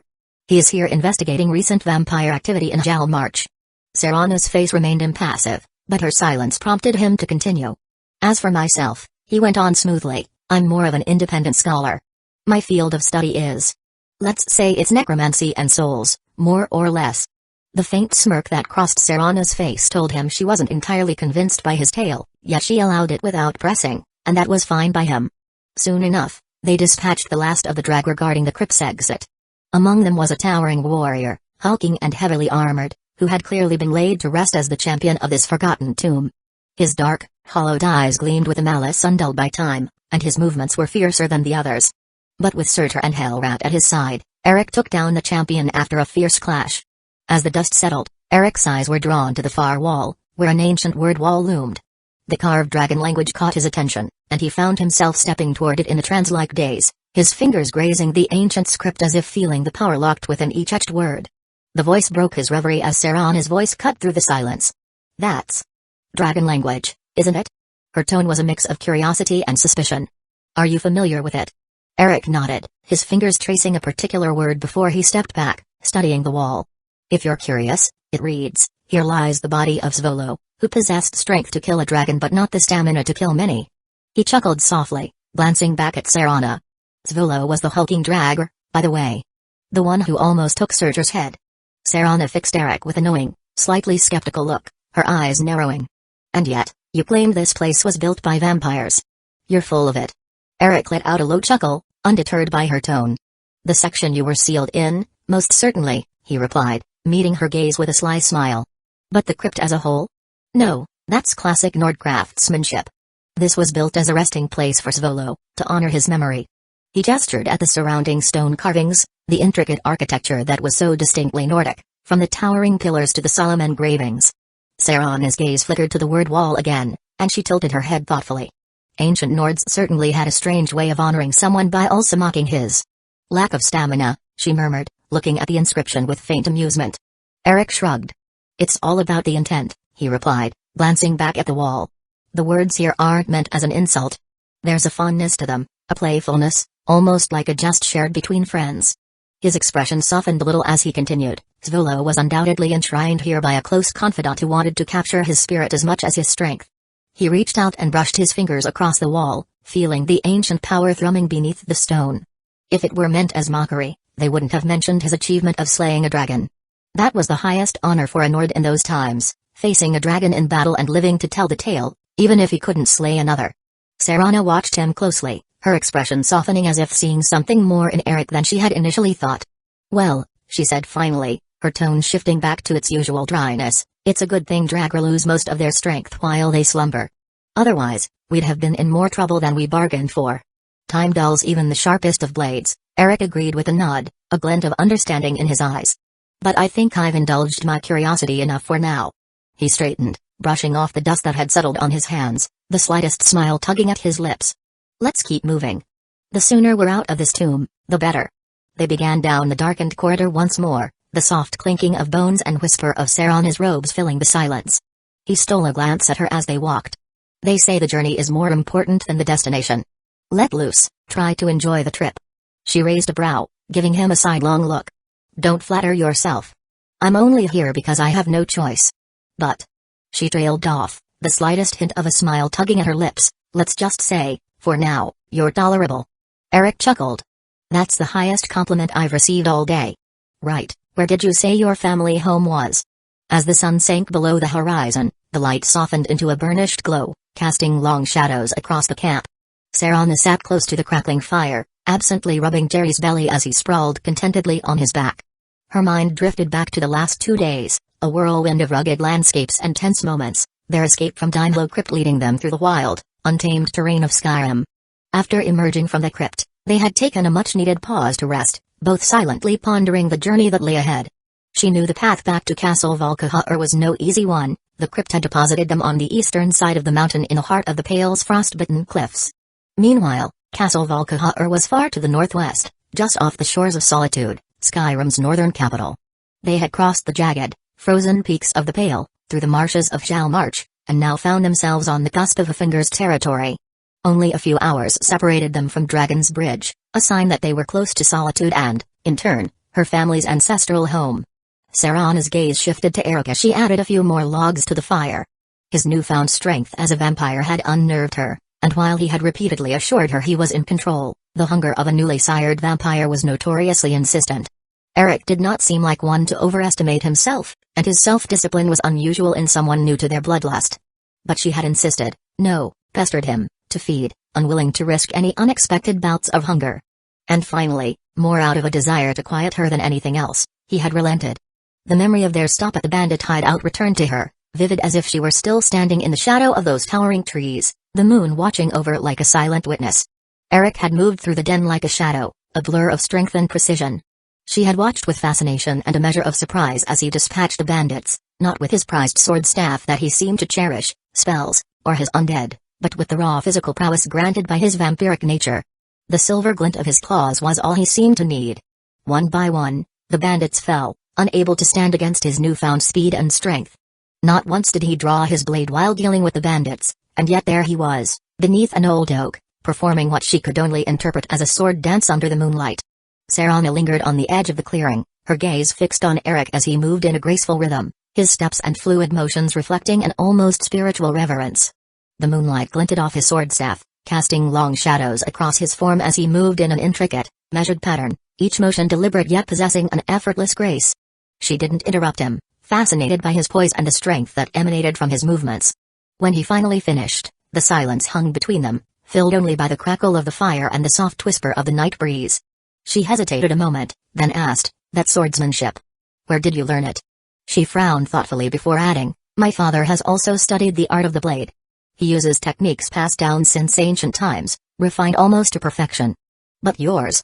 It's no less impressive. Eric smiled, the hint of a distant memory in his eyes. Beyond the sea of pearls, he began, his voice soft with reminiscence, fearless sword masters were as common as grains of sand. His gaze drifted to the heavens, as though he were looking across those seas once again. Even the grandest victories felt almost commonplace. In a land of heroes, how can anyone claim to be exceptional? Serana instantly caught on to what he was saying. Her eyes widened with curiosity. You're a sword singer. Eric shrugged, a modest gesture at odds with the depth of his skill. Something like that. She tilted her head, taking in his poetic words with a hint of admiration. It's strange. You're a necromancer, a swordsman, and now a poet too? He chuckled, the sound warm in the quiet of the night. A skald, actually, he corrected her, his eyes gleaming. But those words aren't mine. They belong to Rada al-Suran. Serana's brow furrowed as she searched her memory, the name tugging at the edges of her recollection. Rada al-Suran. I've heard that name before. The Ashen Lord? Eric nodded, respect evident in his expression. One and the same. He was among the first Yakadans to set foot in Hammerfell, a sword saint renowned for his mastery of the blade. Some said his skill was so peerless that he could match the gods themselves. It's only natural for you to hear or read about him somewhere even in ancient times. But I bet you didn't know he was a vampire lord. Another legend, she mused, but her tone was tinged with fascination. I've heard whispers of his name, even before I was sealed. But to think he, too, was a vampire? Eric's gaze sharpened. Indeed. Rada al-Suran joined the Grey Host in the First Era. But his way of life earned him many enemies, not least among them Molag Bal himself. He paused, a hint of wistfulness coloring his tone. Still, his achievements were so remarkable, they're immortalized in Hermias Mora's infinite archive in Apocrypha. His legend has endured through the centuries. Serana shook her head in wonder, a small, wry smile tugging at her lips. A vampire lord remembered as a hero? I thought I'd heard everything. Eric chuckled, leaning his sword staff against a nearby tree and crossing his arms as he met her gaze. Not exactly a hero, he corrected gently. But greatness is not always about heroism. Sometimes it's simply about leaving a mark that refuses to be erased. She nodded thoughtfully, casting her eyes to the shadowed wilderness around them. To think the world has changed so much. I wonder what else I've missed these past 5,000 years. Her voice was soft, almost wistful, carrying a trace of longing she rarely allowed to show. Eric grinned, his eyes glinting with humor and knowledge. I can't claim to know everything that's happened, but I do know more than most, he replied, his tone warm and inviting. If there's anything you want to know. Chapter 44, Butterflies. Number 44. Isran woke with a sudden, desperate gasp, his hand flying to his throat. His fingers searched for a gash, expecting the telltale slickness of blood, the ragged edge of a fatal wound, anything to confirm the horror he remembered. But there was nothing. No wetness, no sting of torn flesh, not even the faintest scar. His skin was whole and untouched. Breathing heavily, he sat up, scanning his surroundings. The crypt loomed around him, dark and cold, the oppressive silence settling back like a shroud. His mind reeled, replaying the memory of Eric's blade slicing across his throat with a precision that left him speechless, helpless as his own blood spilled over his hands, suffocating him. The burn of the wound, the choke of blood, he remembered every agonizing detail. His fingers twitched involuntarily, the phantom pain still fresh in his nerves. And yet, if not for the dried blood staining his clothes and pooling on the stone floor, he would have thought it nothing but a bad dream. What in oblivion? He muttered, rubbing his neck as if he might finally feel the scar he knew should be there. His hand stilled as a memory surfaced, the strange potion Eric had given him before their journey, a bitter concoction Eric had claimed would keep him warm in the frigid crypt. Had it saved him somehow? Could it have been more than just a cold remedy? He shook his head, his thoughts tangling in frustration. There was no sense to be found here. The only certainty he felt was a slow-burning rage. God's damned bastard. He muttered under his breath, his voice thick with bitterness. Still distracted, he absent-mindedly reached into his armor and pulled out a vial labeled Cure Disease. There was no sign of any vampire bite on his body, but he wasn't about to risk turning into one of those cursed blood drinkers. He studied the crimson liquid within, the thick substance swirling sluggishly in the glass, then sighed, uncorking the bottle. Just as he lifted it to his lips, he paused. The red liquid inside had shifted, revealing words written along the glass, their ink the same rich hue as the potion itself. Formerly hidden beneath the liquid, the words now gleamed in the dim light, a single mocking phrase: to trick your enemies, you must first trick your allies. Isran's face went blank, his mind racing, the words burning into him like an insult. Slowly, comprehension dawned, the weight of realization twisting into raw fury. The potion. Eric had given it to him. Another ploy, another damned lie. Bastard! He shouted, hurling the bottle to the ground with all his strength. It shattered against the stone, shards scattering like glittering fragments, the liquid seeping into the cracks and pooling in crimson patches. Isran's deductions were sound, yet he could never have fathomed the depth of Eric's preparation. The potion he had been made to drink was no simple brew, it was a rare concoction, one crafted long ago to simulate death, a lifeline the old Necromancer himself had once relied on when he was cornered and besieged. It was a tool as precise as it was ruthless and precious. The cure disease potion that he had thrown to the ground was far from ordinary. Unlike the stasis potion, where the liquid itself was the life-saving element, this vial's true value lay in the bottle itself.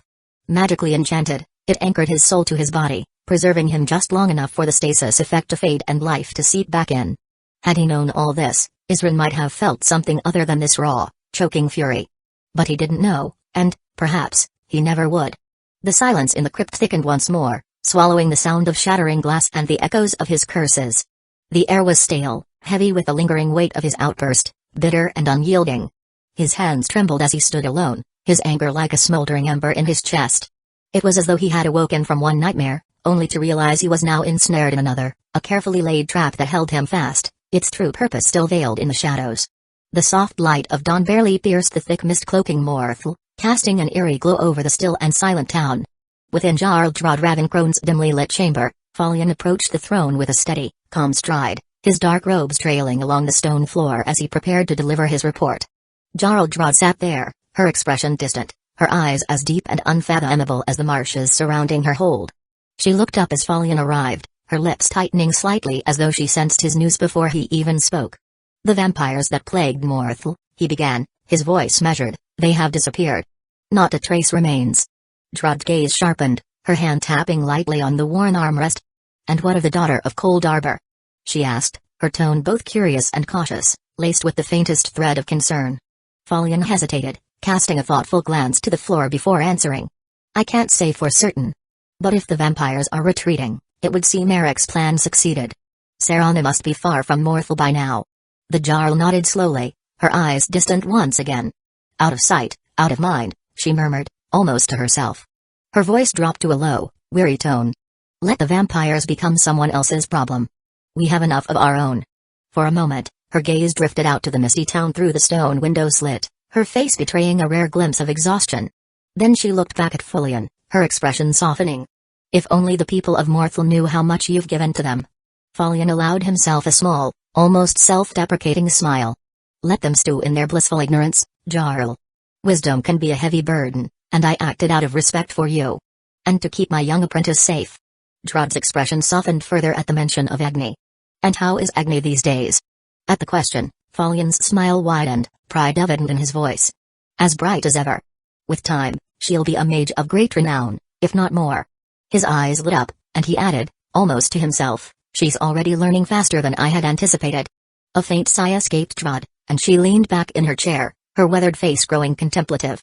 "I certainly hope the divines grant me enough time to see that future." At her words, Falion's expression grew serious, and he hesitated a moment before speaking. "The divines?" he began cautiously.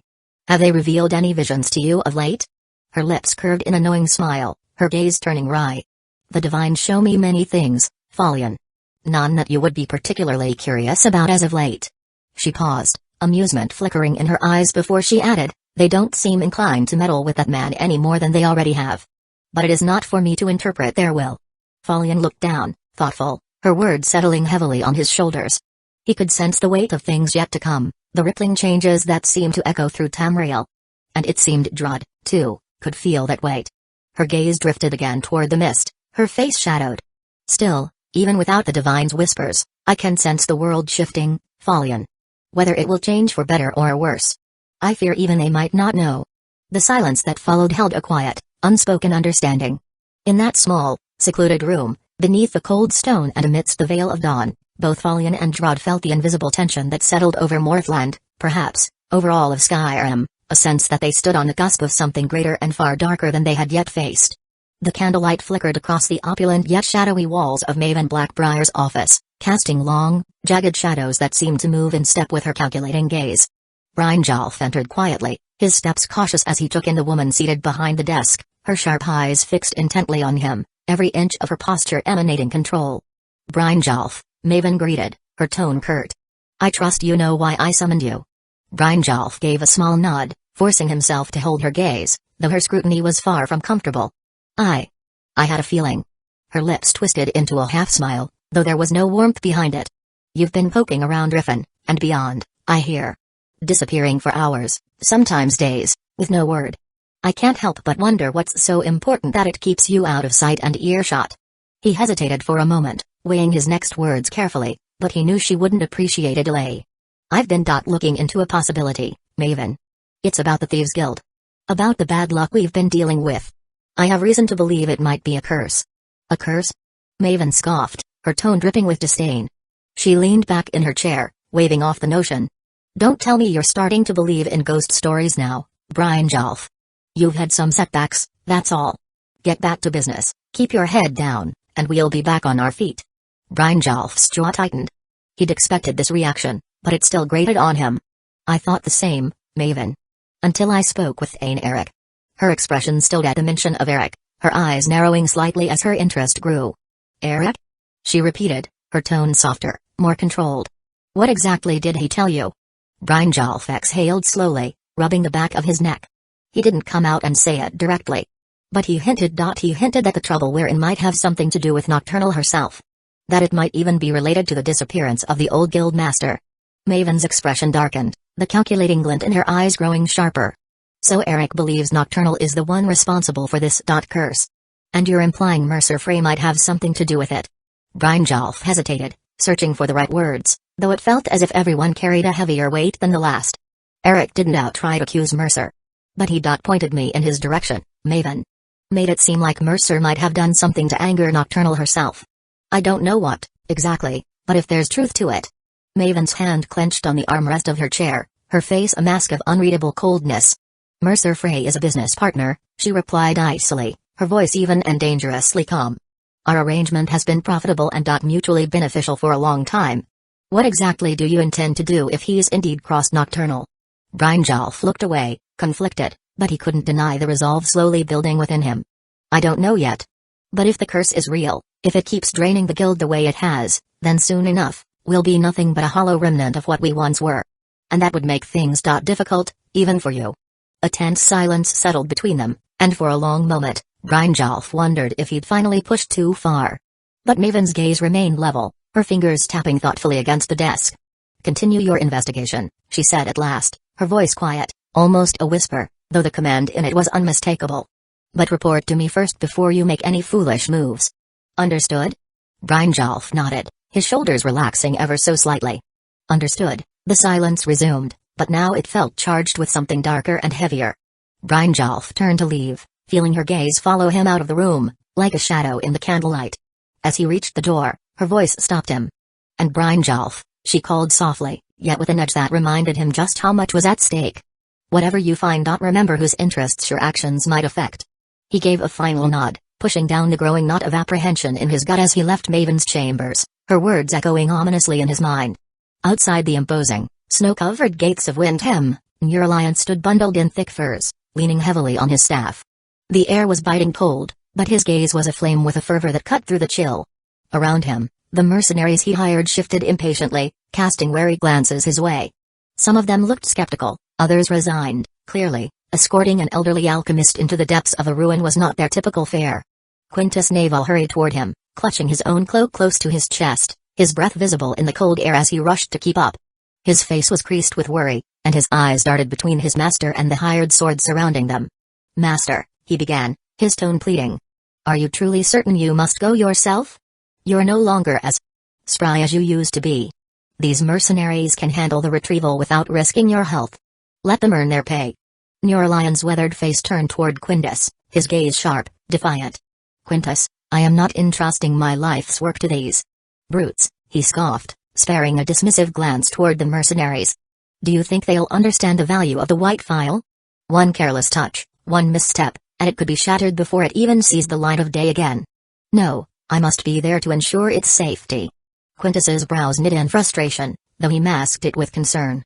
I understand, but if something goes wrong, if you're injured or worse, who will carry on your work? Who will guide me?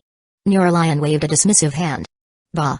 My health is inconsequential compared to the file. Don't you see, Quintus? This isn't just some trinket. This is an artifact holds untold alchemical knowledge, lost to time and mystery. I have spent decades dreaming of this day, and I refuse to let it slip away. My hands will be the first to hold it, mine. Quintus took a steadying breath. And what if the journey itself claims you, Master? It's a grueling trek through dangerous terrain. Let the mercenaries handle it, they're trained for this. Do you think I fear a little rough travel at my age? Neuralion's voice cracked with both anger and something softer, desperation. I'm an old man, Quintus. Every day, every breath I take could be my last. If I wait any longer, I may never see the file at all. I cannot risk that. This is my purpose, Quintus. My last chance to finish what I started all those years ago. Quintus swallowed, glancing down before speaking softly. If that's how you feel, I won't try to stop you. But at least let me come along. If something happens, I'll be there to help you. Neuralion considered his apprentice, his face softening for a brief moment. You are a good apprentice, Quintus. Loyal. But you're needed here. If I should not return, you are the one who will carry on what I've built. Someone has to look after the shop, after the ingredients, after my life's knowledge. That is your duty. Quintus sighed, his shoulders slumping slightly. Very well. I can see there's no changing your mind. He lowered his voice, glancing at the mercenaries before looking back to Neuralion. But be careful. The file isn't worth your life. Neuralion smiled, though it was a wan, tired thing. Don't be so dramatic, Quintus. I'll return with the file, and all will be well. You'll see. The two shared a look, a lingering moment of unspoken words and worry. Finally, Neuralion gave Quintus a reassuring pat on the shoulder, nodding toward the waiting mercenaries. Let's go, then. He commanded, his voice crackling with an energy that defied his age. Chapter 45, Chance Meeting Number 45. Eric studied his reflection in the cracked mirror of the small, dimly lit room in Dragon Bridge's Inn, his expression as dark as the shadows under his eyes. He muttered, almost to himself, I look like I kick puppies for sport. His pale skin, unnaturally sallow and gray from the botched soul transfer that had scarred his very essence, stood out even more after his transformation into a vampire. And those eyes, glowing faintly with an eerie blue radiance, looked back at him, as though they belonged to a man no longer entirely tethered to the mortal realm. Every glance in a reflective surface reminded him of what he'd lost and, perhaps, what he wanted to become. It took a regular application of illusion magic just to dull the glow, to keep from drawing every stare in the inn. Serana leaned against the wall, watching him with a smirk. It's a wonder the common folk don't stone you on sight, she mocked, picking up Jerry, who lay curled by the fire, and lifting the small corgi to eye level. Then again, I bet it's thanks to Jerry here, he's probably the only thing balancing out that unsettling look of yours. Eric turned to her, half offended, half amused, and raised an eyebrow. Not to brag, but this face of mine is considered quite good-looking these days. Intimidating, sure. But still easy on the eyes. He smoothed back his disheveled hair as if to make his point, the hint of a playful smile tugging at his mouth. Serana rolled her eyes, setting Jerry down. You're so full of it, Eric. She trailed off, letting out a sigh as she glanced around the cramped, drafty room. Honestly, I wish we'd gone to Solitude instead. At least then, we wouldn't be on top of each other in this tiny closet they call a room. And I wouldn't have to listen to you complain about your looks. Absolutely not. Eric's voice held a rare edge of finality. He shook his head, and his gaze hardened as he looked away. I'll take you anywhere else you want. But not Solitude. Never Solitude. Serana's brow furrowed. She hadn't heard him use that tone often, especially not with her. What's wrong with Solitude? She asked, a mix of curiosity and unease in her voice. It's not far from here. In fact, it would have been the most sensible place to stay. He kept his eyes fixed on the wall, hesitating, as though searching for a way to explain without making her suspicious, or worse, curious. Solitude was where Kusagakure, the Daedric Prince of Madness, was known to frequent from time to time, visiting his old pal Pelagius. If the Daedric Princes didn't already know of his presence in this world, and Boethia already revealed that they do, then he might have visited Solitude, but even then, he would have stayed as far away from the Blue Palace as possible. That's how little he wanted to do with the Mad God, or the Damn Dog, as he likes to be called on occasion. Eric's ego made him confident in bargaining with even the likes of Boethia, and to siphon power right from under the nose of Molag Bal, but Kusagakure was someone Eric wouldn't want to cross even if he were 10 times more arrogant and confident in his abilities. The Daedric Prince of Madness was not only unpredictable, but he was also deceptively cunning, and extremely powerful, traits that made even other Daedric lords wary of him. It's a long story, he finally replied, his voice firm yet distant. A story that's best saved for another time. His eyes softened as he glanced back at her. Just trust me on this. Sarana gave him a scrutinizing look, but something in his eyes told her not to press further. With a slight frown, she nodded, letting the silence settle between them. After a moment, she shrugged. Fine. But don't think I'm letting you keep all your mysterious secrets forever. Wouldn't dream of it. He allowed himself a tired smile, though a glint of worry lingered in his gaze. Now, let's get some rest. We'll need it before we head out tomorrow. As the candlelight flickered in their cramped quarters, Eric settled onto the ground while Sarana took the bed, his thoughts tangled in the dangers ahead. Eric and Sarana navigated down the steep, snow-covered slope, their boots sinking into the powdery drifts that blanketed the rocky path. In the distance, a stone castle jutted out against the pale horizon, perched precariously at the edge of a cliff. The sea glistened under an unusually bright sun, its icy breeze cutting across the land and reaching them even from afar. Sarana pulled her hood lower over her face, grimacing as the sunlight hit her skin. It's good to breathe the open air after being cooped up in that stone coffin, she muttered, her voice filled with a rare appreciation for the surroundings. Then, adjusting her hood, she added, but let's hurry, the sun isn't exactly friendly to my skin. You know what I mean. Eric chuckled, shielding his eyes as he glanced up at the bright sky. Despite the cold, the sunlight felt a bit too intense for his liking. I know exactly what you mean, he replied, his tone laced with wry amusement. But as he turned his gaze back to the path, his laughter faded. He stopped, his eyes narrowing at the sight of three figures farther down the slope. Dressed in elaborate, gleaming robes that seemed out of place against the snowy backdrop, the figures led a disheveled man with bound hands, his head bowed and movements sluggish as they marched him up the incline. The robed figures moved with an air of cold authority, their golden faces impassive against the harsh light. Their clothes and posture practically shouted their identity, and Eric's face hardened. Sarana followed his gaze, her expression souring. Those are elves. And they've got a captive. She shot Eric a skeptical look, folding her arms. I thought you said the Aelds were gone. That history had finally buried them. Eric winced, recognizing her suspicion. They are gone, he replied, the bitterness in his voice undeniable. These aren't Aelds. These are Altmer, the Justiciars of the Third Oldmere Dominion. He clenched his jaw, his eyes lingering on the figures with a look of quiet contempt. And in their own way, they're even worse than the Aelds ever were. Sarana arched an eyebrow, intrigued by the loathing in his tone. Oh? How so? He shook his head, almost as if the question pained him. The Aelds were cruel, tyrannical, and they never bothered hiding it. They ruled with iron fists, their intentions as clear as their ruthlessness. He gestured at the elves below, his mouth twisting with distaste.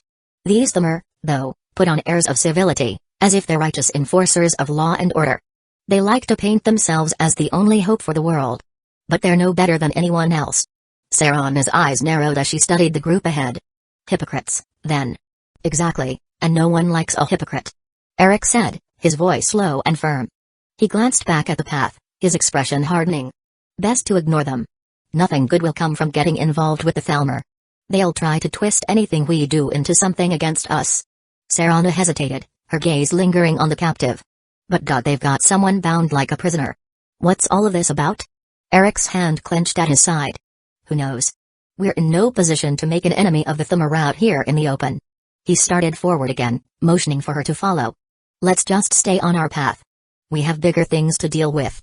The Thamur Justiciars, noticing Eric and Sarana as they drew closer, began to exchange whispers, their golden black robes rustling as they leaned toward each other.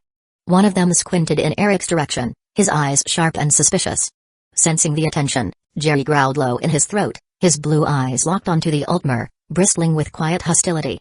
Eric glanced down at his companion, his own face revealing nothing, as he slipped a hand into his cloak to pull out Ragged's mask. The ancient visage covered his features, casting a dark shadow over his face. Sarana's eyes flicked over to him, noticing the mask. What are you doing now? She whispered, suspicion tinging her voice. Eric's reply was calm, almost indifferent. Hide your face well. We don't know what these Thamur might do. He cast a hard look at the figures ahead, each of them bristling with a kind of arrogance only the Thalmor seemed to master. No point in making ourselves easier to recognize if things go sideways. Though slightly puzzled, Sarana obeyed, pulling her hood down and lowering her gaze to avoid drawing attention to herself. She sensed his tension, but with her centuries of caution as a vampire, she knew when to follow Eric's lead. Meanwhile, Eric's mind turned to their destination, his eyes narrowing as he looked down the slope toward the fortress silhouetted against the blue horizon. Northwatch Keep, he thought grimly. From what he remembered, it was an old fort controlled by the Thummer, often used as a prison for the unfortunate souls caught in the Dominion's web of justice. He returned his gaze to the small group ahead of them.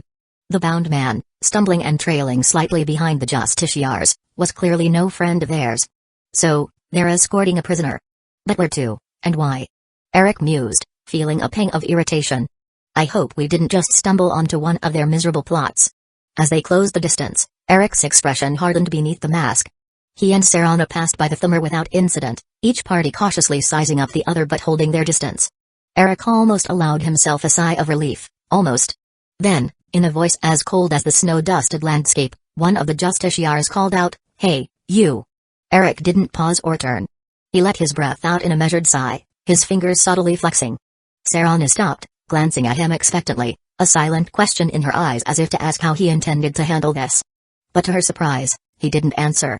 Instead, Eric's body shifted with a fluid swiftness as he drew the Wyrmspire sword staff from his back, the weapon's edge glinting in the midday sun. Eric's ebony greaves dug deep into the snow, his body tense like a drawn bow. Then, with a speed beyond mortal comprehension, he sprang forward, his movements a blur even to Serana. In a whispered chant, he hissed, "You should have mind your damned business. Havok Valtadra." And his form seemed to shimmer, vanishing from one spot only to reappear an instant later directly behind the first justiciar. Before anyone could react, the Thummer's head was sent spinning into the air, the severed neck sending out a crimson spray that stained the white snow beneath. Not pausing, Eric flowed toward his next target, a sharp-edged shard of ice forming in his hand. With a flick of his wrist, he hurled the projectile, and his target instinctively drew his sword, bracing to deflect the incoming spike. But just before the blade connected, the ice shattered midair, fragmenting into countless tiny, razor-sharp needles. Each shard pierced through the Ultmer's exposed flesh, the sudden agony sending him stumbling backward, his face contorted in shock as blood trickled from dozens of fresh wounds. Eric didn't spare him a glance. He was already on the move, his boots kicking up fresh sprays of snow as he zeroed in on the final justiciar. This one had watched his companions fall and was far more prepared. He raised his hand, summoning flames that coalesced into a burning sphere. With a wordless snarl, the elf hurled the fireball directly at Eric. But Eric was ready, a lesser ward flickered to life in his free hand, and with a sharp crack, he slapped the fiery projectile aside, its flames dispersing harmlessly into the snowy ground. His ward shattered, but Eric's eyes narrowed with an almost amused glint. As expected of an Altmer, he muttered, a slight sneer in his tone. Competent at magic, if little else. The justiciar hissed in fury, his hands weaving more fire and ice, launching spell after spell toward Eric in rapid succession. But Eric sidestepped or parried each attack, pressing forward with an unrelenting ferocity until the elf found himself backing up. Finally, realizing the hopelessness of his magical barrage, the justiciar summoned twin Dedric blades, ethereal and violet, crackling with a dark, foreboding energy. His face contorted with disdain as he spat, "Filthy human." Eric's only response was a cold, unyielding gaze. Raising his blade, he intoned once more, "Havok Valtadra." The words left his lips like a command of death itself, and Wyrmspire's edge took on a shadowy, ethereal aura, elongating with black energy that crackled and hissed. As Eric brought the weapon down in a brutal arc, the Thummer crossed his blades above his head to block. But Wyrmspire's empowered edge cleaved through the conjured swords as if they were nothing more than mist, and the momentum carried forward, slicing through the justiciar's helm, armor, and body, splitting him cleanly in half. Both halves fell to the snow with a dull thud, lifeless.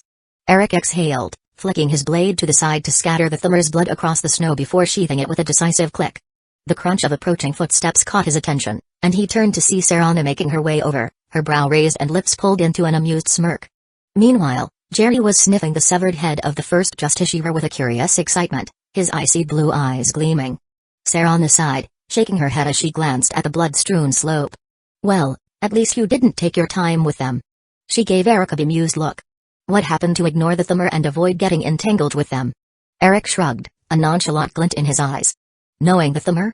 Entangling with them was inevitable the moment they called out to us. "So you say." She rolled her eyes, "But I have a feeling you wanted to do this the moment you laid eyes on them." He chuckled, the sound dry and almost begrudging. "You're not wrong there." Eric's gaze drifted from her to the prisoner the Thummer had been leading. Despite his tattered clothes and bound hands, the man stood tall, seemingly unaffected by the biting cold that whipped around them. Broad-shouldered and muscular, his hair was braided and reached his shoulders, while a striking red tattoo, fierce and tribal, marked the left side of his face. Eric's eyes narrowed slightly, the tattoo sparking a flicker of recognition. "You're of a Kaviri descent," Eric observed, genuine surprise threading his voice. The prisoner's own surprise mirrored Eric's, and he straightened slightly, wariness shading his eyes. "What of it?" "Nothing," Eric replied, a faint, intrigued smile forming. "I just didn't expect to find someone like you here.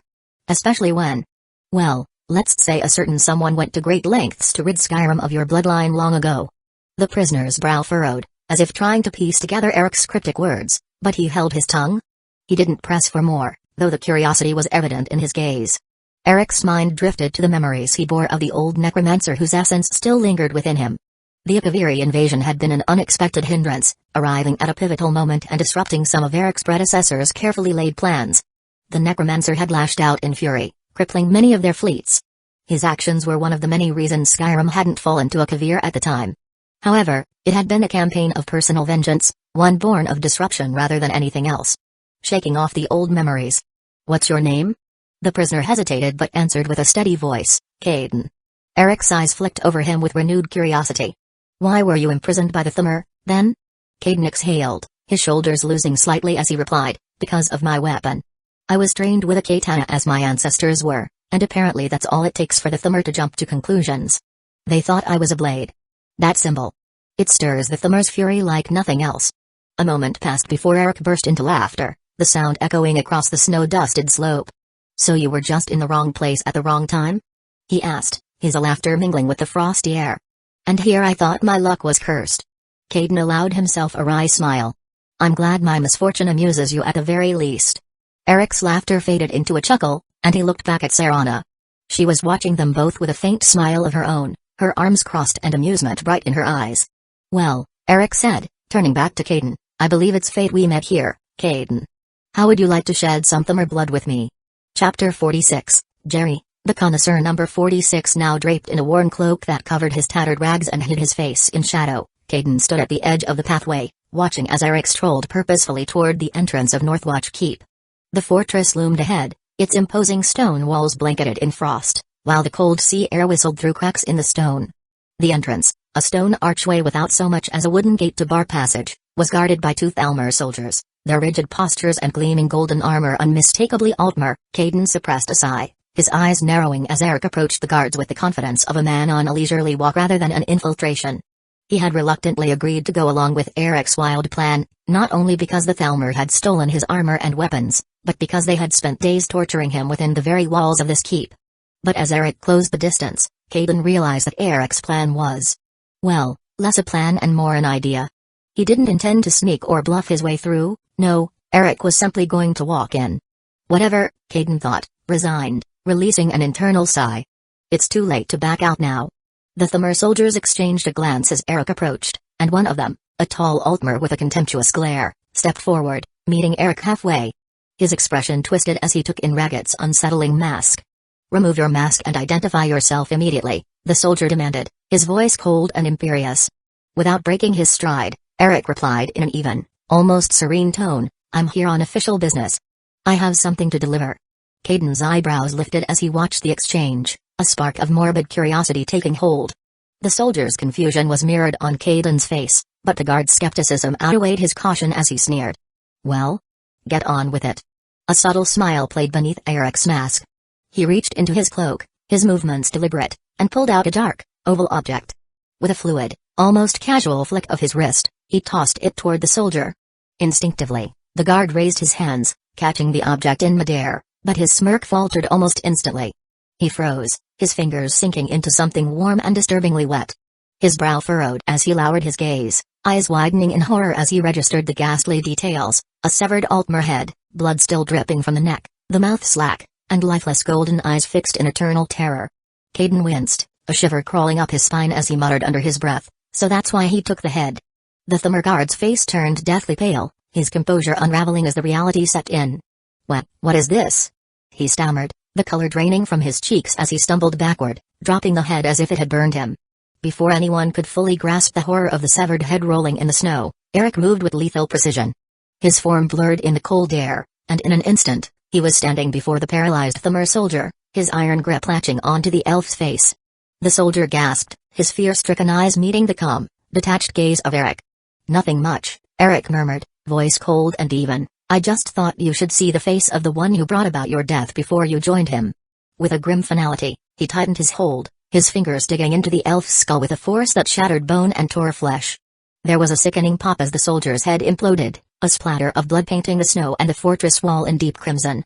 The elf's lifeless body slumped to the ground, leaving Eric standing alone in the thickening silence.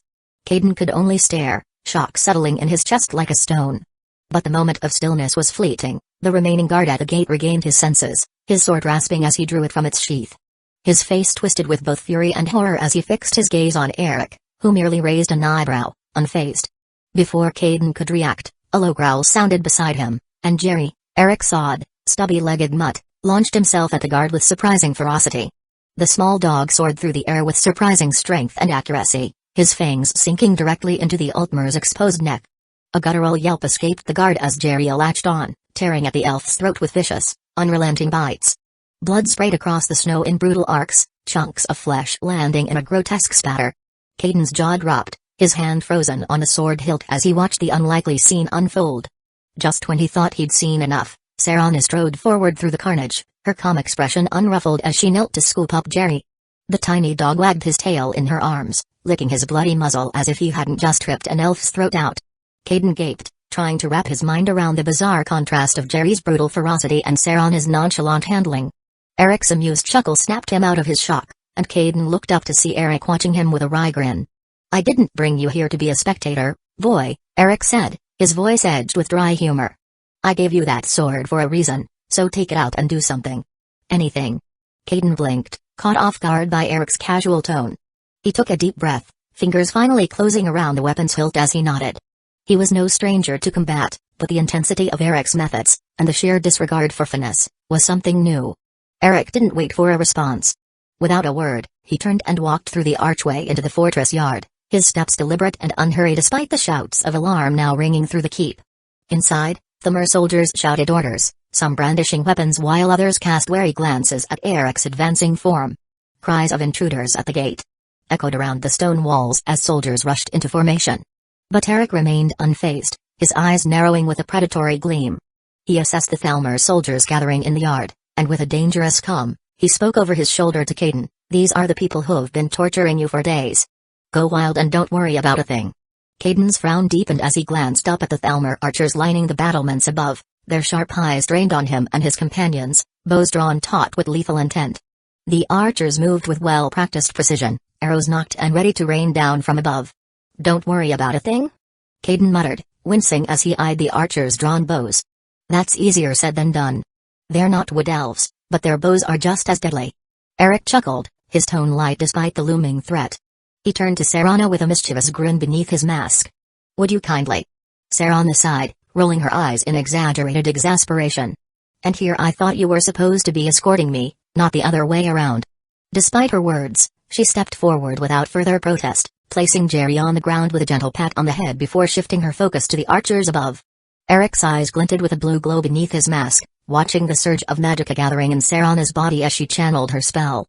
A droplet of blood welled from beneath Serana's fingernail, lifting delicately into the air. It hovered for a heartbeat before gliding forward, expanding and twisting with potent magicka.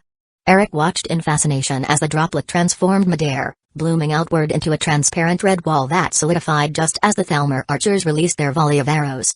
The incoming projectiles struck the blood barrier with dull thuds, each arrow ricocheting off its surface to clatter uselessly on the ground below. Eric raised an eyebrow, genuinely impressed. "Henomancy, huh?" he murmured to himself, a slight grin forming under the mask. "I never bothered with it beyond theory since I lacked a certain talent. But now..." He raised his hand, magicka swirling and crackling at his fingertips as he focused on the blood seeping from the bodies of the two dead Thalmer guards. With a low, rumbling incantation, the blood lifted from the fallen elves, coalescing into a floating sphere above his open palm, dark red and pulsing with raw energy. With a quick jolt of his wrist, Eric pushed a surge of his own magicka into the sphere, which began to churn and swell with violent intensity. It hovered ominously, a dark orb of blood and power, before splitting into two smaller spheres. Eric sent a wicked smile Caden's way, and with a subtle flick of his fingers, the blood orbs shot forward, speeding toward either side of the battlements where the archers clustered. The two orbs shot forward, gliding through the cold air until they hovered just above the Thumber archers positioned on the battlements. As they drifted closer, their ominous effect became immediately apparent. Dark tendrils of blood began to snake out from the eyes, ears, and mouths of the archers within range, drawn inexorably toward the orbs as if by some dark gravitational pull.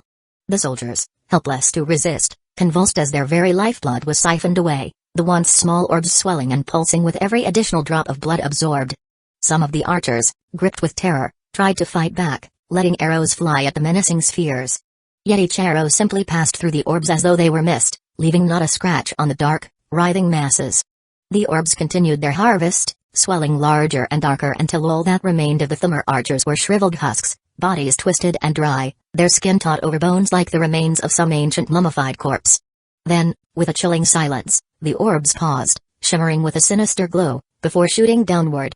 They merged midair, forming a massive sphere of blood that loomed above the elven mages who had gathered below, each of them raising their hands in desperate attempts to cast protective spells. But before a single shield could manifest, the orb burst, exploding in a furious shower of blood spikes that rained down like scarlet javelins. The spears tore through the mages' ranks, punching through their robes, piercing hearts, throats, and spines with ruthless efficiency. The mages fell where they stood, the ground around them now painted a gruesome red. Eric turned to Caden with an almost casual air, gesturing toward the remaining 5 Thumber soldiers, who stood paralyzed with horror and disbelief at the massacre before them. "You should be able to handle those 5, no?" Caden nodded grimly, his grip tightening on the hilt of the sword Eric had given him. He didn't need any further instruction. With a steely look in his eye, he charged forward, his boots crunching against the snow as he closed the distance. The Thumber soldiers raised their swords in a desperate attempt to defend themselves, but Caden moved with brutal efficiency. His blade cut through them one by one, each swing precise and decisive, leaving no room for mercy. As Caden dispatched the last of the Thumber, Serana dropped the blood barrier she'd maintained, the shimmering red wall fading into nothingness. She stepped up beside Eric, arms crossed as she looked him over with a wry smile. "Not bad," she admitted, cocking an eyebrow. "But you didn't need to use quite that much blood for the spell. A bit excessive, don't you think?" Her smirk grew, a challenging gleam in her eyes.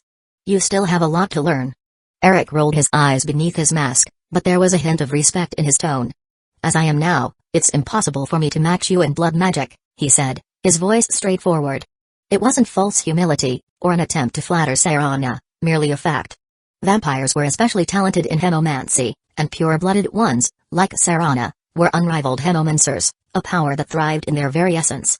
Eric, who had been turned by Serana herself, had inherited some of that power, but he was all too aware that his own skills in hemomancy could never rival hers so long as her blood was purer than his. Serana watched him, a faint smirk of amusement on her lips. "At least you're honest." "Don't get used to it," Eric replied, his voice tinged with a dry humor. Then, his expression shifted, a cocky glint lighting up his eyes behind the mask. "You're gifted in blood magic, but I bet I could still school you in any other field of magic." Serana's eyes narrowed in mild irritation, her lips pressing together in a barely contained smirk. She wanted to counter Eric's self-assuredness, but pride kept her from making too much of a fuss.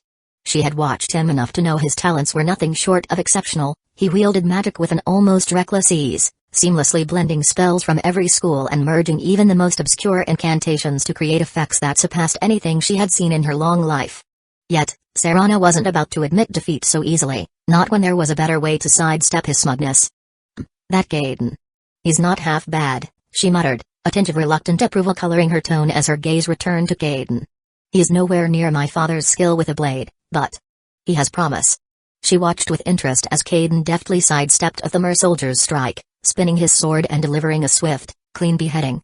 Blood arced in the crisp morning air, a fleeting stain against the pure snow. "Is that why you brought him along?" she added, casting a sidelong glance at Eric.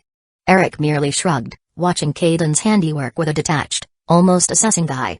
"Useful people ought to be put to good use," he replied.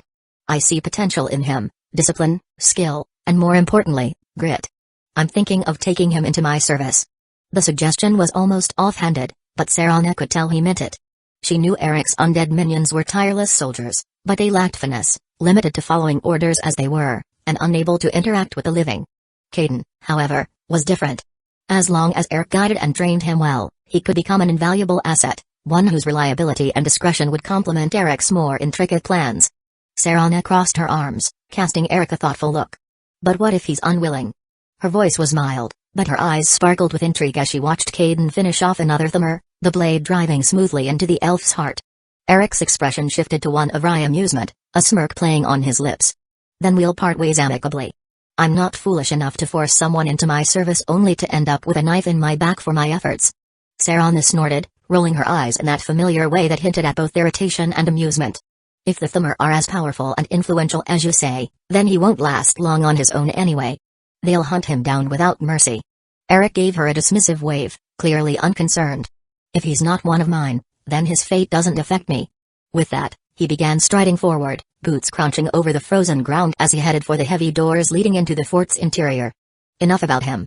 We have more pressing matters. Serana shook her head, casting him a half-smile as she followed, the faint creak of the iron-bound door mingling with the echoes of her footsteps. Meanwhile, Jerry trotted alongside, his tiny legs churning with enthusiasm as he sniffed at the lifeless corpses strewn around. His tongue lolled as he panted, stopping here and there to inspect the fallen elves with something approaching puppyish delight. Your pet seems unusually excited about our company, Serana noted, nodding toward Jerry, whose stubby legs carried him around the scene with boundless energy. He gave a bark of satisfaction, nudging at a corpse with his nose. Jerry's a connoisseur of carnage, Eric said with a smirk, giving the corgi an approving pat on the head. Nothing makes him happier than a battlefield full of corpses to sniff around. Isn't that right, boy? Jerry barked again, the sound sharp and echoing in the cold air as he bounced after Eric and Serana. He weaved between their legs, moving just ahead with his stubby, determined trot, as if leading them himself into the fort. Chapter 47, Judgment Number 47. Deep within the dungeon of Northwatch Keep, Eric stood before an Altmer mage cloaked in black robes, his presence exuding an almost tangible darkness. Slowly, Eric pulled off his mask, letting the Thumber mage see the cold amusement in his eyes. For a mere Thumber mage, you sure gave me more trouble than expected, Eric said, glancing down at the scorch marks smudged across his gauntlets.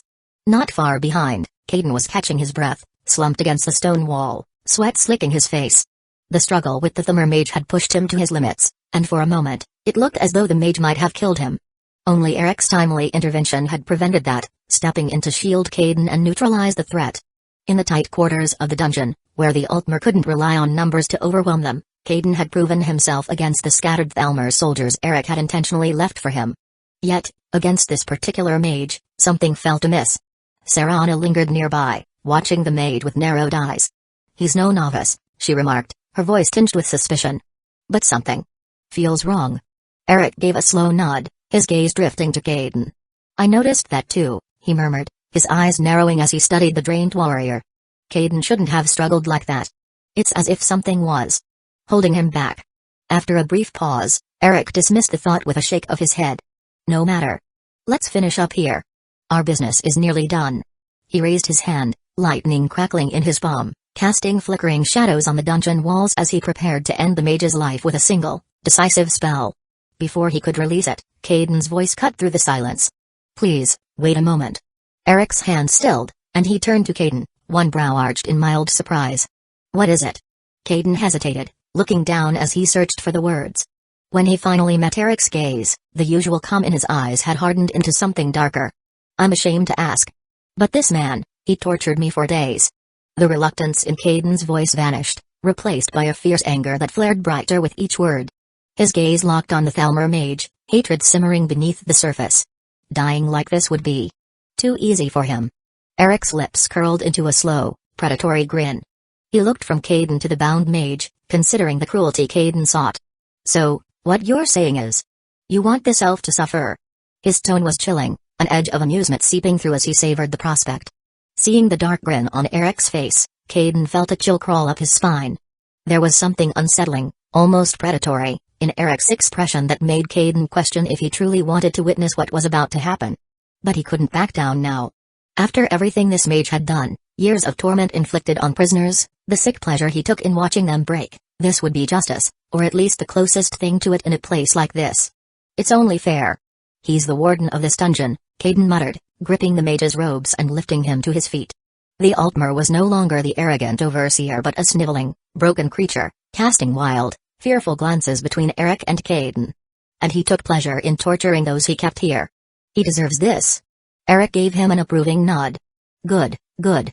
Seems like you've caught your breath, so drag him along and follow me. Eric's tone was laced with dark amusement, the look in his eyes promising horrors that would make even necromancers recoil. Behind them, Jerry seemed to catch on to his master's excitement, trotting along with a high-strung energy. The corgi's nose flared as he sniffed the air, eyes locked on the mage with an almost gleeful hunger. The Thumber mage recoiled, desperately trying to pull away, but Caden's grip held firm, shoving him forward whenever he hesitated. Intrigued, Serana watched Eric's calculated movements, a slight frown tugging at her lips. She stepped closer, her gaze questioning as she asked, "What exactly do you intend to do with him?" Eric glanced at her, the predatory gleam still dancing in his eyes. "There are certain magics, rituals that reach into the oldest, darkest corners of our world. Powerful and cruel rites I would hesitate to use, even on a cutthroat bandit." He paused, his grin widening as he turned his attention back to the trembling Thumber mage being dragged forward by Caden. "But for him?" Eric's tone was merciless, each word heavy with cold satisfaction. "I feel no reluctance. You reap what you sow, as they say." Serana sighed, a faint look of resignation crossing her face. "I'm guessing this isn't something I'd like to see. Is it?" Eric chuckled, a dark gleam in his eye as he shook his head. "It's not something anyone should see," he said quietly, his tone carrying a hint of grim amusement. He led the way down the dim corridor until they reached a small, enclosed chamber off the main hall. The walls were close and thick here, built to muffle sound, though Serana suspected they'd hear enough regardless. Eric stopped and turned to Caden.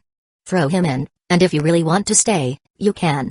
But fair warning, it won't be good for your mind. Or your gut." Caden gritted his teeth, a shadow of lingering anger tightening his features as he dragged the beaten Thalmor mage forward. "I want to see him suffer," he muttered, voice low but taut with conviction. "I need to see him suffer." Eric gave him a nod, satisfied, while Serana watched them disappear into the chamber. She sighed, rolling her eyes. "I'll wait out here, thank you very much."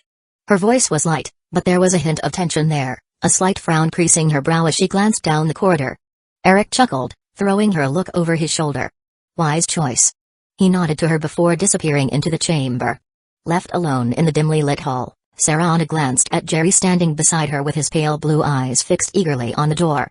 She smirked and said dryly, "Well, at least you'll keep me company, won't you, boy?" But Jerry turned to look at her, and she could have sworn that in those intelligent eyes was an unmistakable glint of disdain.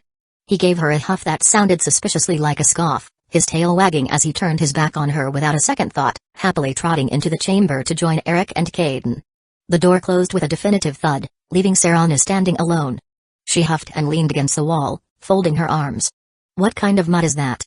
But her light-hearted mutter died on her lips as a piercing, guttural scream erupted from the chamber beyond. It was a raw, hoarse cry, one that clawed up the stone walls and into the darkness with the agony of a creature stripped of any dignity or control, his voice cracking under the force of pain. Serana's eyes flew open, and she found herself frozen, rooted to the spot as the horrified wails echoed down the corridor. She'd never heard such screams, not even in the dungeons of Valkahar Castle. She pressed herself against the wall, her arms crossed tightly over her chest as she tried to ignore the sounds echoing through the hall. Another scream followed, harsher and more desperate, the Thumber's voice sounding more animal than man. The door swung open with a low, creaking groan. Caden stumbled out, his face pale and ashen, dark circles under his eyes. He barely managed to get a few steps before dropping to all fours, his entire body shuddering as he heaved, spilling the contents of his stomach onto the cold stone floor. The nauseating sound echoed through the dimly lit hall, and for a moment, Caden was lost in the harsh, sickening aftermath of what he'd just witnessed. Serana watched him with a calm, detached interest, one brow arched as he slowly collected himself. When Caden finally rose, he groaned, wiping his mouth with a trembling hand. "I pity that elf," he managed, his voice hollow and unsteady, as if the words tasted bitter on his tongue. Serana's eyebrow arched even higher, her gaze cool as she took in his disheveled state. "Funny," she remarked, her voice edged with dry amusement. "Weren't you the one who was so eager to see him suffer?" Caden shook his head, still looking slightly dazed. "And yet I pity him now," he replied, a shadow of pain flickering in his eyes. "That alone should tell you the extent of horror inflicted in that room." Serana paused, a faint spark of curiosity crossing her expression. She hadn't wanted to know at first, but Caden's reaction intrigued her. "What exactly did Eric do in there?" she asked, her tone softer, though her words carried a hint of reluctance. Caden shuddered, his jaw clenching. "Trust me. You don't want to know," he replied, and the way he said it, the hollow, broken sound in his voice, was answer enough. He took a shaky breath, swallowing hard as he regained his footing, his expression darkening as he forced himself to straighten. "I'll need to find my armor and weapons," he said at last, his voice steadier now. "And I'll make sure to free the others here." He met her gaze briefly, a flicker of residual horror still in his eyes. "I'll see you later." He turned and walked away, his steps heavier, each one carrying the weight of what he'd witnessed. The dim corridor swallowed him up, his figure fading into the shadows until Serana was left alone once more. She turned her attention back to the closed chamber door, her mind turning over what she'd seen, and hadn't seen.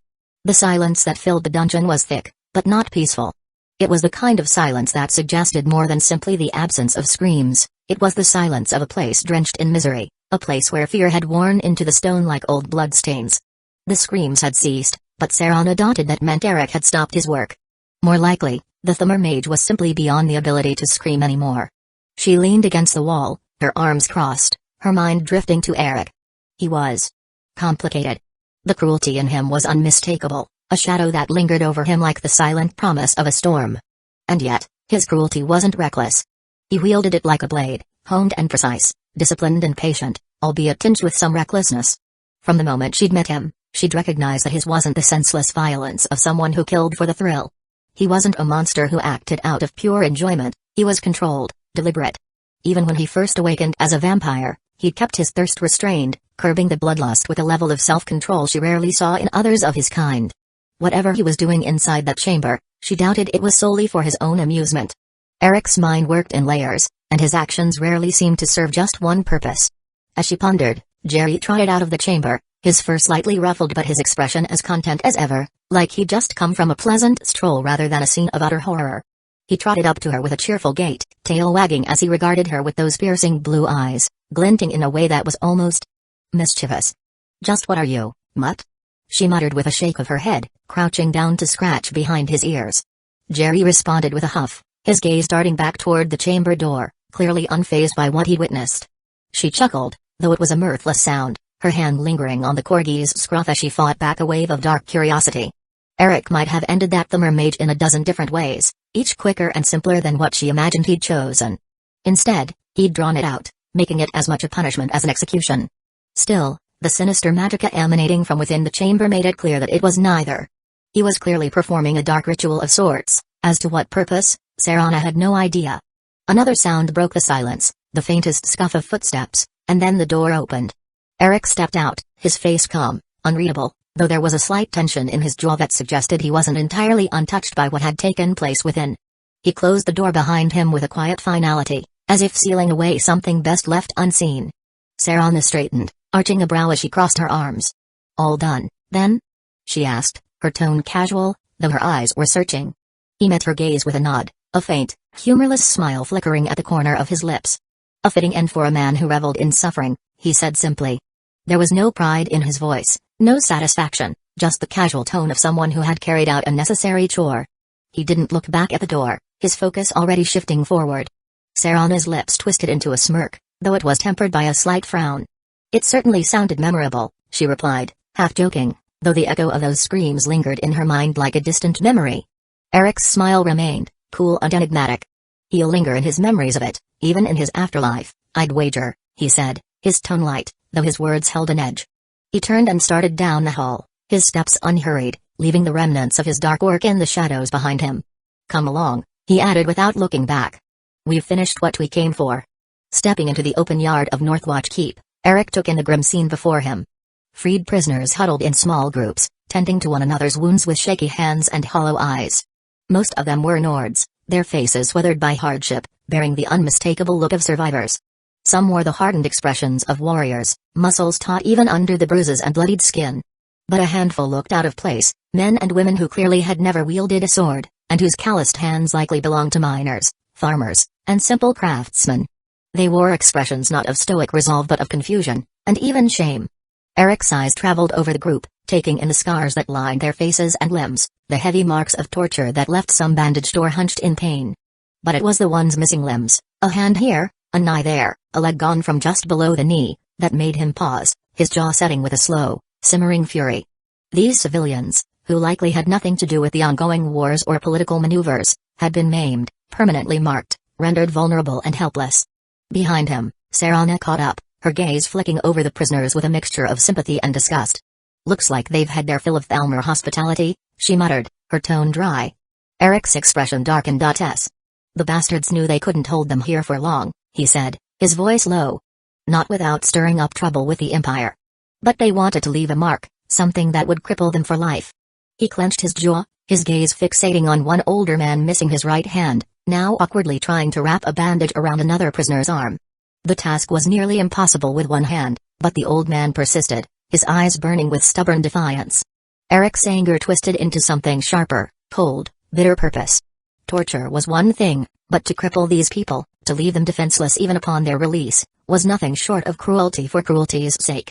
Beside him, Jerry whined, his ears flattening as he sniffed the air, sensing Eric's simmering anger. The corgi paced slightly, never straying far but alert, his hackles raised as if he too understood the wrongs inflicted here. Eric looked down at the corgi, his gaze softening for a brief moment before he turned back to Serana. If there was ever a sliver of doubt about what I did to that warden, he said quietly, this would have burned it away. The Thummer couldn't destroy the Empire through war, so they resorted to dismantling it, piece by piece. Serana's mouth pressed into a thin line, her gaze hardening. The Thummer aren't just waging a war on soldiers, she said softly, almost to herself. Maiming one or two fishermen and farmers might not make a big impact, but if they've been doing this for a long time, and on a larger scale. A few yards away, Caden emerged from the crowd, his face pale but resolute. He joined them, casting a quick look at the prisoners he had helped free, many of whom gave him nods of gratitude. He met Eric's gaze, his expression grim. They're ready to move out, he reported, his voice steady despite the recent horrors he'd witnessed. But a lot of them won't make it far on their own. Especially if the Thalmers sniff us out and give chase. Eric's gaze turned cold as he scanned the prisoners before settling his gaze back at Caden. There's no need to worry. The Thummer won't have the leisure to chase after these people. I'll give them something else to worry about. Chapter 48, Masks and Theatrics. Number 48. Serana watched Caden and a line of weary prisoners slowly fade into the distant snowy horizon, a thin shiver of movement against the bleakness of the landscape. When their silhouettes finally vanished from view, she turned to Eric with a raised eyebrow, arms crossed against the cold. Well, that didn't take long, she remarked dryly. The righteous anger you were burning with just disappeared the moment they left, didn't it? Eric chuckled, a low, mirthless sound that floated into the stillness. Anger is a mask, one that I shed as easily as this, he replied, reaching up and lifting Ragged's ancient mask from his face. Beneath it, his expression was calm, composed, almost indifferent. Serana noted the unsettling detachment in his gaze and tilted her head, studying him. So, that was all for show? She asked, her tone curious rather than surprised. Eric shrugged, his eyes drifting over the empty, snowbound courtyard. I haven't truly felt anger in a long time. Maybe I feel irritation now and then, at foolishness or unfounded arrogance. But anger, fear, they're relics of a different life. He glanced down at Ragged's mask in his hand, his fingers tracing the deep grooves carved by time. It's a mask, one among many that I must wear to appear more human than I am. He paused, the silence stretching between them. He didn't elaborate on how he'd become this way, but Serana could tell there was more to it than he let on. Ever since the failed ritual that had left him with Eric Deathsong's memories, thousands of years of life condensed into one mind, his emotions seemed dulled, certain things almost muted within him. Fear, anger, even joy. They were present, but distant, as if experienced through glass. Eric's eyes, pale and intense, met Serana's, and a faint smile curved his lips. Caden saw the power I could wield, the ruthlessness, the cruelty, he said softly. But power alone doesn't lead. It intimidates, it frightens, but it doesn't inspire. He needed to see something different today. My anger, not for myself, but for others. My strength, not just as a weapon, but as a shield. He glanced toward the distant horizon, where Caden and the prisoners were now no more than shadows in memory.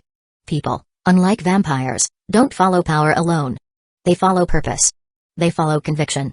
Caden. He's no different. Serana raised an eyebrow, intrigued by the turn of his thoughts.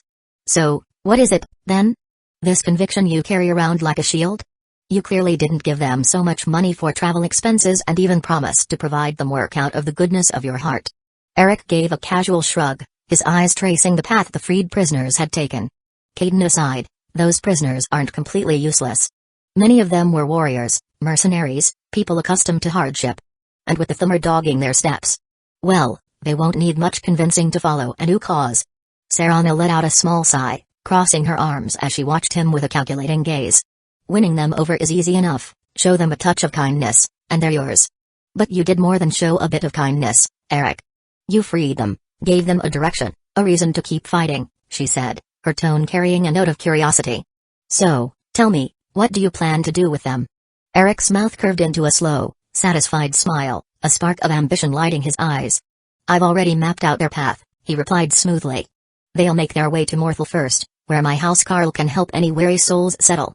They've had enough bloodshed, no need to force them into more of it if they don't wish to fight. Serana raised an eyebrow, both intrigued and a little skeptical. And for those who do still wish to fight? Eric's smile widened, a flicker of calculation sharpening his gaze. They'll go to Riffin. I own a significant stake in the mines there. My gold will fund a new beginning for them, a mercenary company led by Caden himself. He let the words hang, letting Serana consider the implications. They'll build their strength under his command, growing in number and experience. And when I call on them, they'll answer. Serana studied him, her expression neutral yet observant. So, it's not just power you're after, she murmured. It's a foundation, a network. Eric nodded, clearly pleased she understood his intentions. Precisely. Riffin's in need of structure, something more disciplined than the chaotic cutthroats running loose. With Caden leading them, the mercenaries will gain purpose and unity, serving as both shield and sword for my aims. She arched an eyebrow. You've certainly thought this through. I suppose that also includes restoring your ancestral fort. The one you told me about? Indeed, he replied, a glint of anticipation in his eye. My clan's old stronghold, Snowhawk Fort, is still standing, though barely. It needs more than skeletons if I'm to turn it into a true stronghold of power and influence. Once it's restored, it will be a source of wealth. And it will be home to those of the prisoners who are weary of fighting. She observed him in silence for a long moment, her curiosity mingled with a faint trace of admiration. And Caden? What did he make of all this? Generosity? Eric chuckled softly. Caden's wary of me, of course. But he's also grateful. He sees what I've done for the prisoners, and while he may question my motives, he knows I'm giving them, and him, a chance they never would have had otherwise. Serana's brow furrowed as she looked out over the snow-dusted yard, observing Eric's meticulous planning with a wary skepticism. It seems you've accounted for almost everything, she murmured, but what about the Thalmor? They're not ones to simply forget their prisoners, much less allow Caden and the others to walk away so easily. They'll be hunted. A sly grin tugged at the corner of Eric's mouth. He chuckled darkly, casting her an amused look. Ah, that's the easiest part, he replied. Just watch. With a snap of his fingers, a host of figures appeared out of the shadows, summoned to his side as if answering an ancient call. Searcher, the towering flaming skeleton, Hellrat, the Death Knight, and a line of 20 skeletal warriors emerged, each of them kneeling in unison before him, their ghastly forms exuding an eerie aura that shimmered against the snow. Eric snapped his fingers again, and in a flash of dark energy, a mound of items materialized beside him. Potent alchemical ingredients, glowing sprigs of deathbell, crimson nirnroot, black soul gems, scattered at his feet, alongside skulls from all manner of beasts and men, some cracked and others still bearing traces of flesh. Get to work, he commanded, his tone authoritative yet cool, while mentally sending a series of instructions to his undead servants. At once, the skeletons began to move, their hollow eye sockets flaring with faint magical embers as they took to their tasks with mechanical precision. Serana, intrigued but still puzzled, crossed her arms and raised a brow. What exactly is all this about? Eric waved a dismissive hand, his eyes gleaming with something darkly gleeful. Just be patient, and you'll see.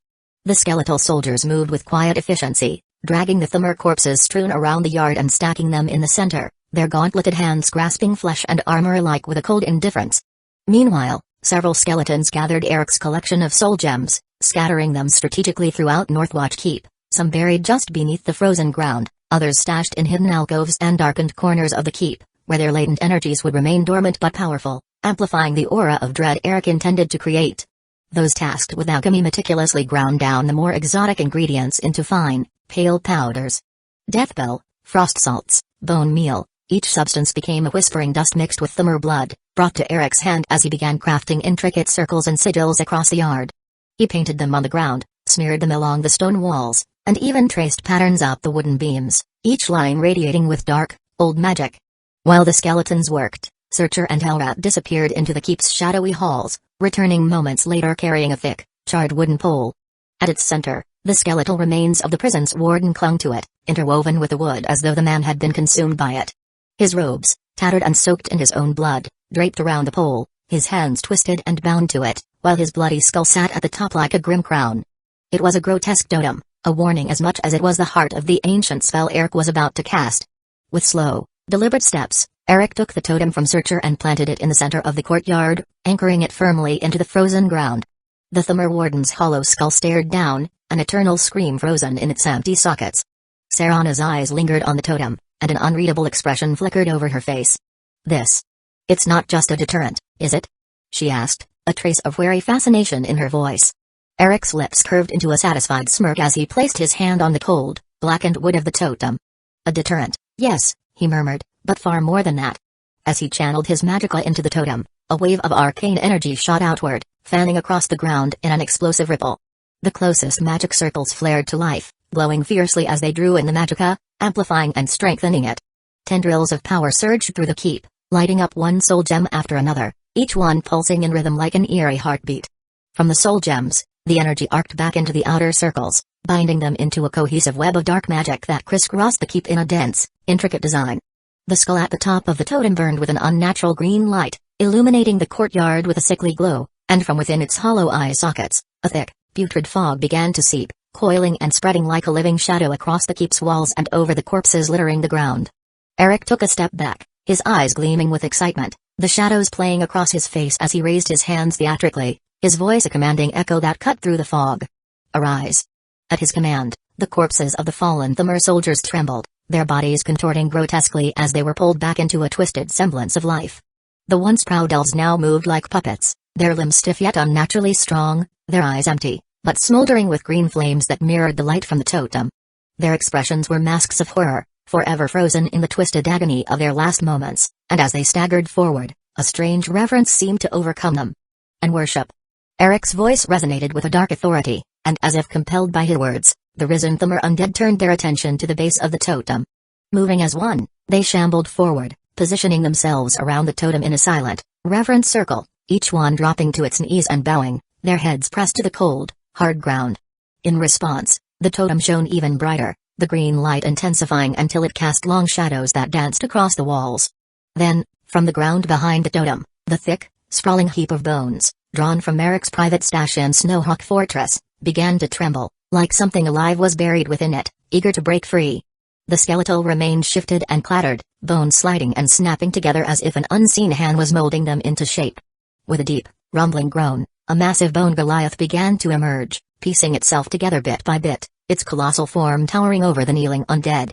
Its skull bore a jagged crack, and its eye sockets glowed with the same unsettling green light, giving it a twisted, predatory intelligence. Its spine and limbs were reinforced with overlapping layers of ribs and femurs, forming a crude yet menacing armor. Once fully assembled, it loomed over the courtyard, a grotesque behemoth of skeletal power, its hollow gaze sweeping across the landscape. And then another Goliath rose, and a third, each one larger than the last, a legion of titanic sentinels bound to Eric's will. They moved into position, standing guard over the totem, a wall of unbreakable bone and enchanted stone. Serana watched with a strange mixture of horror and fascination as the eerie display unfolded. She couldn't deny the raw power of Eric's magic, but even to someone as accustomed to the dark arts as she, the spectacle was chilling. "What are you building here?" she finally asked, her voice barely above a whisper, as though fearing to disturb the reverent silence that had fallen over the undead. Eric let out a slow, measured breath, his gaze fixed on the flickering lights that cast an eerie glow over his creations, animating them with an almost grotesque semblance of life. "A bastion," he murmured, his tone reverent yet edged with a chilling satisfaction. "A roaring bonfire that will lure the Thalmor like moths, each one drawn to the flames of their undoing." He extended a hand toward the prostrating undead and the towering bone Goliaths, the spectral fires in their hollow eyes mirroring his own dark intentions. His voice dropped to a near whisper, yet it carried through the silent ranks with a weight that even the dead seemed to heed. "Their wings will burn," he intoned, his words like a spell, low and fervent, "and yet they will not stop, relentless, driven by the shame of defeat and their own arrogance. They will throw themselves into the flames until they, too, are turned into fuel for my flames." Eric's eyes gleamed as he looked over his growing army, his jaw set with the fierce satisfaction of a conqueror who had laid claim to death itself. "This keep will be a place where the arrogance of the elves meets the patience of the dead," he said, a dark smile playing at the corners of his mouth. "They will find no redemption of honor here no matter how they seek it. Only despair." Chapter 49, Valkahar number 49. The boat rocked gently over the dark waves of the Sea of Ghosts, a chill breeze whipping through the air as Eric and Serana journeyed towards the distant shore. Eric sat at one end, lazily watching the horizon, while Jerry lounged across from him, her nose buried in an old tome. Two undead skeletons, their empty eye sockets fixed forward, rowed with rhythmic precision, propelling the boat forward in eerie silence. Eric broke the quiet with a low hum, his voice rolling into song. There once was a hero named Ragnar the Red. He sang, his tone light-hearted as he gazed past Serana. He came riding to Whiterun from Ole Rorikstead. Serana, sitting quietly, wore a faraway look, her expression a mixture of contemplation and unease. Noticing, Eric raised an eyebrow and paused his singing. "What's on your mind?" he asked. She sighed, meeting his gaze. "I keep thinking about that totem you left in Northwatch Keep. I've seen plenty of dark magic, but never anything quite like that." Eric tilted his head, surprised by her hesitation. "Why didn't you ask about it sooner?" Serana rolled her eyes, giving him a knowing look. "You were too absorbed with your grand performance. There wasn't exactly a chance for questions afterward." A grin broke across his face. "You know what they say, theatrics are the spice of life." He gave an exaggerated shrug, then added, "But since you asked, the totem is my own creation. It combines ancient rites from the Reach witches and rituals I've pieced together from old Iliad texts. Their clans were once masters of certain evocative spells when they ruled parts of Black Marsh." Her eyes narrowed as she studied him. "You've done your research when it comes to necromancy. I think you and my mother might have gotten along." There was a faint sadness behind her words, a glimmer of something long buried and bittersweet. Eric met her gaze, his expression softening. "She sounds like a fascinating woman. I'd be honored to meet her." A bitter smile tugged at Serana's lips. "I remember her that way. But it's been thousands of years." She looked away, and for a moment, her eyes were distant, haunted by memories neither of them could touch. Eric watched her carefully, but only gave a slight shrug. "Either way, we'll just have to wait and see, won't we?" He trailed off, his gaze shifting past her as he raised a finger towards the horizon. "Looks like we've arrived." Serana turned to look. Just ahead, the silhouette of an ancient watchtower loomed over the water, its crumbling stone walls etched against the gray sky. It stood alone atop a rugged island, rugged cliffs rising up like jagged teeth from the sea. The boat glided smoothly into the shallows, scraping to a halt on the rocky beach as Eric and Serana disembarked. Serana kept Jerry secure in her arms, her gaze fixed on the landscape ahead. Before them, an arched bridge stretched across a narrow chasm, flanked by foreboding gargoyles on either side, their faces locked in eternal snarls. Beyond the bridge loomed a dark, imposing castle, its blackened stone walls veiled in a shroud of mist that clung like cobwebs to its ancient turrets. The sight of it stirred something deep within her, though her face remained mostly unreadable. Serana let out a faint, weary sigh. "Here it is. Home sweet castle," she muttered, her voice touched with a hint of resignation. Eric's gaze swept over the ominous structure, and he couldn't help but raise an eyebrow in admiration. "I thought this place would be grand." He gestured broadly, taking in the jagged towers and misted battlements. "This is something else entirely, albeit a bit time-worn. The fact that you were too modest when you described it didn't help either." She rolled her eyes, a faint smirk tugging at her lips. "I didn't want you thinking I was one of those," she replied, a bit self-consciously. "You know, women who sit idly in their castles all day." She paused, looking down. "Honestly, this place never really felt like me. It might sound strange, but I hope you can believe that." Eric chuckled, giving her a reassuring grin. "For what it's worth, I think it's impressive. Dramatic, even. But I suppose a place like this would cast quite a shadow." Serana shook her head, letting out a short, humorless laugh. "Shadow is one way to put it." She turned to face the bridge. "It's something, all right." They crossed the bridge slowly, their footsteps echoing against the stone. The mist seemed to thicken around them, swirling ominously as they neared the castle gates. Ahead stood an iron drawgate, its bars ancient and rusted, held in place by a sturdy wooden frame. Behind it, an elderly man sat hunched in a high-backed chair, casting a scornful look in Eric's direction, his lips curling in irritation. "Begone, stranger." The old man barked, his voice thin but filled with a surprising intensity. "You're not welcome here." Eric said nothing, merely turning to Serana with an amused look, raising an eyebrow as if to ask, "Do you know this cranky gatekeeper?" Serana shook her head, just as puzzled as he was. But then, the man's gaze shifted, his eyes squinting as he looked closer at her face. His expression transformed instantly, the impatience and disdain melted away, replaced by stunned recognition. His thin lips broke into a wide, toothy smile, and his eyes sparkled with excitement. He scrambled to his feet, pointing towards her. "Lady Serana!" he cried out in a wavering voice. "Lady Serana has returned. Open the gate." The cry echoed through the mist, and from somewhere within the castle, chains rattled as mechanisms creaked into motion. Slowly, the iron gate began to lift, groaning as though it hadn't moved in centuries. Eric raised an eyebrow, smirking as he turned to Serana. "Quite the warm welcome," he said, drawing out his words theatrically before giving her a deep, exaggerated bow. "After you, your highness." Serana shot him a withering look, though a faint smile hinted at the edges of her lips. "Oh, stop it, you," she muttered with a sigh. She took a breath, her expression turning more serious as she glanced at the imposing gate now fully raised before them. "Listen, before we go in." Eric's expression softened, and he tilted his head slightly. "You all right?" he asked, his voice low and genuine. Serana hesitated, as if weighing her words carefully, before nodding. "I am. I think so." Her voice was steady, but her eyes reflected a deep conflict. "And thank you for everything, for getting me this far. But once we're inside, I'm going to need to go my own way for a bit. There's a lot wrapped up in this place," she said, her gaze drifting toward the darkened doorway ahead. "Things I haven't dealt with in a long time.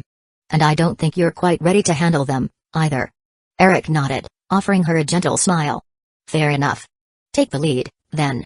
With a nod of appreciation, Serana placed Jerry gently on the ground, and the wolf padded along beside her as she stepped forward.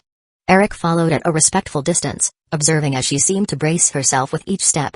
They entered through a narrow stone hallway that led to a grand balcony overlooking a massive dining hall below. The room was vast and dimly lit, an eerie warmth emanating from the torches that lined the walls and the massive iron chandelier suspended overhead. Rich red carpets lined the hall in 3 columns, stretching the length of the room. 2 long tables were arranged horizontally in the center, laden with jewel goblets, gleaming silverware, and bottles of dark wine. Among the table settings were well-dressed human thralls, some seated, others lying atop the tables as if part of the morbid decor. Eric's gaze took in the fancifully dressed vampires lounging at the tables, their pale faces cast in shadow, expressions of detached amusement or indifference on each. They drank casually from goblets, some glancing up as Serana descended the staircase with Eric a step behind her.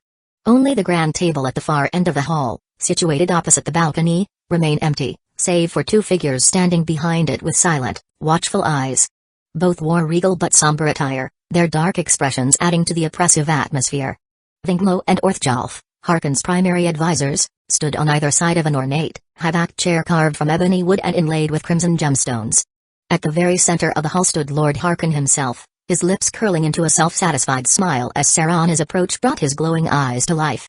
Dressed in royal vampire armor adorned with intricate, darkly beautiful patterns, he looked every bit the monarch he fancied himself to be. His gaze flickered briefly to Eric, his smile momentarily tightening before it returned to Serana with possessive pride. Harkon's voice cut through the silence like a blade, smooth yet carrying an unmistakable authority. "My daughter. At long last, you have returned." He took a slow, deliberate step forward, his piercing gaze never leaving her face as his expression turned steely. "I trust you have brought my Elder Scroll?"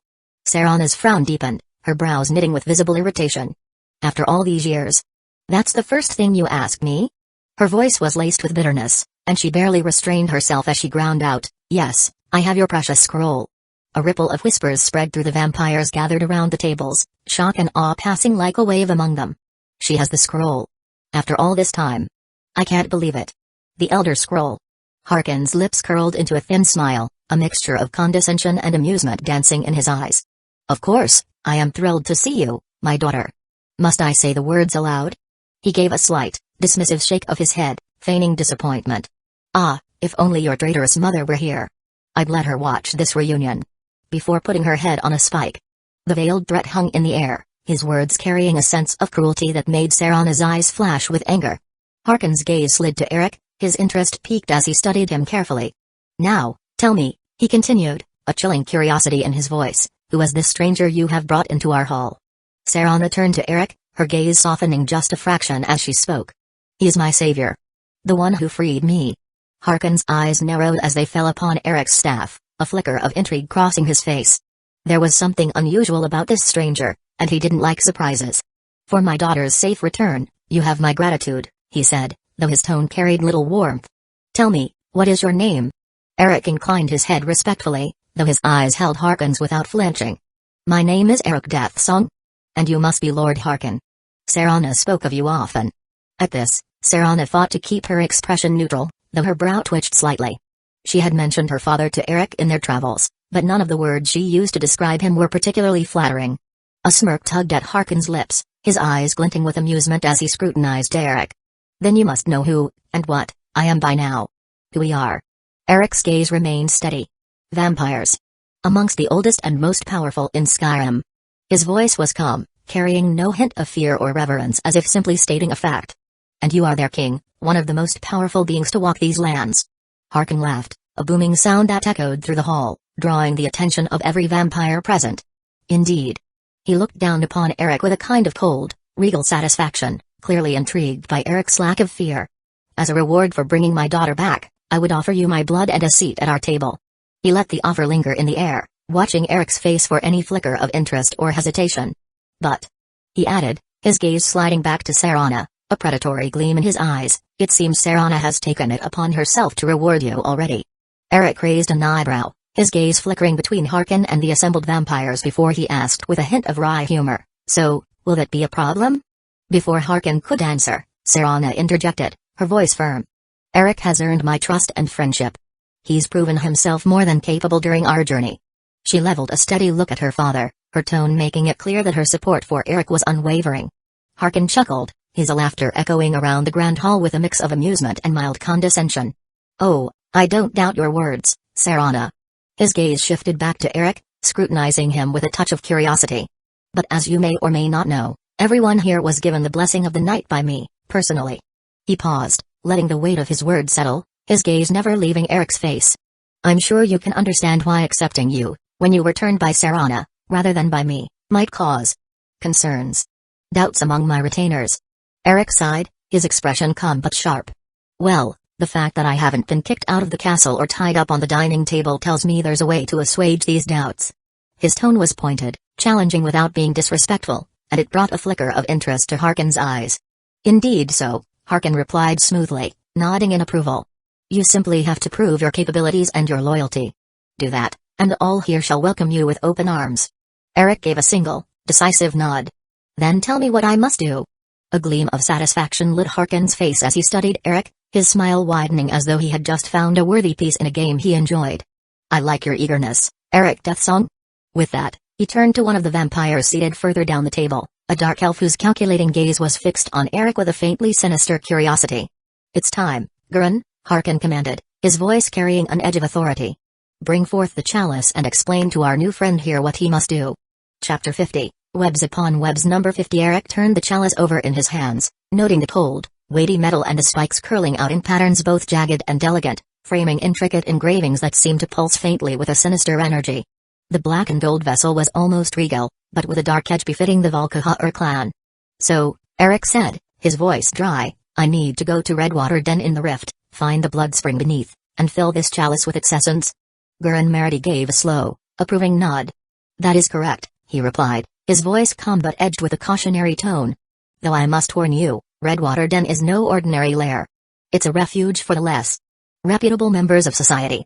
Skooma fiends, feral vampires, and other dregs of mortal and immortal alike. You may find the company there unpleasant. Eric allowed himself a half-smile. That's quite all right. I think I can manage a few feral vampires and skooma-addled vagrants. The edges of Gurren's mouth lifted slightly as if he too found amusement in Eric's confidence. Your resolve is admirable. But remember, the den is a dangerous place, and many who enter it do not return. He paused, letting the warning sink in before adding, Our Lord expects only the strongest to succeed. Eric's brow lifted in mild surprise. How soon do you expect me to finish this task? Gurren's eyes narrowed thoughtfully. There is some time. We won't require the blessing for 5, perhaps 6 months. He folded his arms, a flicker of intrigue crossing his face. Now that Serana has returned with the scroll, our Lord is eager to set his plan into motion. Of course, certain considerations must be met before the stage is fully prepared. Eric felt a smile tug at the corner of his mouth, though he kept his expression neutral. Of course, Harkin would need time. Even though it was something that could be done in a few in-game days in the game. The memories he had of the game storyline came to the fore, and Eric quickly analyzed how different the real experience would be. In the game, he mused, the Dragonborn's initiation with the Bloodstone Chalice was a swift affair. Harkin personally taught them the intricacies of vampiric power, including the Vampire Lord form. Filling the chalice was only the beginning, and upon returning, Harkon would declare he'd been spreading rumors of an Elder Scroll appearing in Skyrim to lure Moth Priest to their doorstep. But Eric knew that would hardly be so possible in reality.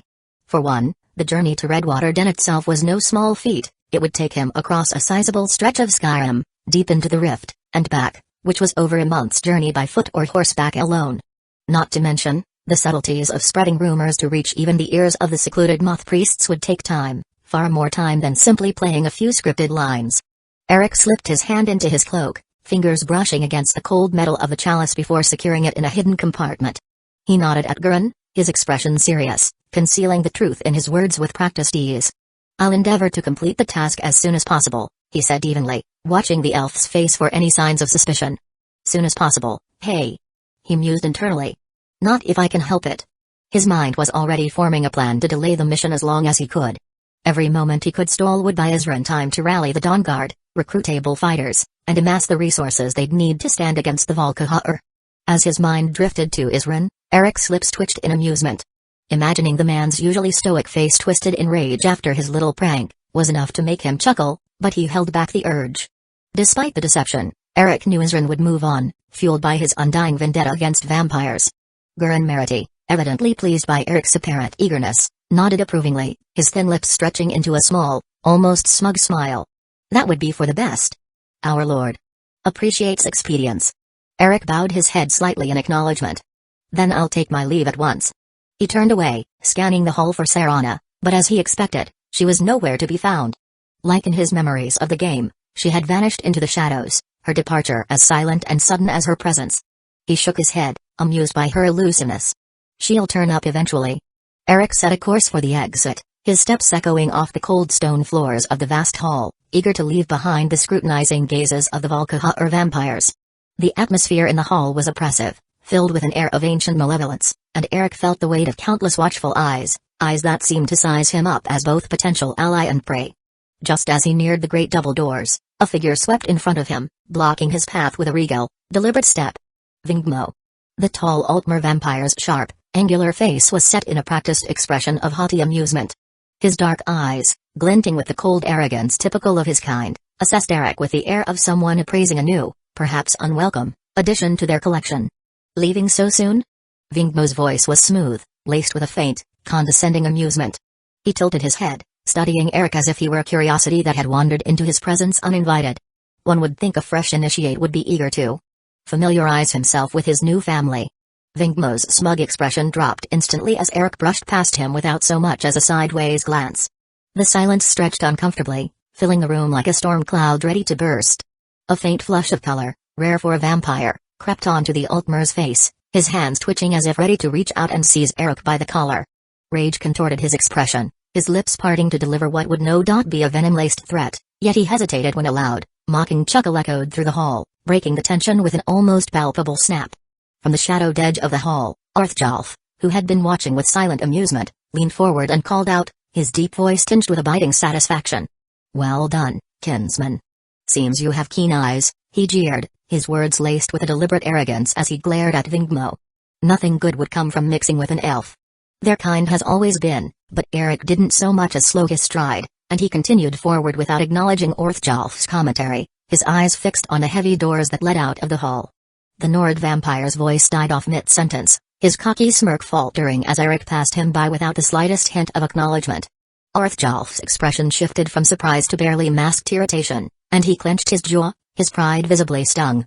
Around them, chuckles and whispers echoed through the hall like leaves rustling in a windstorm, a mixture of surprise, amusement, and barely hidden malice. From one corner, a young vampire muttered to his companion, "Did you see Vingmo's face? Like a frostbite spider caught in sunlight. He treats them both like gnats." Another snickered, "Not even worth swatting. Perhaps we have a wolf in our midst. Or a fool." But no one looked more pleased than Gurren Merity himself, the dark elf vampire who stood a few feet away, his face shadowed with an expression that could only be described as satisfied indifference. Watching the petty jabs and bruised egos of the court held little allure for him. He served Lord Harkon, and whoever ruled this castle was of little consequence to him so long as he kept his position. Yet, in this moment, he couldn't help but admire Eric's boldness in handling the situation. To move through Castle Volkihar with such calm disregard for these so-called primary advisors. Gurren's lips curved into the faintest hint of a smile. He's either foolish or very powerful. Either way, I ought to keep an eye on him. Meanwhile, Vingmo and Orthjalf seethed, their rage palpable as their smug exteriors crumbled, replaced by a raw irritation at being brushed off like nothing more than dust on Eric's cloak. They exchanged a brief look, a silent pact forming in the glint of their eyes. Their bruised egos demanded satisfaction, and the new vampire who had shown them such disdain would not be easily forgotten. But Eric barely noticed, his gaze fixed on the grand doors that loomed ahead. Behind him, his loyal companion Jerry trotted dutifully, the Krogi's blue eyes glinting with their own knowing disdain as he occasionally glanced back at the vampires with a look that was unmistakably challenging. The hound's presence at Eric's side made an impression all its own, a small ordinary creature among vampires, yet disdain was apparent in Jerry's narrowed gaze as he eyed those around him. He seemed even more arrogant than Vingmo, Orthjalf, and even Eric himself. The whispers faded as Eric reached the doors, pushing them open and stepping out into the cold night air with an unbothered calm. The dead man's drink had a subdued warmth that seemed almost out of place in the bleak, mist-laden town of Falkreath.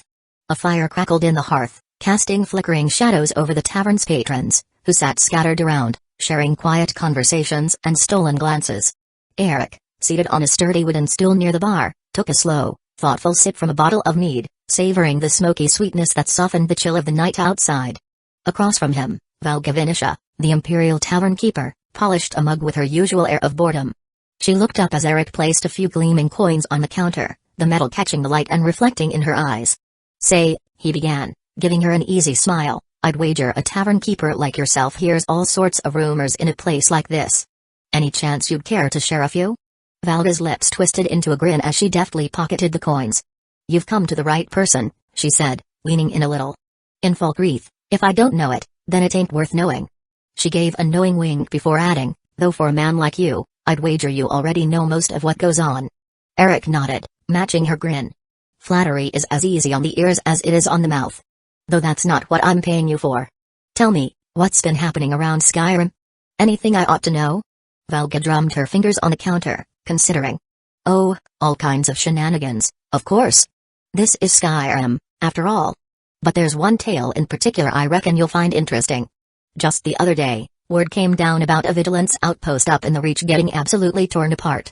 Eric raised an eyebrow, keeping his expression neutral though his interest had been piqued.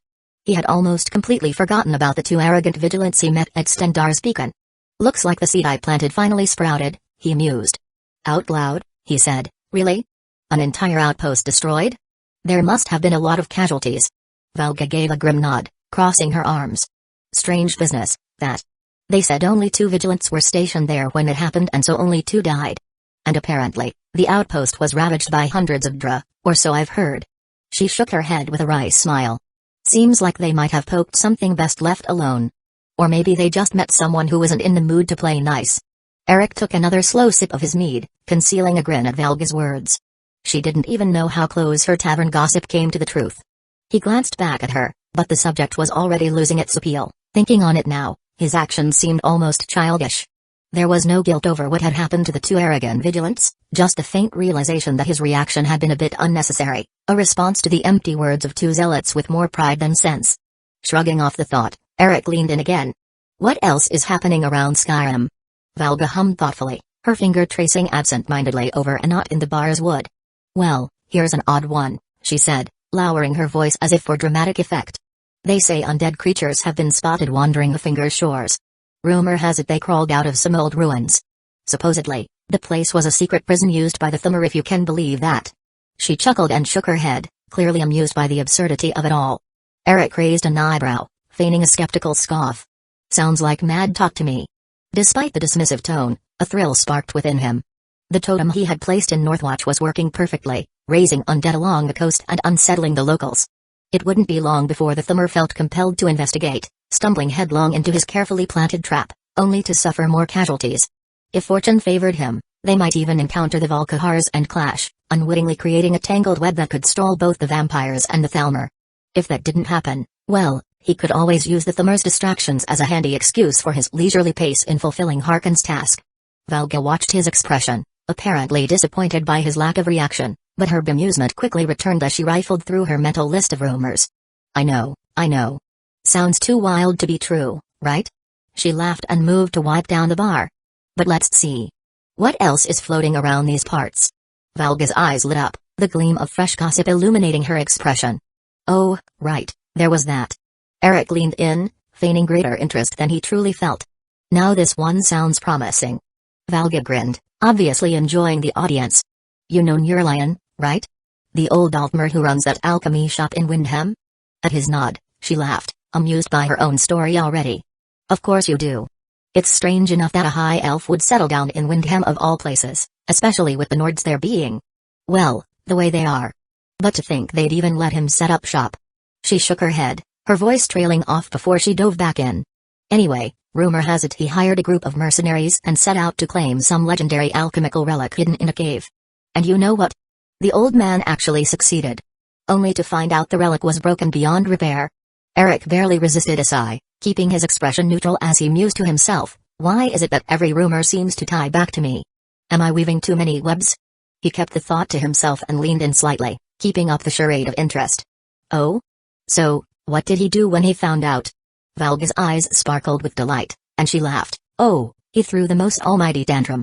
Stormed around like a raging bear, then ended up paying the mercenaries. Wait for it. A measly 5 septims. Can you believe it? Just 5 coins, when there were more than 20 of them. If his apprentice hadn't came to their aid and paid them something fairer, the old grouch would have been torn limb from limb. Eric let out a laugh, shaking his head. Sounds just like him. I've crossed paths with Nurlion before, and his temper's a thing to behold. Valga sighed, a wistful look settling over her face.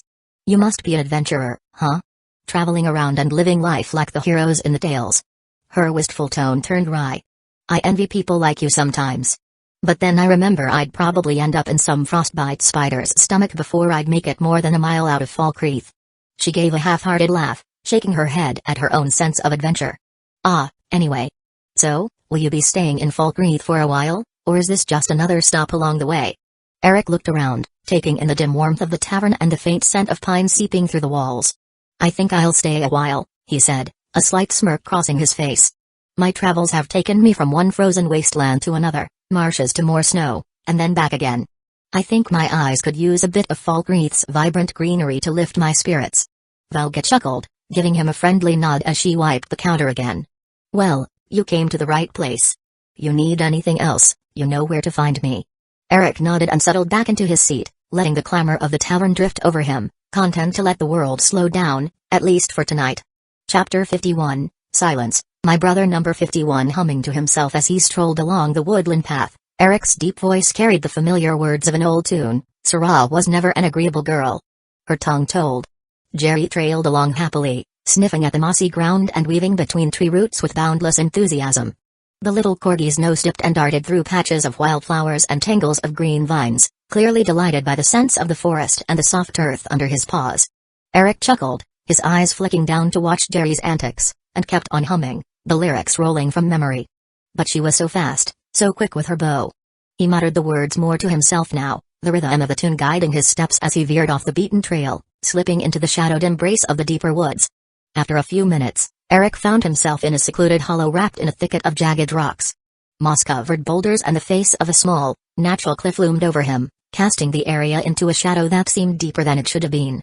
It was an unremarkable place at first glance, just a lonely clearing with a gnarled old tree and a small, still pool of water nestled among the stones. To anyone passing by, it would have seemed like an unassuming nook of nature. But Eric knew better, there was something hidden here, something that no ordinary traveler would notice. With a knowing grin, he stepped toward a particular spot among the rocks, his eyes catching on the faint outline of a dark door obscured within the cliff's face. It was well concealed, nearly swallowed by the shadows and rock formations around it. The door was stark, adorned only with the engraved image of a pale skull. There was no handle, no keyhole, nothing that would indicate it was even a door at all, just the smooth, carved face staring out from the stone, as if it were a mural painted to blend in with the cliffside. He reached out, pressing his hand against the cold stone. The skull's hollow eyes began to glow with a faint, eerie light, illuminating the shadows as if they held secrets of their own. A low, hoarse voice reverberated from within the stone, almost like the whisper of the wind in a crypt. What is the music? Of life?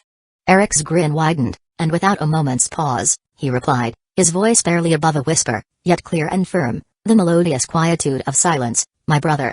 A heavy silence hung in the air, as if the forest itself held its breath. Then, slowly, the glow in the skull's eye sockets dimmed, and the same low voice echoed once more, "Welcome home." With a quiet chuckle, Eric watched as the outline of the door began to shimmer, the rock seeming to ripple like water before fading away entirely to reveal an open passage. He glanced back at Jerry, who tilted his head, giving the dark entrance an intrigued sniff before trotting in ahead of him.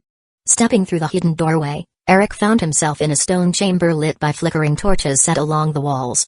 The air carried a faint scent of incense mixed with damp stone, reminiscent of the many Nordic crypts he'd explored across Skyrim. Yet, this place was different. It was meticulously clean, the floors swept and the walls devoid of any cobwebs or dust, a stark contrast to the ancient tombs he'd seen, where decay was as common as drag. To his left, a modest alcove with a single wooden bench sat neatly tucked against the wall, perhaps a spot for meditation or quiet waiting. Ahead, a narrow stone staircase descended into deeper, hidden corridors.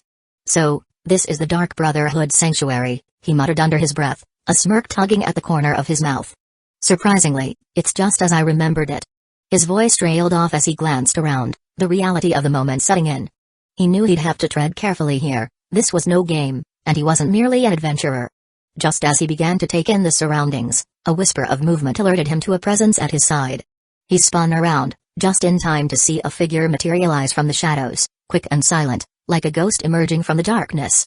The figure was a woman, dressed in dark red leather armor, her face mostly obscured by a cowl and a muffler. Only her sharp, focused eyes gleamed through the shadows, watching him with cold, lethal intent. In one swift motion, she raised a curved dagger, the dark blade glinting as she lunged at him, a deadly blur aimed straight for his throat. Instinct took over. Eric's eyes widened, but his hand shot out, a surge of magicka flowing through him as he cast a telekinesis spell. The spell took hold, freezing her mid-lunge, and her body hung suspended in the air, caught inches from her intended target. She glared at him, her eyes narrowed, unyielding in the face of his magic. "Well, that's one way to say hello," he murmured, a smirk tugging at his lips. The woman showed no sign of backing down. Instead, she twisted her arm just enough to reach into her belt, withdrawing 3 small, glinting throwing knives. With a sharp flick of her wrist, she hurled them toward him, her hand moving with a deadly precision. But Eric was faster. With a jerk of his wrist, he sent her flying sideways into the stone wall. The impact echoed through the chamber as she hit the wall with a dull thud, her knives clattering harmlessly to the ground. Before she could gather herself, Eric lifted his other hand, and in an instant, a staff appeared in his grasp, its tip glowing faintly with a paralyzing enchantment. He pointed it at her, releasing a pulse of magic that surged forward and struck her like a silent command. Her body stiffened, the paralysis spell taking hold, leaving her unable to move.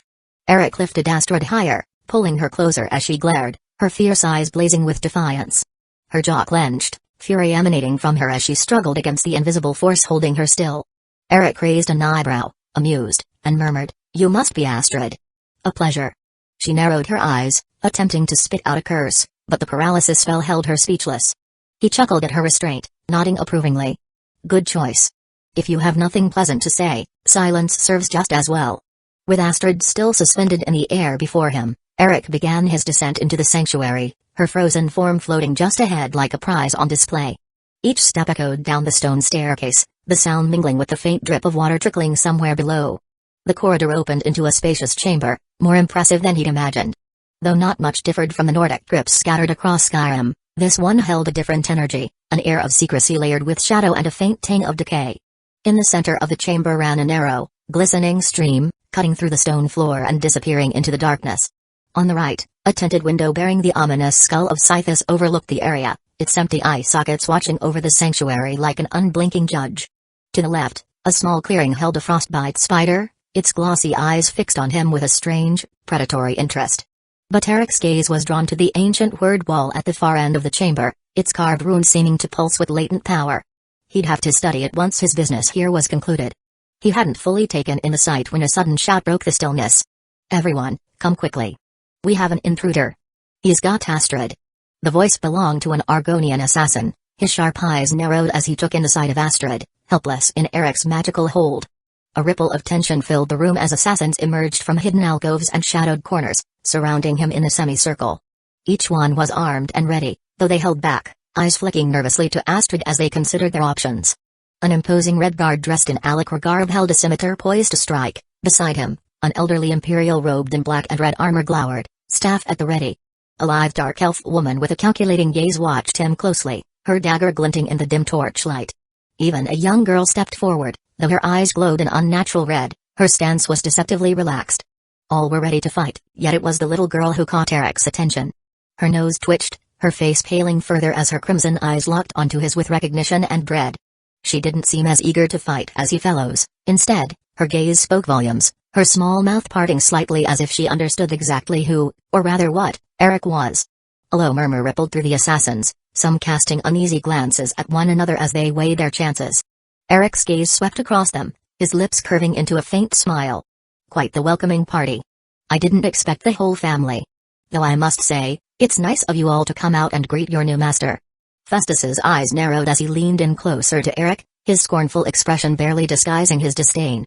What in oblivion are you blubbering, boy? He sneered, his voice dripping with contempt. We only serve scythes here, so unless you want me to turn you upside down with my magic, I suggest, before Festus could finish, a fierce voice cut through his tirade. No one has time for your long-winded speeches, Festus, growled the Nord standing nearby. The man stepped forward, his glare fixed on Eric, and his tone held an edge that was unmistakably personal. You. Release my wife at once, or I will make you suffer. Eric turned his gaze to the Nord, his eyes gleaming with a mixture of curiosity and amusement. He could sense the man's barely contained rage, his scent touched with the unmistakable musk of a beast. With a smirk, he tilted his head. Ah, you must be Arnjaurn, he mused, his tone condescending. I heard you were kicked out of the companions some time ago. His eyes swept up and down Arnjaurn dismissively. Tell me, how exactly do you plan to make me suffer? A vein pulsed in Arnjaurn's forehead as his fury escalated. His teeth bared, his eyes darkening as he let out a menacing growl. Without a word, dark fur erupted along his arms and neck, his body contorting and stretching as he began his transformation into a werewolf. Wait. Don't. Babette's small voice rang out in alarm, her pale face even whiter than before as she took a step back. But her warning came too late. Arnjaurn, fully transformed, lunged toward Eric, his claws extended, his eyes blood red with rage. Eric's smirk only widened at the sight. I suppose an example is due for others to fall in line. He snapped his fingers, and instantly, two towering figures materialized by his side, Hellrat and Searcher, their skeletal forms towering over everyone present. Behind them, 10 more skeleton warriors emerged, their soulless eyes flickering with a spectral light. With eerie coordination, Hellrat and Searcher moved as one, each grabbing one of Arnjaurn's muscled, fur-covered arms and slamming him to the ground. Arnjaurn snarled and writhed, his claws scraping against the stone floor, but the skeletons held him firmly in place, their grip unyielding. Eric's gaze bore down on Arnjaurn, his smirk sharpened with mocking disdain as he said, You're not remotely as capable as you believe yourself to be, little pup. He lifted his hand, and flames flickered to life, casting a fiery glow that danced ominously across his face. Perhaps you should consider your own standing before you threaten your betters. The flicker of murderous intent in Eric's eyes wasn't lost on the gathered assassins. Weapons tensed in their hands, and they began shifting forward, everyone, that is, except Babette, whose small form remained unmoving, her crimson gaze fixed on Eric with an unsettling clarity. As they prepared to act, a sudden clattering of bones filled the chamber. Eric's skeleton warriors emerged from the shadows, one stepping forward with a sword raised, the blade's tip grazing Astrid's neck as a wordless warning. The others spread out, skeletal hands ready to defend Eric's position, cutting off any possible movement. Arnjaurn's snarl turned to a pained roar as Eric unleashed his spell. Flames leapt from his hand, wrapping around Arnjaurn, consuming him in a blaze that turned his fury to anguished cries. The others watched, frozen in horror, as the fire reduced Arnjaurn's body to ash, his thrashing form illuminated in grim detail until the flames faded to silence. Eric's satisfied gaze lingered on the assassins as he said, Now that we've established what happens to insolent fools, let's move on to business. Eric's eyes scanned them with a chilling calm, settling briefly on Babette, whose face paled at his faint smirk. A shiver ran down her spine, her stillness betraying that she alone seemed to grasp the full depth of Eric's threat. He continued, From now on, you do as I say, and you do it to the letter. Otherwise, you die. His tone grew softer, yet somehow more lethal. Excruciatingly. The assassins exchanged wary glances, a subtle undercurrent of defiance simmering beneath the fear. But none of them dared step forward. It was Nazir who finally broke the silence, his dark eyes narrowed in cautious suspicion. I don't know how you found this place, he began slowly, or what it is that you truly want, but there's an order to these things. His gaze flicked around, searching for any support among his brothers and sisters before looking back at Eric. We follow the 5 tenets. We have our pride and tradition to follow. You can't just waltz in and demand obedience. Eric met Nazir's challenging stare with a chuckle, a sound as cold and cutting as the northern winds. "Oh, please," he scoffed, his voice dripping with mockery. "You don't have the Night Mother, nor a listener. The Dark Brotherhood's days of glory are long gone." He let his gaze drift lazily around the chamber, taking in the faces of the remaining assassins, shadows of the Brotherhood's former strength. "This is the last sanctuary of a once feared order," he continued, his words carrying the weight of finality. "And you're nothing more than common cutthroats, scavenging through the ashes. You take on petty contracts, barely worth the price of a dagger, for vagrants and jealous lovers. It's pathetic." Silence settled heavily over the sanctuary as Eric's words hung in the air, harsh and damning. Nazir's face hardened, but he remained silent, his jaw clenched as he weighed his response. None dared to move, each assassin visibly grappling with the bitter truth Eric had laid bare. Chapter 52, Blood Number 52. Eric leaned back with a smirk as he looked around the room, taking in the wary, suspicious stares of the Dark Brotherhood's assassins. Their faces ranged from shock to guarded resentment, and Eric relished every tense second. "Now that we've established the stick, it's time for the carrot," he thought, suppressing the smug amusement curling at his lips. Clearing his throat, he said in a rich, commanding voice, "There's no need to despair. After all, I'm here now." Gabriella, a lithe Dunmer with piercing red eyes, sneered and gestured toward the burnt body of Arnjorn and the bound Astrid. Her voice laced with sarcasm, she asked, "And what more could you possibly do for us?" Eric's chuckle echoed through the sanctuary, low and mocking. "What can't I do?" he countered, his voice dripping with confidence. "For one, I can elevate the Brotherhood. As it stands, Maven Blackbriar is the only big fish who considers you worth even the barest bit of her time, and let's be honest, she barely lifts a finger for you as it is." His eyes swept over them with a challenging glint. "And that's because, right now, you're little more than dregs that would amount to nothing more than a nuisance to the true powers of Skyrim." Nazir, standing just to the side, felt a chill run down his spine. The way this stranger knew their names, their sanctuary, and their alliances, it was unsettling. This man wasn't a lost traveler or a luckless wanderer who stumbled into their lair. No, this Eric had purposefully walked through their doors. Nazir's fists clenched, and he couldn't keep the suspicion from his voice as he asked, "And how, exactly, do you plan to elevate us?" Eric's grin widened, and he raised a brow, folding his arms in a gesture that suggested he'd been waiting for this question. "Through connections, of course. Maven Blackbriar is already my business partner. If I vouched for you, she'd not only give you more business but would be willing to introduce you to others of her ilk, the true big fish of Skyrim's underworld." A wave of murmurs rippled through the assassins at his words. Eric's eyes glinted as he continued, "But it doesn't end there. Connections are only half the equation. You'd need the skills and discipline to handle the sort of jobs these new alliances would bring. As you are now. Let's just say you'd need some improvement." Eric's gaze drifted to Babette, the ancient vampire in a child's body, who had been watching the exchange with a mixture of skepticism and fascination. He gave her a slow, meaningful nod, one that promised far more than he said aloud. She shivered, her eyes widening slightly, as if she understood the potential Eric was hinting at. The ancient hunger in her gaze met Eric's own, a flicker of excitement mingling with the darkness. Turning back to Nazir, Eric spoke with an air of finality. "But we'll get to that in due time. For now, just know that I'm not here to bury the Brotherhood. I'm here to raise it." His eyes scanned each assassin, resting on their uncertain faces. "And each of you has a choice. You can stay as you are, treading water, or you can follow me into the depths and emerge stronger, more dangerous, and truly feared." A tense silence settled over the sanctuary as Eric's words sank in. The tension in the room was palpable, and each assassin stood frozen, their eyes shifting between Eric and Astrid's now lifeless form on the floor. The dim torchlight cast flickering shadows over the room, giving the entire scene a twisted, surreal edge. It was Festus who finally broke the silence with a dry, almost sardonic sigh, muttering, "I'm too old for this." His gaze shifted to Eric, scrutinizing him carefully before adding, "If you can deliver on what you promised, I, for one, am willing to follow you. But you need to convince Astrid first.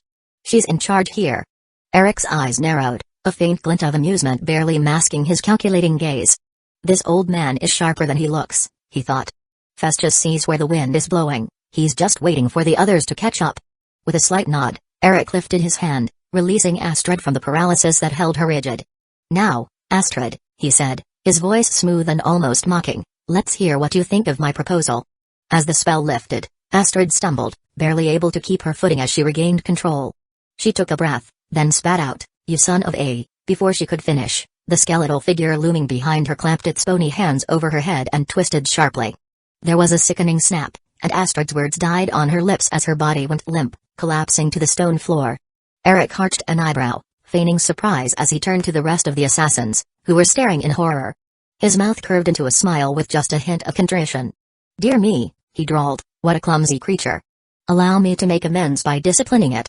He stepped forward, placing a hand on the skeleton's ribcage and, with a firm pulse of magic, shattered the skeleton into a heap of lifeless, bleached bones.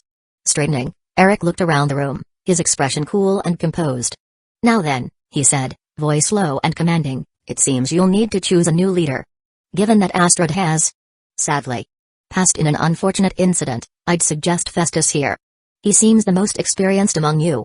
The assassins exchanged glances, their initial shock slowly giving way to a tense acceptance. Festus exhaled slowly, a faint glint of satisfaction in his eyes. He saw a chance to rise to a rank befitting of his age and experience and took it. Still, he needed to maintain appearances. "You ask too much from an old man like me," he grumbled, his voice carrying the heavy weight of reluctant acceptance. "But if no one else is willing to step up?" His gaze swept the room, a silent dare to the others. "I suppose I can bear the burden." Nazir gave a resigned sigh, glancing warily at Eric.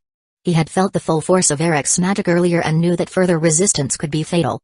"Festus has been with us a long time," he muttered, his voice thick with reluctant acceptance. "I'd say he's earned his place here."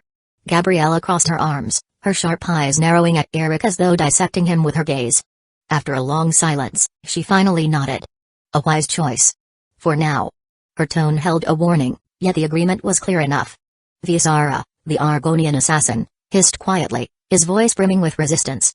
"If we're talking about age and experience," he said, shooting a skeptical glance at Festus, "then Babette is more suitable." At this, Eric turned to Babette, a wry grin curving his lips. "And what do you think of this, child?" He placed deliberate emphasis on the last word, knowing full well what he implied. He wasn't mocking her. Despite her age, the word, child, came naturally to him as he addressed her. Despite her small stature and youthful appearance, Babette had lived centuries, her experience etched in her sharp gaze. Babette's calculating eyes met his, and though she usually wore a mask of faint innocence, and sometimes arrogance, something deeper flickered in her gaze. She understood what he was, not only in strength but in the timeless power he radiated. Her senses screamed at her that Eric was a fellow vampire, one far older, and more powerful than her. Her very nature would not allow her to oppose him, and so she obliged. The seconds stretched as she held his gaze, and then, with a faint smile, she shook her head.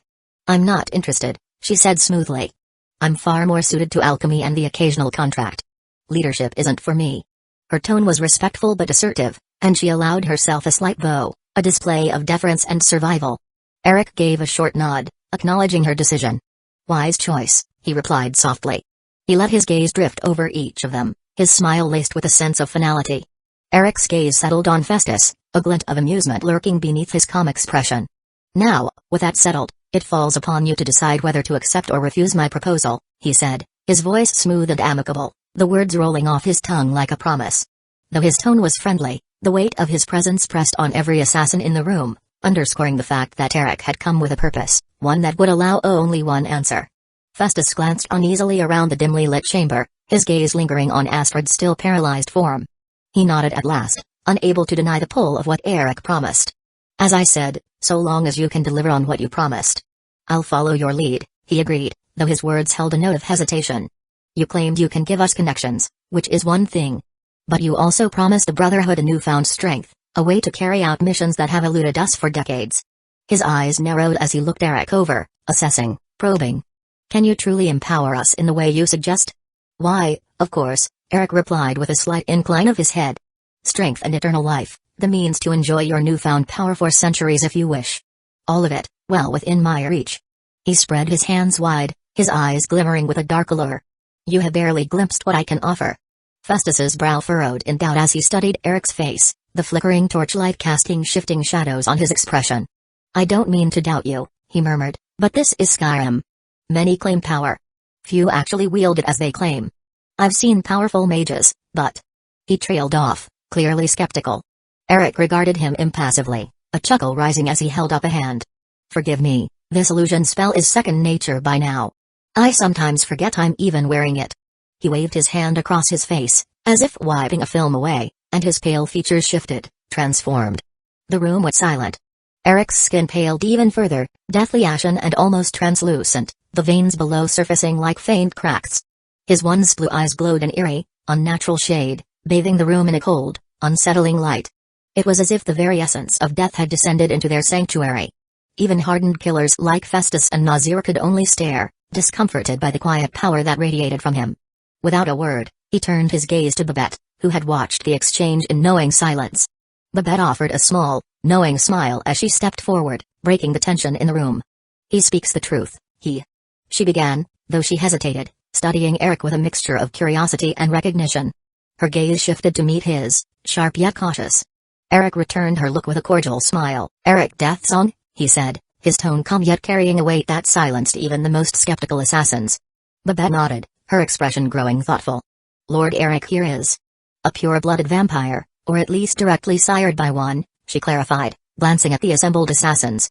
Her gaze returned to Eric, her eyes narrowing slightly as she noted his confident posture, the way he called over one of the skeletons with a flick of his hand, making it kneel before he casually perched on its back as if it were a throne. "What's more, I'd wager he belongs to one of the ancient clans. The Valkahar, perhaps?" She tilted her head, clearly testing the waters. Eric chuckled, giving a slow, deliberate clap. "Very perceptive, child," he said, his tone filled with amusement. "Your eyes are as sharp as your fangs." He inclined his head. "I was embraced by none other than Lady Serana herself, daughter of Cold Arbor. I am the only one of her direct line, at that." This revelation sent murmurs through the group, as the gravity of Eric's lineage sank in. Babette's gaze flickered with a newfound respect, though she maintained her calm demeanor. Eric continued, his voice soft yet commanding. "I can imagine some among you have considered the gift Babette carries, with all its powers and drawbacks, the sun, the feral hunger. But I offer a different legacy, one of purity." At this, Eric's gaze swept over the gathered assassins, his eyes calculating, noting those whose interest was piqued. "No offense, Babette," he added, a faint smile tugging at his lips, "but the thinness of your line's blood places it in the lower rungs of any vampire coven." Babette merely shrugged, unbothered, as if used to hearing the limitations of her bloodline. "None taken, Lord Eric." "I know my place," she replied, though her smile hinted at ambition. Still, the promise of greater strength and any relief from the sun's curse, well, that is enticing. "All in due time," Eric said smoothly, his gaze shifting to the assembled assassins. "For those willing, the power I offer is unmatched. You will gain speed and strength beyond what you've known, rivaling any vampire you encounter. Your skill in illusion, necromancy, and blood magic will deepen, and the sun will be a mere inconvenience." He smiled darkly, his voice a low, inviting murmur. Then again, what true assassin would need to stalk their prey in broad daylight? Eric's words hung in the air, as potent as any spell, and in that moment, he knew he had them, these assassins, these agents of darkness. Their loyalty could be his, bound by the allure of the power he wielded and the promises only he could fulfill. Chapter 53, Plans Number 53. As Babette and Nazir tested their newly acquired vampiric strength in a playful yet skillful spar, Eric barely noticed, his attention fixed solely on the ancient stone wall before him. Carved in the graceful, angular script of the dragon tongue, the words etched across the wall stirred memories from long ago. It read, "Noble Nords, remember these words of the Whorefather, to kill in glorious war is to honor oneself, to die in glorious war is to honor all of Skyrim." Eric's eyebrow lifted as he read the words again, a faint smirk tugging at the corners of his mouth. The Whorefather, a figure as ancient and enigmatic as Skyrim's tallest peaks. Stories of him had echoed across the centuries, becoming little more than myth and shadowed whispers, yet his philosophies were woven into Nordic history and lore. Even the old Eric, a necromancer steeped in secrets, had studied the Whorefather's words, finding in them a strange source of purpose. "Pray not for peace, for such is the wish of the weak and cowardly." The old Derek had clung to those words. They fed his ambition and justified the conflicts he'd sown across the land. After all, the soul harvests and necromantic arts demanded strife, sacrifice, and the constant cycle of death. To him, the Whorefather's teachings validated his own vision, painting his pursuit of souls not as villainy but as a contribution to the grand order. He had convinced himself that he wasn't simply taking, he was shaping Skyrim's destiny. Eventually, he realized the hypocrisy in it, and he stopped justifying his horrid actions altogether, not that it stopped him from committing even more villainous acts, but that in itself was considered a great deal of growth. At least, he was no longer a hypocrite, or so the old Eric told himself. Now, though, Eric found it almost ironic. Those philosophies that had once driven the old Eric to justify bloodshed now felt foreign and faintly hollow. That past self had reveled in the Whorefather's lessons, twisting them to suit his own dark ideals, while the man Eric was now simply marveled at how fate had looped him back here. Gabriella's sharp voice pulled Eric out of his thoughts, her tone laced with irritation and a touch of exasperation. "Your mutt, my lord. He's..." she muttered under her breath, eyes narrowing as she watched him. Her eyes, now faintly glowing crimson, fixed on him with a mixture of disgust and disdain. She jerked her head to the side, and Eric followed her gaze, frowning as he saw the scene she was referring to. Jerry, his corgi companion, was eagerly gnawing on the charred leg of Arnbjorn's still smoldering corpse, his werewolf form frozen in death. "That dog," Eric said with a mix of amusement and reproach, extending a hand. With a flick of his fingers, he cast a telekinesis spell, lifting Jerry and floating him into his arms. "That's a valuable specimen," he scolded, patting the corgi's head despite his rebuke. "I'll find you something more fitting to chew on later." Jerry let out a low, disappointed whine, his ears drooping as he gazed longingly at the half-eaten limb. Seeing this, Gabriella raised an eyebrow, a flicker of distaste crossing her face, though she remained silent. She had never been fond of Astrid or her followers, least of all Arnbjorn, who had followed her commands with a loyalty bordering on obsession. Astrid had shattered nearly every one of the Brotherhood's 5 tenets in her time as leader, but still, they had been her family, for what little it had meant. Yet here Eric stood, treating their remains as if they were nothing more than fodder for his pet. "Go on, Jerry," Eric muttered, setting the corgi down and shooing him off. With a disappointed huff, Jerry trotted away, shooting one last wistful glance over his shoulder before disappearing into the shadows. Eric then turned his attention back to the corpses of Astrid and Arnbjorn. With a faint smirk, he knelt beside them, slicing his thumb to let a few drops of his blood fall onto the ground. He began drawing a ritual circle around their bodies, each line and curve traced with precision. The crimson markings shimmered as he finished the intricate design, a faint pulse of energy radiating from the circle. With a snap of his fingers, Astrid and Arnbjorn's bodies disappeared, vanishing from the sanctuary entirely and reappearing far away in Snowhawk Fortress, deep in the heart of Morthal. Eric straightened, brushing his hands off, satisfied with his handiwork. Gabriella, who had been watching in silence, finally spoke, her voice laced with curiosity and a slight edge. "If I may ask, what exactly do you intend to do with their bodies?" Her gaze was sharp, searching his face for any hint of his plans. Eric's smile widened as he looked at Astrid, his amusement darkening with a predatory gleam. "I've always wanted to study the anatomy of a werewolf," he began, voice smooth but laced with a cold edge. "But it's proven challenging. Those feral ones have a tendency to flee at the mere sight of me, instincts driving them to survive above all else." He sighed, almost wistfully. "The civilized ones, though. They tend to band together, and frankly, it isn't worth my time or effort to obliterate an entire pack just to satisfy a passing curiosity." He leaned closer to Astrid, his tone sharpening. "As for Astrid, there are countless ways a necromancer like myself could make use of the body of a talented assassin. I'm sure you can imagine," he finished, his chuckle echoing in the stone hall, sending a chill through even the darkest corners of the sanctuary. Gabriella watched him intently, emotions warring in her gaze. She'd felt the allure of Eric's promises, the tantalizing vision he'd painted for the Brotherhood, a rebirth of power, of legacy. The transformation he had offered had been enticing beyond words, turning each of them into vampires of rare and potent bloodlines. Yet, watching him now, a sliver of doubt crept in. Eric's ruthlessness, his detached cruelty, made Astrid seem almost virtuous by comparison. Gabriella sighed, her voice tinged with uncertainty as she spoke. "My lord, of course. I understand your intent, but..." She hesitated, considering her words carefully. "If we had refused your offer, would we have also?" Eric laughed, a sound both dismissive and chilling, his amusement making it clear that her question was naive. "But you didn't. And that's all that matters, isn't it?" His tone softened, almost patronizing as he reached out, patting her shoulder with a mock gentleness. "Let's not linger on such dark hypotheticals. You should know that I intend to cherish each of you, especially you." Her breath caught as he stepped closer, his voice lowering to an intimate murmur. "Your blood has blossomed into something extraordinary since you received my gift. I'm pleased with what I see, Gabriella." He removed his hand from her shoulder, the faintest glimmer of approval lingering in his expression. "Soon, I plan to introduce you all to Lady Serana.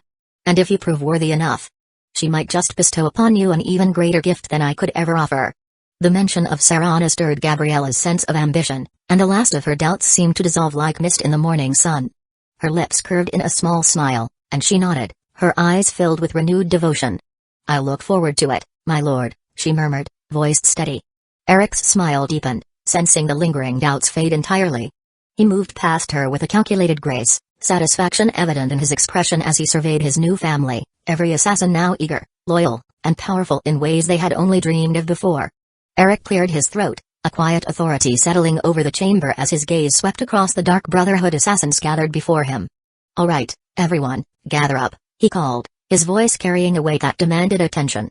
Nazir, who had been leaning against the wall sharpening his dagger, straightened with a wary curiosity. Babette paused mid-sip from her flask, crimson eyes narrowing as she studied Eric. Festus, the grizzled Imperial with his usual skeptical frown, couldn't help but inch closer, his gaze darting between Eric and Vizira, who was the most dissatisfied with the change of leadership. Once the circle had formed, Eric reached into his cloak and drew out a sealed letter, its edges embossed with the crest of the Blackbriar family. He held it up between two fingers. "This letter is addressed to Maven Blackbriar. Once you take it to her, she'll know what to do, and she'll direct more business your way." The assassins exchanged looks, eyes darting to the letter with varying degrees of curiosity and apprehension. Some shifted uncomfortably, but their eyes were all drawn to the letter. A realization settled among them: he had written this note before stepping foot into the sanctuary, which meant Eric had walked in without a shred of doubt that he'd gained control of the Brotherhood. The quiet confidence, the casual authority, it all pointed to a man who had already calculated every possible outcome.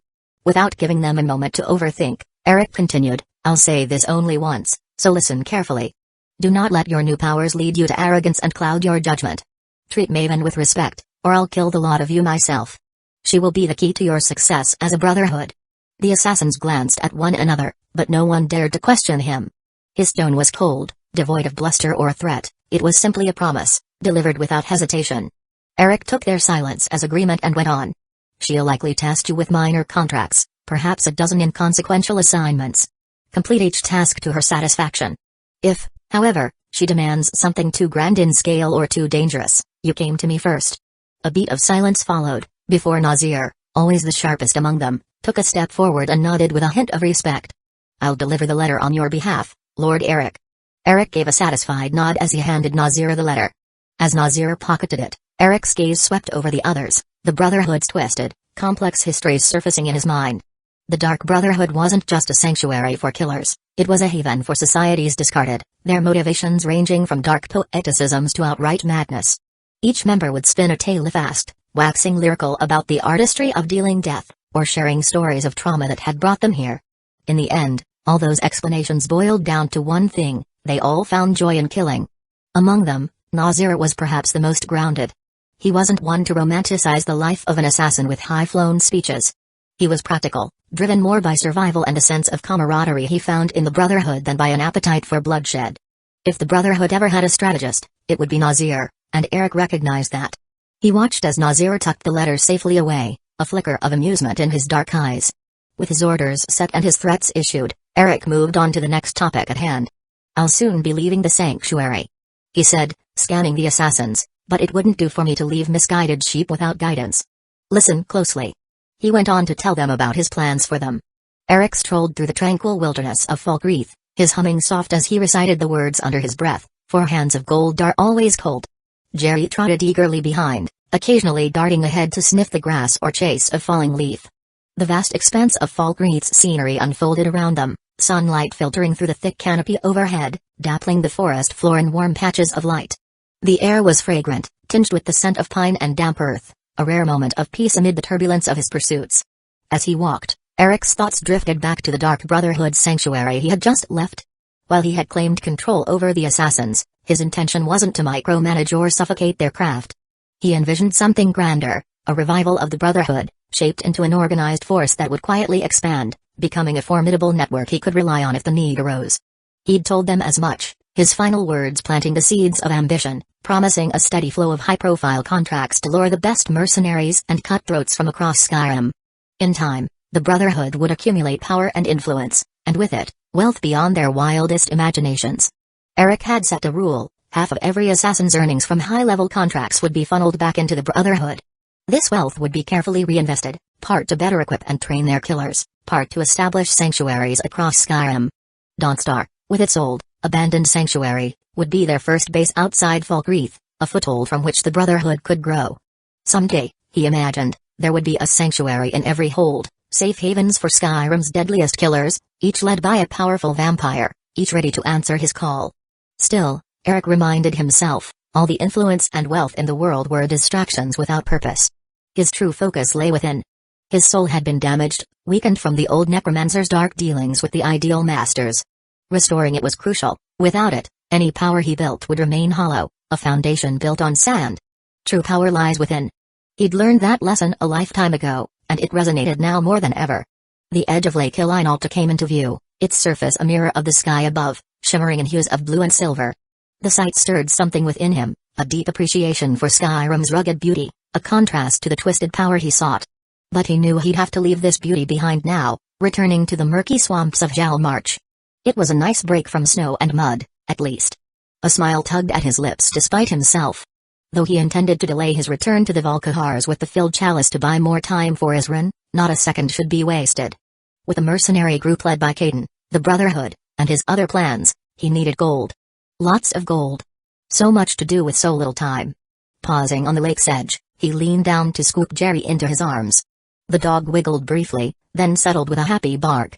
Eric's gaze drifted toward the mountain peaks rising beyond the lake, their snow-capped summits touched by the morning light.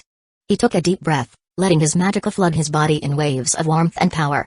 As he concentrated, his feet lifted from the ground, his body ascending until he hovered in the cool morning air, level with the distant mountain tops. He glanced down at Jerry, grinning as the dog let out a surprised yip, his tiny paws paddling in the air. "Shall we, boy?" Chapter 54, where everything started. Number 54. Maven Blackbriar sat alone in her chambers, the flickering light of a single candle casting shadows across the fine mahogany desk piled with contracts, letters, and records. Her brow furrowed as she pored over the latest trade agreements, her quill scratching across parchment as she made calculated amendments. Business was her kingdom, and Riffin's veins pulsed with her influence, but tonight, she was keenly aware of encroaching threats, both seen and unseen. Just as she turned to sign a particularly lucrative shipment agreement, a faint sound at the window caught her ear. Without looking up, she spoke in a low, unimpressed tone. "I trust you have a very good reason to be in my chambers unannounced." Nazir stepped forward, his dark clothing blending seamlessly with the room's shadows. His steps were soundless, his stance calm and unthreatening, but Maven's sharp gaze was already fixed on him, unyielding as steel. She narrowed her eyes. "Nazir, was it?" she said icily, the name dropping from her lips with a hint of disdain. "I'm well aware of your kind and their talents. But even the Dark Brotherhood should know better than to intrude upon my home without invitation." Nazir inclined his head respectfully, showing neither fear nor irritation at her chiding. His voice was smooth, well practiced. "Forgive the intrusion, Lady Blackbriar. I am here at the behest of Eric Deathsong. He sends his regards. And a message." At the mention of Eric's name, Maven's brows lifted, and her posture relaxed slightly, though her eyes were as sharp as ever. She leaned back, one manicured hand smoothing over the papers before her, and gestured for Nazir to continue. "Very well," she replied, her tone softened, though still guarded. "Show me this message." With a practiced motion, Nazir reached into his cloak and produced a folded letter, sealed with Eric's distinctive mark. He held it out respectfully, waiting for her to take it. She regarded him for a moment, then accepted the letter, breaking the seal with deft fingers. As she unfolded the parchment, she noted Eric's familiar, elegant handwriting. Her lips pursed slightly as she began to read. "To Maven Blackbriar," it began.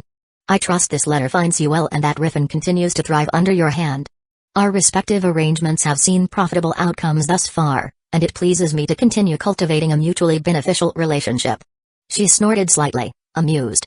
Eric had always had a way with words, never quite revealing the extent of his knowledge or plans. She read on. "I write to inform you of recent developments that may interest you. As of late, I have assumed command of the Dark Brotherhood, a change that has proven advantageous. In addition, the mercenary company currently operating out of Riffin, led by a young man named Caden, is also under my auspices." Maven paused, tapping her finger thoughtfully against the edge of the letter. "So," she thought, "that boy really is one of Eric's." When a mercenary company appeared in the rift, led by a talented young warrior and composed of veteran warriors, Maven was the first to notice and take interest. She went out of her way to financially support the mercenaries in hopes of winning them over, but it didn't take long to discover that she wasn't their only lifeline. After some investigation, Maven discovered that most of their finances were provided by Iona, Eric's housecarl, using a percentage of his earnings from the 4 lost mines to arm and train the mercenary company. She already suspected the mercenaries were Eric's people, so she wasn't surprised by the revelation. Still, she would have never imagined he'd even take over the Dark Brotherhood. She shook her head slowly, a rare look of intrigue crossing her features, and resumed reading.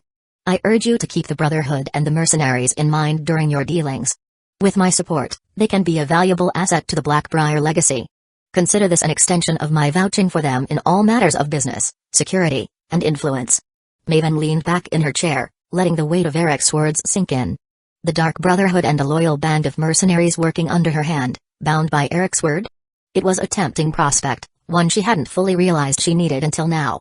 She looked up, her gaze finding Nazir once again. You seem quite at home delivering messages, she noted with a faint smirk. But tell me, Nazir, do you also come with a guarantee? If I am to consider the Brotherhood as Eric's allies, I'll need more than parchment promises. Nazir held her gaze steadily. We serve where we are called, Lady Blackbriar. Lord Eric Deathsong speaks for us now. If he sees value in bolstering your position in Riffin, then that is our purpose, at least for the time being. Maven's lips curved in a calculating smile as she looked back at the letter, reading its closing lines. In the days to come, I intend to accomplish much in Skyrim, and I consider the Blackbriar family as an ally worth fostering. I have no doubt that you will continue to raise your family to the status they rightfully deserve in Riffin and beyond. With your influence and our combined resources, we shall see to it that no one forgets the Blackbriar name. Maven set the letter down, her mind already weaving plans. Eric was bold, too bold, perhaps. But his ambitions seemed aligned with hers, and she knew better than to ignore an ally who had the Brotherhood at his command, not to mention, this was Eric. She had witnessed both his might and financial power with her own eyes. She met Nazir's gaze once more, her eyes gleaming with newfound resolve. Very well, Nazir. Your master's message has been received. Riffin and the Blackbriar family have their priorities, and now they have their allies. If Eric wishes to see his interests grow here, he need only make good on his promises. You can expect to hear from me soon. Nazir bowed slightly, a hint of a smile playing on his lips. Then I'll leave you to your evening, Lady Blackbriar. He stepped back, vanishing into the shadows as smoothly as he had arrived. Left alone in the flickering candlelight, Maven glanced down at Eric's letter again. Her fingers brushed the parchment, the promise of power thrumming through her veins. It was a partnership forged in shadow, but one she had every intention of using to its fullest. Eric landed hard in front of Snowhawk Fortress, dropping Jerry to the ground before his legs gave way, knees digging into the rough earth. He let out a ragged breath, feeling the burn of exertion tingling through his muscles.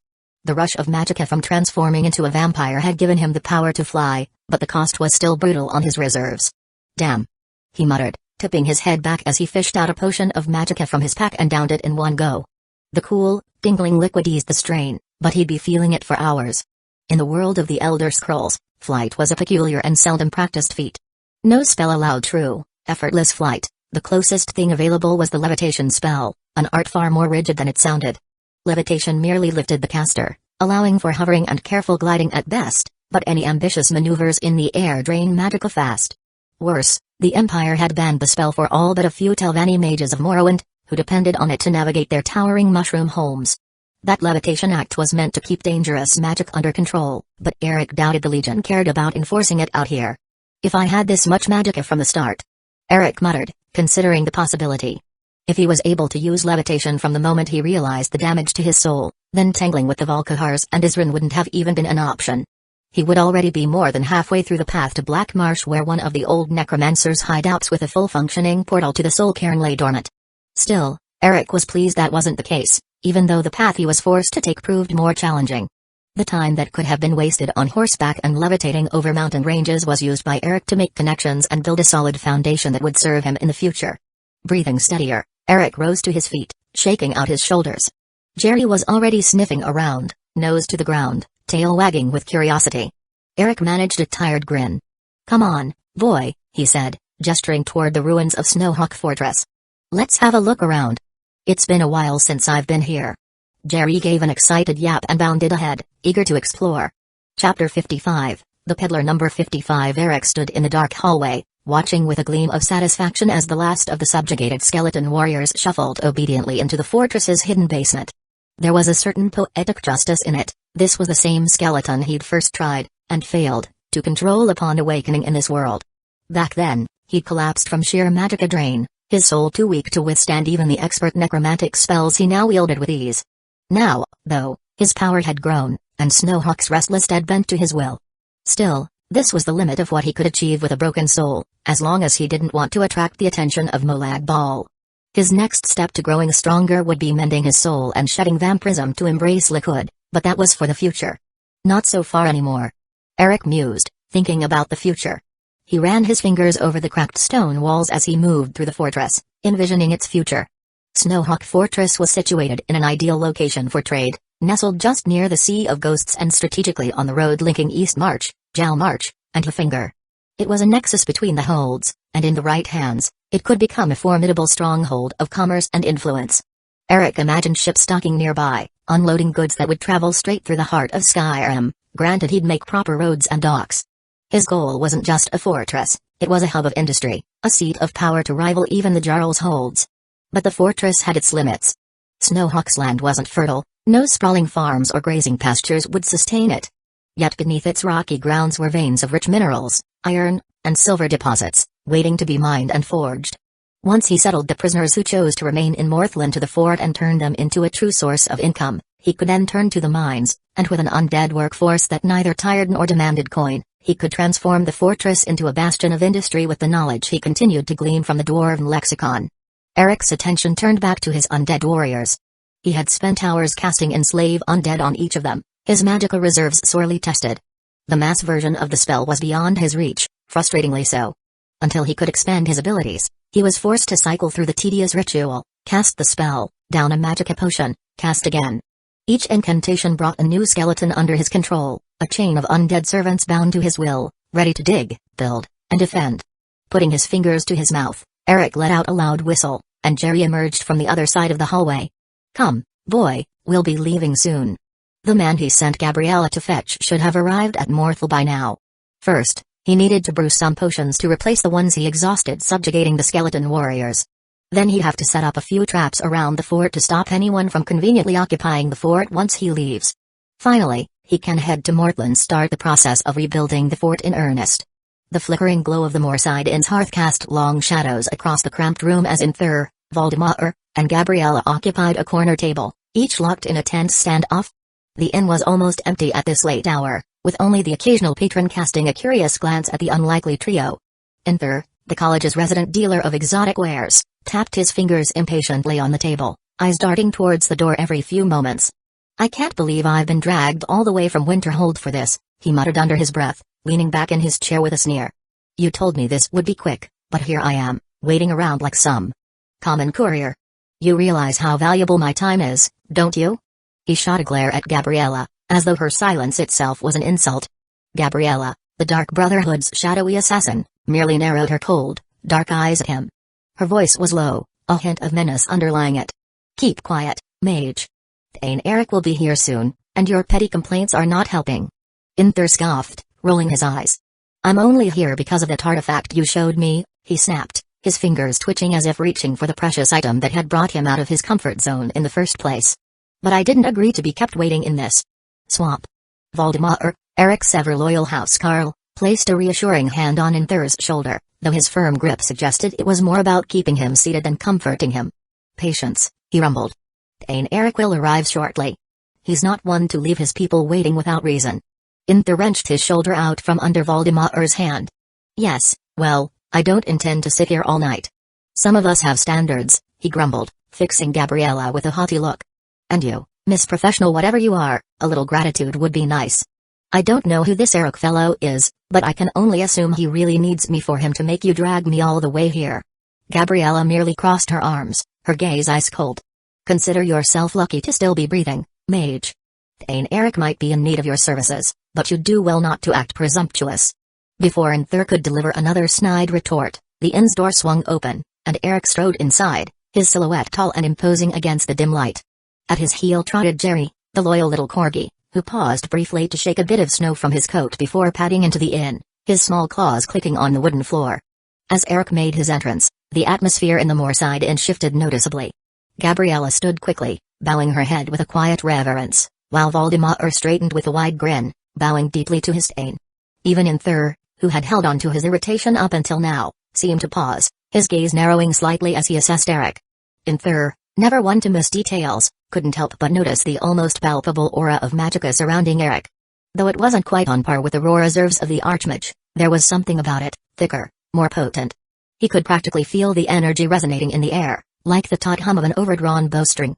Clearing his throat, Inther raised a brow, speaking with his usual mix of respect and sarcasm. "And so, you must be Thane Eric," he said, voice dripping with an edge of both curiosity and skepticism. He cast a sidelong glance at Gabriella and Valdemar, who were still visibly pleased by Eric's arrival. "Those two had quite a lot to say about you, you know, but you certainly kept me waiting." Eric smiled, unfazed. "For that, I apologize," he replied smoothly, his tone calm but carrying an undertone of authority that left little room for further complaints. "I had business to tend to, important, but still no excuse." His gaze lingered briefly on Inther, who quickly straightened under the weight of that look. As Eric approached their table, he gestured to the intricately carved staff Gabriella had brought as a down payment, resting against the wall. "The staff I sent with Gabriella was part of your payment for this arrangement I'd like to discuss, but you may consider it a token of appreciation for the wait," Eric added, his smile easy but calculated. Inther's lips curved into a rare, genuine smile at that.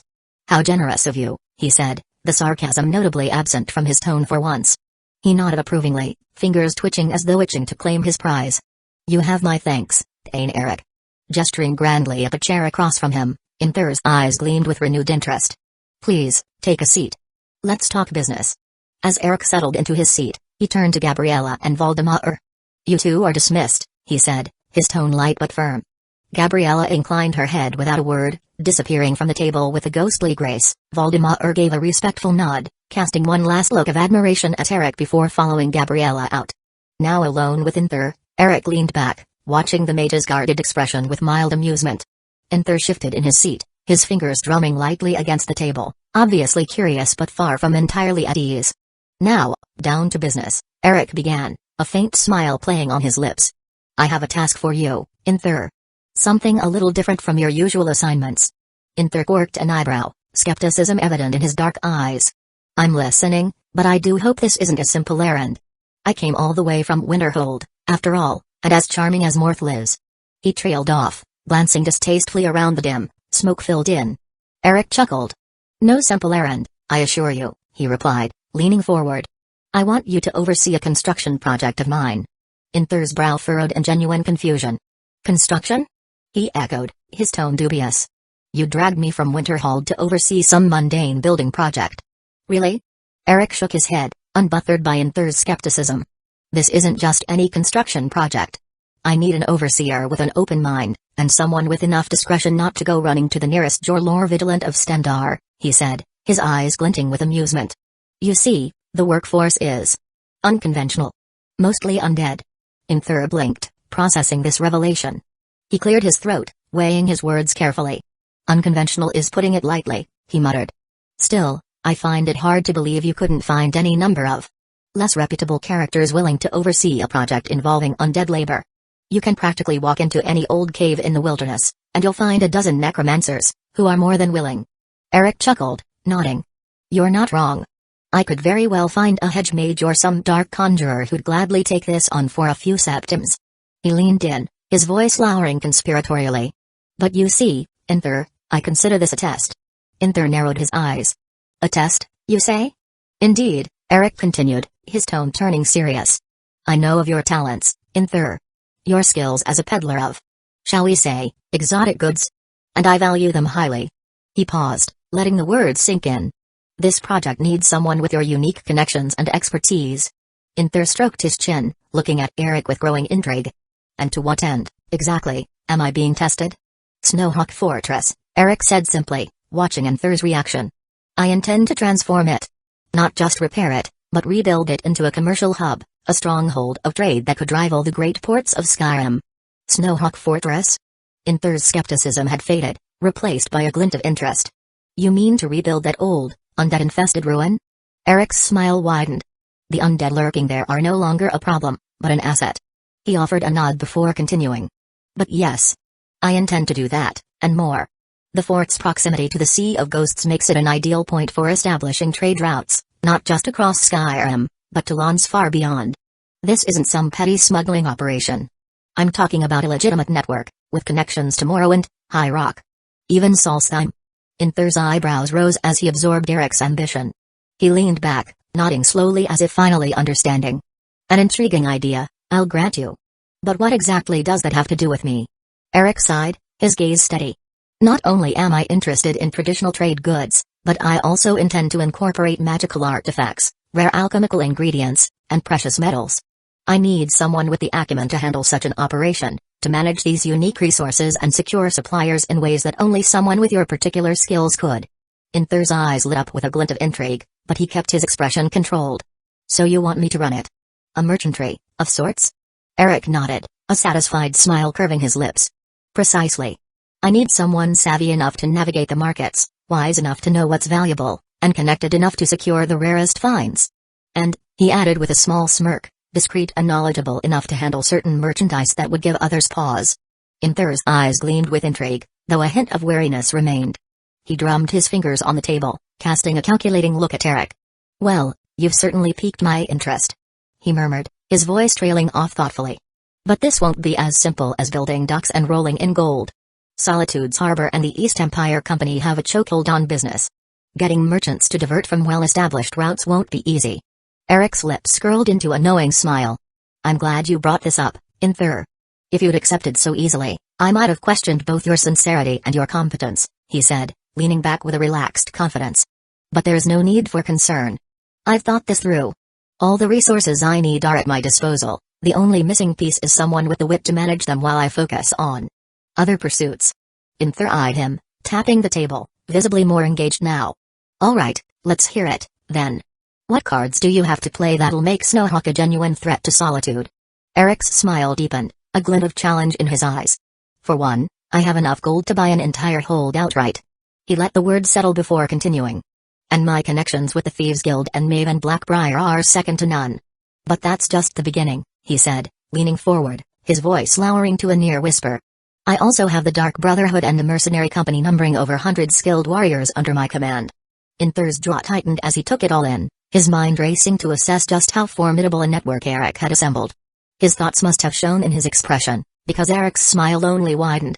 And if that's not enough to secure Snowhawk's success, Eric continued, leaning even closer, then I'm more than willing to take matters into my own hands. As he spoke, he let his magicka swell around him, filling the air with a thick, almost tangible pressure that sent a chill down Inther's spine. The sheer intensity of it was unlike anything he'd felt before, even from the most accomplished mages of the college. Cold sweat beaded on his brow, and he fought to keep his composure, unable to shake the sense of latent power emanating from Eric.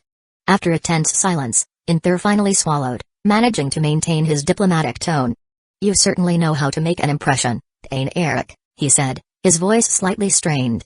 I think we can work out an arrangement. Snowhawk. Well, it might just stand a chance with you pulling the strings. Eric chuckled, sitting back as the weight of his magicka faded, leaving Inther with an odd, almost surreal sense of relief. Good. Then we have an understanding. He extended a hand, and Inther, still slightly unsteady, clasped it, sealing the deal. As they shook, Inther's thoughts continued to race with the possibilities, and dangers, of aligning with a man who held such raw ambition and power. Chapter 56, Pieces on the Board. Number 56. In the quiet, mist-laden courtyard of Fort Snowhawk, Inther held the soul gem firmly in his hand, studying the red sigils etched into its surface with growing fascination. He could feel the intricate web of magic swirling within, responding to his will as he funneled power into it. Before him, the skeletal warriors, clad in ancient, rusted armor, moved in eerie unison. Each raised its blade high, their hollow eyes flickering with a faint, unnatural light as if bound by the same invisible thread that now ran from Inther's soul gem. This is incredible, Inther breathed, his voice tinged with astonishment. Not once in my life have I encountered such a method. It's as if I hold the strings to each one of these creatures. His mind raced through the years of black market dealings, transporting artifacts deemed too volatile or dangerous by the college. He'd handled spell tomes, enchanted daggers, and relics with dark histories, but nothing that granted this kind of shared control over the undead. In all my dealings, I've never seen an artifact like this. The only way I knew to dominate the undead was through the enslave undead spell, and that's a final act, irreversible, unlike this. He trailed off, marveling at the temporary bond that pulsed through the gem, linking him to each skeletal soldier without fully severing their original loyalty to Eric. Eric, standing beside him, only shrugged, a hint of amusement playing at the corners of his mouth. Your horizons weren't wide enough, that's all there is to it, he said, watching Inther's reaction with an almost indulgent satisfaction. But have no fear, Inther. You'll find them expanding rather quickly if you continue working with me. He gestured toward the towering walls of the fortress with a confident wave. You've now seen the fort, the undead workforce, and the gold reserves required to make my vision a reality. I'll admit, the plans we discussed for this fortress may be simple, but simplicity is power in this case. Inther nodded, pulling his attention away from the soul gem and focusing on Eric's outline of the vision. He'd seen the rough, ancient architecture of the fort's upper walls, worn by time and weather, yet strong enough to serve as a foundation for their plans. Eric's instructions were clear, practical. The lower chambers, which housed Eric's laboratories and stores, would remain untouched. They were preserved well and required no further modification. Inther had seen glimpses of them, vault-like storage rooms lined with scrolls, shelves of potion ingredients, necromantic tools, and relics Eric clearly treasured. Each item down there was a subtle hint at Eric's past and present power. The upper fort, Eric continued, pointing at the sections in need of repair, will need to be expanded and restored. We'll clear away the crumbling stone, reinforce the walls, and construct quarters for our soldiers and guards. Once that's done, we'll turn our attention outside the walls. His gaze moved over the area surrounding the fort, the empty fields that stretched out toward the sea and mountains. Housing for future settlers will be built along this stretch here, enough for those seeking a new life in Jalmarch. Inther cocked a brow, intrigued. And who are these settlers? You mentioned something about prisoners. Yes, Eric replied. They'll mostly be the Thalmor prisoners who choose a peaceful over joining Kaidan's mercenary company. Given the choice, many would rather become civilians here than fight for coin. And that serves my purposes just fine.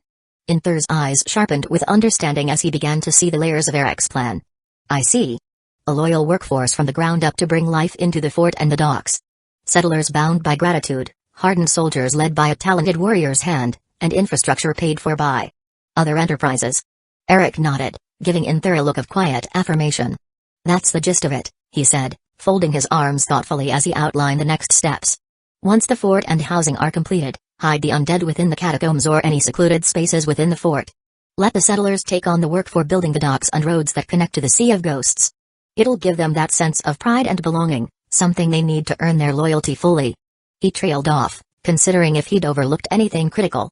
Satisfied, he straightened, fixing Inther with a serious look. I'm afraid that's all the time I can spare. I'll have to leave everything in your capable hands from here on out.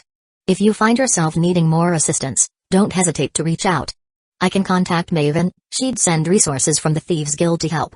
With any official business. He offered the words with a faint smirk, knowing Inther's distaste for being bogged down by more hands-on involvement in legitimate work. Inther's expression flickered, the smooth mask of confidence cracking ever so slightly. You mentioned connections to the guild. You wouldn't happen to be acquainted with Mercer Frey, would you? His voice carried a cautious undertone, barely detectable, but it was enough to make Eric raise an eyebrow. Eric paused, studying Inther's face with growing curiosity. The question was simple enough, but something about the guarded way he'd asked it, and that hint of something more in Inther's voice, told Eric there was a story behind it. He kept his face carefully blank, watching Inther's subtle discomfort before a sudden thought dawned on him. A knowing smile tugged at the corner of his mouth. I take it Brynjolf paid you a visit? Eric's tone was light, but there was no mistaking the glint of understanding in his eyes. He watched Inther, catching the slight twitch in his expression at the name. Inther's face paled as he sputtered, how did you? His usual suave facade seemed to crumble as he grappled to keep up with the implications hanging in the air. Eric's response was met with widening eyes, the faint smirk on the necromancer's lips doing little to quell Inther's growing alarm. I put Brynjolf on that path myself, Eric said, his voice calm and conversational. We had a rather illuminating encounter in Riven. Believe it or not, he even asked me to join the Thieves Guild. A ridiculous notion that still brings a smile to my lips. Eric's faint chuckle softened his otherwise intense expression, and for a moment, a flash of amusement sparked behind his cold gaze. Inther blinked in astonishment, his mind racing to piece together Eric's veiled words. What are you talking about? Brynjolf said Carla sent him my way. Eric gave a sigh, as if explaining a complicated tale to an overly curious child. I never said I instructed him to pay you a visit. He approached me, yes. Told me about their difficulties. He waved his hand dismissively, as though the guild's problems were trivial. Petty thefts gone wrong, and whatnot. He hoped new blood might solve it.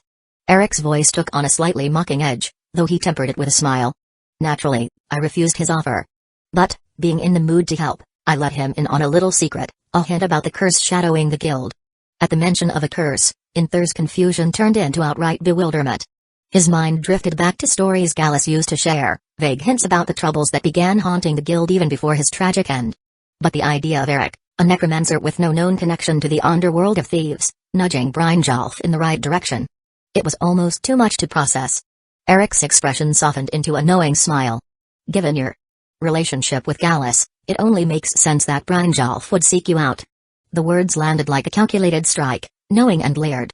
Eric's blue eyes gleamed with a mysterious knowledge that left Inther feeling exposed.